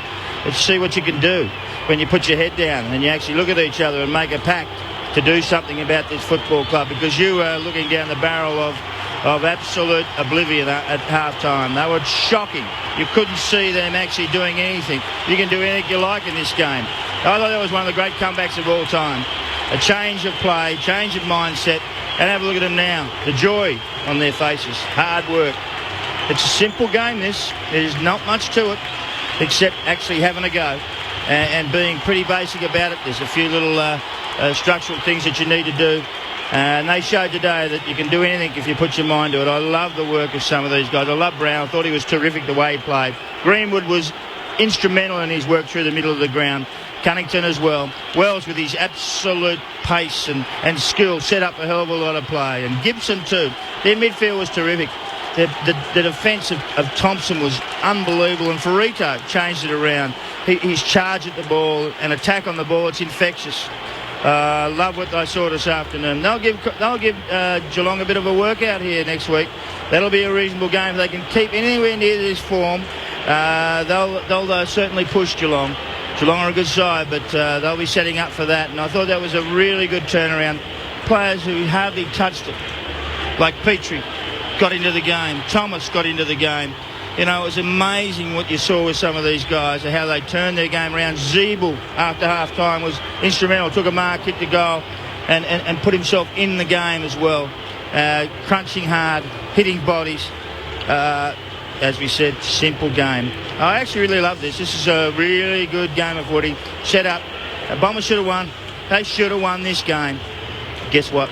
They didn't. They fell into their little hole, and Bombers been talking about it all year. They just don't realise how good they are. They can't go all day. They weren't tough enough, long enough, and that's as simple as that. Oh, I just think it's a great moment for the North Melbourne Football Club. They were challenged at half-time. 27 points that margin got out to for the Bombers. But to North Melbourne's credit, they answered. They answered the call, and it was through, Sal, as you said, it hard work. They just outworked Essendon completely in that second half. Their run, their carry, their dare, their dash, it was all there when it was needed. I thought Levi Greenwood and Sam Gibson were absolutely enormous in that second half. They just continued to run and attack and run and attack. Daniel Wells, his class, 28 possessions. Ben Cunnington, his toughness, was all there for North Melbourne. Let's share it with the Kangaroos with Marty Blake. Fantastic atmosphere down here, Jared. Look, the coaches all came through about 2 or 3 minutes ago. Players just coming through now. They've let a few supporters in. A lot of smiles, a lot of happiness here. We talked about Essendon not winning a flag for 10 years, but Kangaroos haven't won one since 2007, as far as I know. So it's a great moment for them, as was just stated. And I know someone who's going to be very happy about it, and that's one Boomer Harvey, our ABC colleague.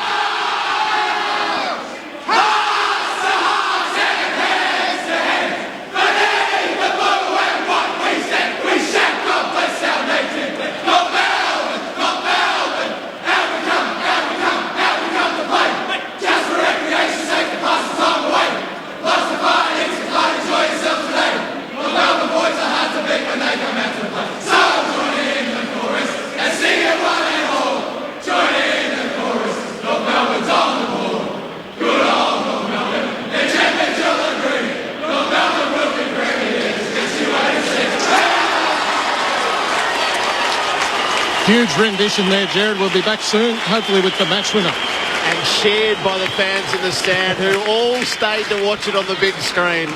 And that is a team and its supporters as one. It is obvious, the fact that, I mean, Essendon has lost, that they're going to be devastated. But I've never seen a group, I think, as devastated as what Essendon is. On the siren, there's some vision now of them in the rooms. They are just completely devastated. 27-point lead. Yeah, 33. 33-point lead. So you don't let that go. You shouldn't let that go in a final. Joe Watson just collapsed, and it was Jack Zeeble that came to him after a time and picked him up. He was just gutted. It was just so evident to me in that last quarter that North Melbourne were the fitter team. Yep. Simply. They were just running. I was watching the North Melbourne players from side to side through the middle of this ground. The Essendon midfielders just couldn't go with them. North Melbourne's midfielders were putting 5 and 10 metres on those big searching runs. And that's what breaks the game open. That's what allows Petrie to be able to do what he's able to do in the last quarter. Thomas to be able to do what he did in the last quarter. They left Steinberg on Brown too long. They should have realised that Brown was their most dangerous forward. You shouldn't allow a kid of that experience to kick 4 goals in a final. Hurley was clearly Essendon's best defender. He had to go to Brown earlier. Black was doing nothing. Put Steinberg to Black, Hurley to Brown. It need to happen a lot earlier. So, look, I think for Essendon there'll be so many great lessons to learn out of this game. Simply, you've got to be a lot fitter to win finals football. And to be able to do it at the end. And Jared made a really good point yesterday. Whatever you see in the finals is magnified as to what's happened during the year. And Essendon a lot of times have given up winning positions or got themselves in front in time on in the last quarter only to lose, and it's happened again in a final. Well, there was enormous discrepancies in the stats to start this game. North Melbourne have basically come through and knocked Essendon off in all stats. It was 25 to 44 possessions. North Melbourne have ended up with 390 possessions, 20 more than Essendon at 370, 59 inside 50s to the Kangaroos. They even up contested football. They even up clearances. It was 14 clearances to 2 to start the game. So in the end, it was just a want, and it was a hard work. I thought there was a really significant play, and Sellers called it brilliantly. Andrew Swallow in that last quarter was a significant stoppage where he just wouldn't be tackled and he wouldn't go to ground. He willed the football forward, and North Melbourne were able to score out of it. That was the first of Petrie's goals, and then he gets the next one. Daniel Wells, he was missed so much for North Melbourne throughout the year. He just had some significant moments tonight in the game where his class shone through. And Del Santo was the same. A centre clearance late in that game. It takes the football forward. They're mentally challenged with what's going on around them, the Bombers. Seriously, I mean, that's obviously draining as well. All those court cases and bits and pieces. And I'm sure that's part of Joe Watson's... no doubt about that. The whole collapse of the body. But just to stay with North for the time being, in the last quarter they've had 18 inside 50s to 11. They had 104 disposals to 75. They won the contested possession count 36 to 24. They won the clearances 13 to 5. And Greenwood had 15 in the last quarter of a final that was in the balance. Del Santo had 9. Cunnington 8. Thompson, they just couldn't get past him. He had 8. Swallow had 7. So that is, with the match on the line, that is significant. At 5-4 to 2-1. That's everything. Yeah, it's significant, isn't it? It's unbelievable. And well, I suppose they had a rest in the first half. They didn't do much, so they had plenty left in the tank, I would think. They would have gone in at quarter time. They would have peeled the paint off the walls. It was so bad in the first half. And then, it gives you a chance to run at them. I mean, Drew Petrie was 15 lengths off them with 100 metres to go and flew home. It was one of those sort of runs, that was the photo for third, and I thought, still the old timer's still got something left in him. I think he saved a career. Yes, Jared, I'm sure he has. That's the key with it all. Final score at the MCG: 14-9-93 North Melbourne over Essendon, 12-9-81. In the other scores we were tracking, Australia got up in the rugby, 24-23 over South Africa. The cricket, though, looks grim. Australia 9 for 217 from its 50 overs. South Africa 1 for 30 in reply. The night belongs to North Melbourne, who come through the eliminator. It leaves one piece of the puzzle tomorrow when Port Adelaide host Richmond at the Adelaide Oval. We go on for the next half hour with the most pleasurable task of dissecting such a match. Well, where do you start? You know who's a good judge? Who's a good Nick judge? Del Santo, because in November or October of last year, he had the choice to go to North Melbourne or Essendon. He did. And he chose North Melbourne. I think they gave him more money. Well, he made a good decision when you look at it at the moment. I think there's a couple of things to look at here. Obviously, North Melbourne's first half wasn't great. But Essendon's most significant moment in the game was in the second quarter. They were only able to put 4 goals on the scoreboard. And that's a concern. They only kicked 12 goals for the game. So when they're in their period of dominance, they can't dominate on the scoreboard. North Melbourne are in their period of dominance. They kicked 7 goals to 4 in that third quarter, and then 5 goals to 2 in the last. So they've got the firepower, North Melbourne. Well, there were heroes all over the field. One of them ended up being Drew Petrie with the last 2 goals in a final decided by 2 goals. He's with Martin Blake. Drew, I don't think you'd mind me saying it wasn't necessarily your best game ever, but you were the match winner. Talk us through that last few minutes. It was pretty hectic. Oh, it was, especially when I let Ryder take that mark and play on and kick that goal. I felt like digging a hole and jumping in it, but Ben Cunnington came up to me and gave me a big pat on the arse and just told me to keep going, we're not out of it yet. And blokes like Benny Brown, Kane Turner with his pressure, so many of our young blokes did really well tonight, and they deserve a lot of credit. You played the whole game on hooker, really, and he's a very tough player to get around, but you just stuck at it, didn't you? You had the little kick around the corner towards the end, and then a little banana to finish it off. Yeah, showing a few tricks. The only way I was going to get a shot tonight was just staying in the contest. Carl played a really good game, and he's obviously in the All-Australian squad for a good reason. So he played really well tonight, and the boys, we knew that our last quarters were really good. I think we were second in the competition for scores in the last quarter, so that gave us a lot of belief, and we knew we could run out the entire game. Early in the third, you're 33 points down. What are you thinking at that stage? It seemed like a whole new mindset came over, and you're just dead. Yeah, we did. We probably for the first half we didn't quite play our way. We sort of bombed away a little bit and brought their defenders into it. And when we're going inside 50, I think we had more inside 50s at half time. But you wouldn't have thought that given we only managed to score 2 goals for in the first half. So we just used that lead up player a little bit more and played with a little bit more run. And I think our defenders stood up pretty well tonight. They're under the pump a lot. Mark McClure and Rama are upstairs. Oh, Drew, it's Rama. Well done, mate. Congratulations on the win. It's a significant moment, isn't it, for the club, really? And we spoke about it to start the game. Your last finals performance against West Coast was horrible, but tonight, your second half was just electrifying, really. Yeah, it was, Rama. You're right. I think the microscope was on us at half time, and we haven't fared too well. I think that's my 8th final, and we've only won 2, and that's across 14 years. So the record wasn't looking too good, and I guess the spotlight comes on senior players when you're not performing in finals. And the spotlight was on a few of us, our old boys tonight, but it was the young fellas that kept us in the game, and they gave us a lot of energy. Probably the last month, Kane Turner, Ben Brown, they've been the ones in the forward line that have done most of the work. And I think Aaron Black came into the game in the second half as well, using his athleticism and getting a bit of the footy across the wings. 2 of your unheralded midfielders, Greenwood and Gibson, their run and carry was just broke Essendon apart. In that last quarter, Greenwood had 15 possessions alone in that last quarter. Did he really? Yeah, well, Sam Gibson and Levi Greenwood they're probably the 2 fittest. Gibbo's certainly our fittest, our best runner. He's he's come from Box Hill. He's done it the hard way. I think he got drafted when he was about 24 or 25, and just his work rate is what's earned him so much respect at the footy club. And you need every single bloke to do their little bit in the finals, and as you mentioned, everyone did that little bit tonight. Tell me about Big Benny Brown. Yeah, he's pretty good, Mark. He's just an honest competitor. Plays his role really well. There was nothing special that he did tonight. He just let up hard and competed really hard, and he's 200 centimetres and he's got really long arms. So if he just gets a bit of a space on his opponent, I think he had probably about 5 or 6 centimetres on his direct opponent tonight, so he was able to get his hands up and take plenty of grabs. He's come from nowhere, really. I think the last 3 years he's missed the draft, but he played the last 2 seasons in Tassie, last year over at Werribee, and this year we picked him up. So he's been on the radar for a while, and he's one that slipped under the radar. So for us to get him and for him to play so well was just outstanding.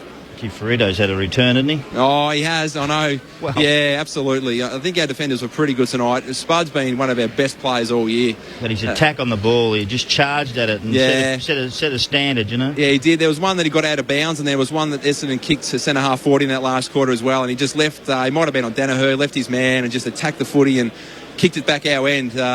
He's very good, Spud. He's probably one of those unheralded, unrecognised players, but he stood up tonight.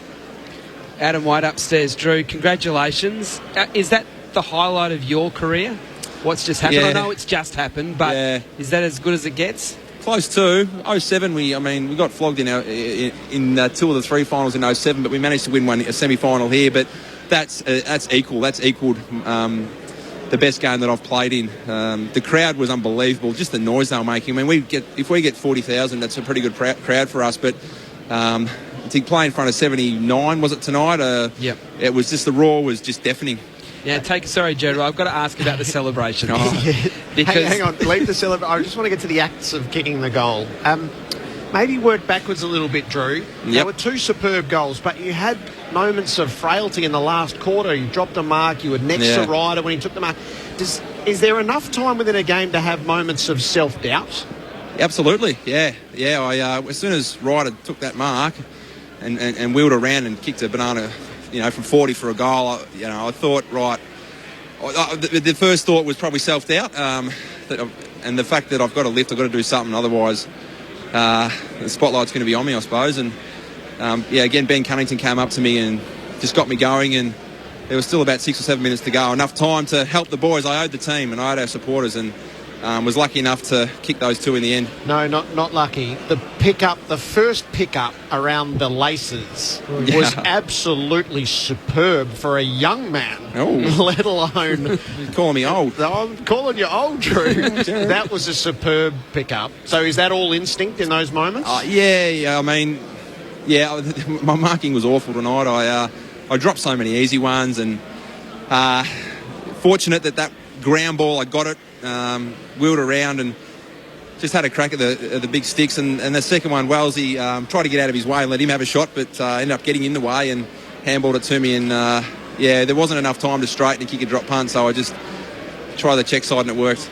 Now to the celebrations. Thanks, Whitey. Choreographed? Nah, Jesus. I tell you what, it looks good on the super slow-mo. Oh, does it? Right, yeah. My celebrations aren't the greatest. I mean, I was absolutely pumped when I kicked them, but knew the situation we were in, so I didn't want to get too carried away.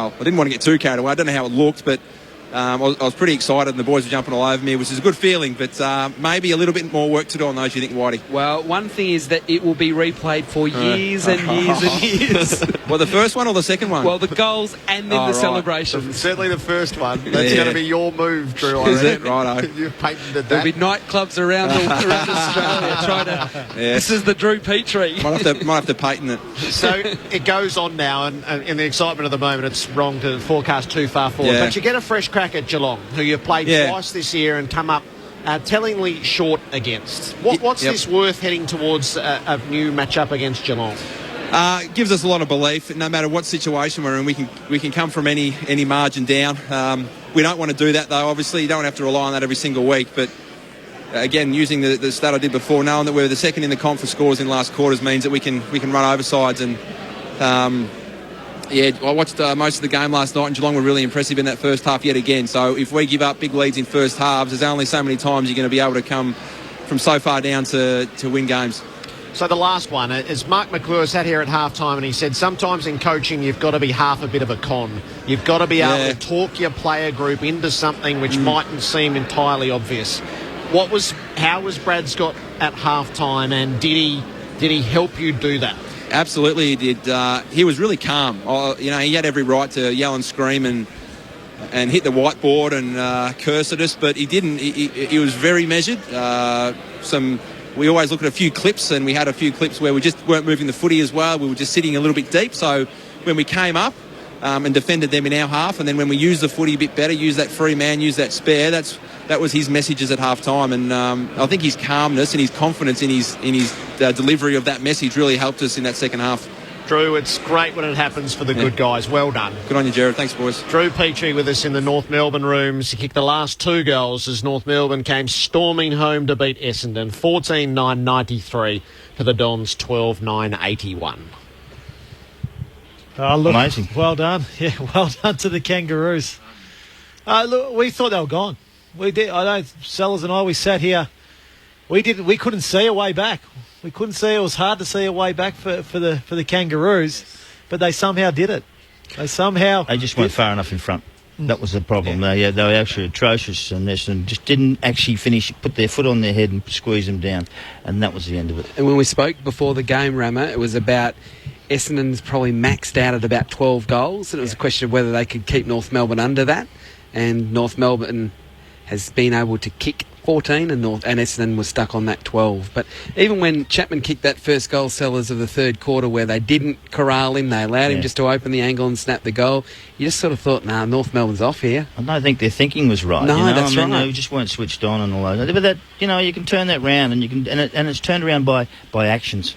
And you watch the players run at the ball, and you see Swallow do it, and you see Ferrito do it, and you see, the kids like Greenwood just burrow in and get the ball, and Siebel and those sort of guys. All of a sudden you go, well, hang on, I've got to do that too.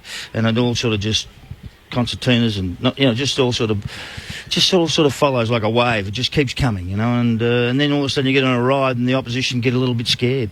They get a little bit sort of fractious and they fall apart. And that's exactly what happened. They kept coming, Essendon, but they just didn't have the ferocity that they had in the first half. Yeah, they started to play safe. They did. They started to play safe football. They stopped taking risks. And look, in the end, it tells. Look, Heppel was enormous. 34 possessions tonight, 14 of those contested, 7 clearances. The captain, Watson, it showed the layoff that he had. He had 25 possessions in the game, but there was a number of them that were just running on the spot at the close of that game when they needed to be. The only one that was really looking that he could break the game open for Essendon was Collier.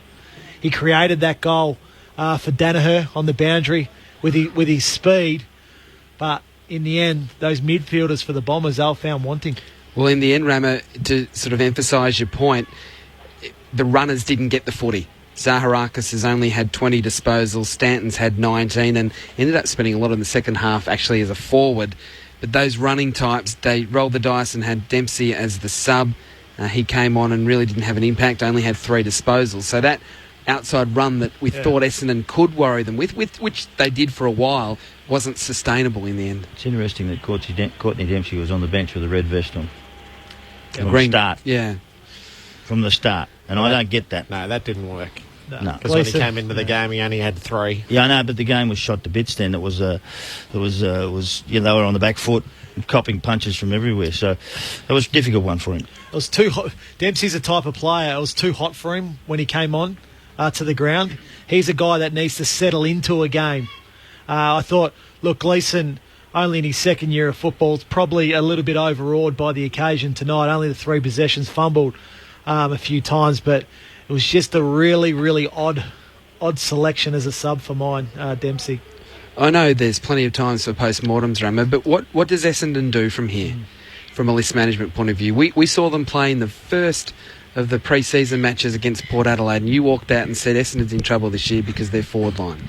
And it was an issue for them all year, highlighted again tonight. But how do they, from a list management point of view, improve them when they don't have a first-round draft pick and they're going to struggle to trade in players knowing what's sort of hanging over their head at the moment? Well, you're relying on the improvement of Danaher and Carlisle as forwards. And both, obviously, Danaher only being 19 and Carlisle still being, I think, 22 or 23 only. So you're relying on significant improvement from those guys. Merritt's another one. Zach Merritt. You got Jackson Merritt, who was emergency tonight.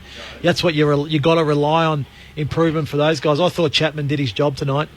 He came into was brought into the club for this moment. 22 possessions and 2 goals and a couple of critical centre clearances. I thought he did his job. So you're not going to get improvement from him. You're not going to get improvement really from Goddard or Watson. You know what you're getting. So it's got to be Zaharakis again. It's got to be Myers again. It's got to be Hurley again. It's got to be the Merritt boys. It's got to be Collier again. It's got to be Danaher. It's got to be Carlisle. They've got to continue to improve. When Heppel's 9 possessions in front of every other player in your side, there's a little problem here. I mean, it looks good on paper, Essendon's midfield. It does look very good. They're one-paced. They're not quick enough. That's right. They're one-paced through the midfield. And they need it. They need a line-breaking midfielder because even Heppel, as good as he is, he's not quick. He's not quick, Heppel. His hands are quick. His hands are quick and his mind's quick, but he's not quick. As Jared said in the paper today, Essendon had as much to lose tonight as North Melbourne because of where their list is at. And I'm just going to be fascinated to see what Adrian Dodoro does with that list now, because do they go young or do they go what they have been doing, bringing in players like Goddard and Chapman to try and fix their problems, to give themselves a chance while Watson and Goddard and Co are still at the peak of their powers or close to it? Can they enter the draft this year? Well, not in the first round. They've got to pick at the end of the first round. Yeah. That's it. Yeah, that's it. Well, they've got to use it. Well, but Whitey's point is well made, is how do they use what they've got? Are they trying to win the flag next year? Or are they going, actually, we've got to put this back together? No, they can't win the 2 or 3 flag years' next year. time. Well, so that's the decision they have to make. Well, they have to, because they have to win the flag next year because of Watson, because of Goddard, because of Chapman. Yeah, but they're just not going to. Well, yeah. On the performance tonight, they're not. Unless they get another 10% fitness from somewhere. That's the only way that I see that they can do it. Well, my point is they have to, in my view, they have to be creative. So they've either got to give up something that they've got that is really good to give them something that they really need. And I'm talking they've got Carlisle and Hurley, who are both very good key position defenders, but neither of them are great forwards. I think they've got to give up one of those to get something they need, which is more speed in the midfield or a better forward. That's my personal view, but it won't happen. I know it probably won't happen, but because look, you just you've got to be brave. That but the problem is you don't give those players up. You just don't. Well, you know what you get. You don't get anything. That's right. So you say, and so the answer to the question is they've got to find another player or 2 in the draft somehow. Well, maybe it will end up being Ryder that they get something for compensation wise. Well, I don't know if they can. Well, I don't know either. Because there's so many unanswered questions. If he uses the clause in the contract, I think he just walks. Well, and he Essendon does. get no compensation whatsoever. They're in such an interesting spot. Yes, what's in their control and what might end up being outside their control as well. As when you do build a list like this and you realise that it can't win, is you can waste the next 5 years in the rat race, making no ground if you make all your short-term decisions, if you don't pause to make the long-term decisions, and if you make long-term decisions, then your key players are too old by the time you get there. Well, because they're not much different to Richmond and Carlton, in a sense, are they, in that sort of list age demographic, particularly Richmond. But they think they're close sort of this year, next year and the year after, so what do? See, for mine, you look at Anthony Miles at Richmond. That's where Essendon need to go. They need to find one of those young kids at GWS or at Gold Coast that aren't necessarily getting a go, that aren't going to cost much, and you think they might be able to have an impact on your team. I don't think anyone, when Richmond got Miles earlier in this season, thought he'd had the impact that he's had in the second half of the season. So that's what the Bombers need to find somehow. Yeah, they've got to find him, but it's not easy. No. That's not a simple task. No, definitely Richmond not. didn't know what it had. No, they didn't have a They clue. weren't playing him. So it's funny how these things work. Whitey, give us all the numbers as to how this ended up. 12-point win for North Melbourne. Okay, North Melbourne 14-9-93, Essendon 12-9-81. Essendon led by 1 point at quarter time, 27 points at half time, 9 points at three-quarter time before going down by 12 points. It took until the 24-minute mark, I think it was. No, the 11-minute mark of the last quarter for North Melbourne to get in front.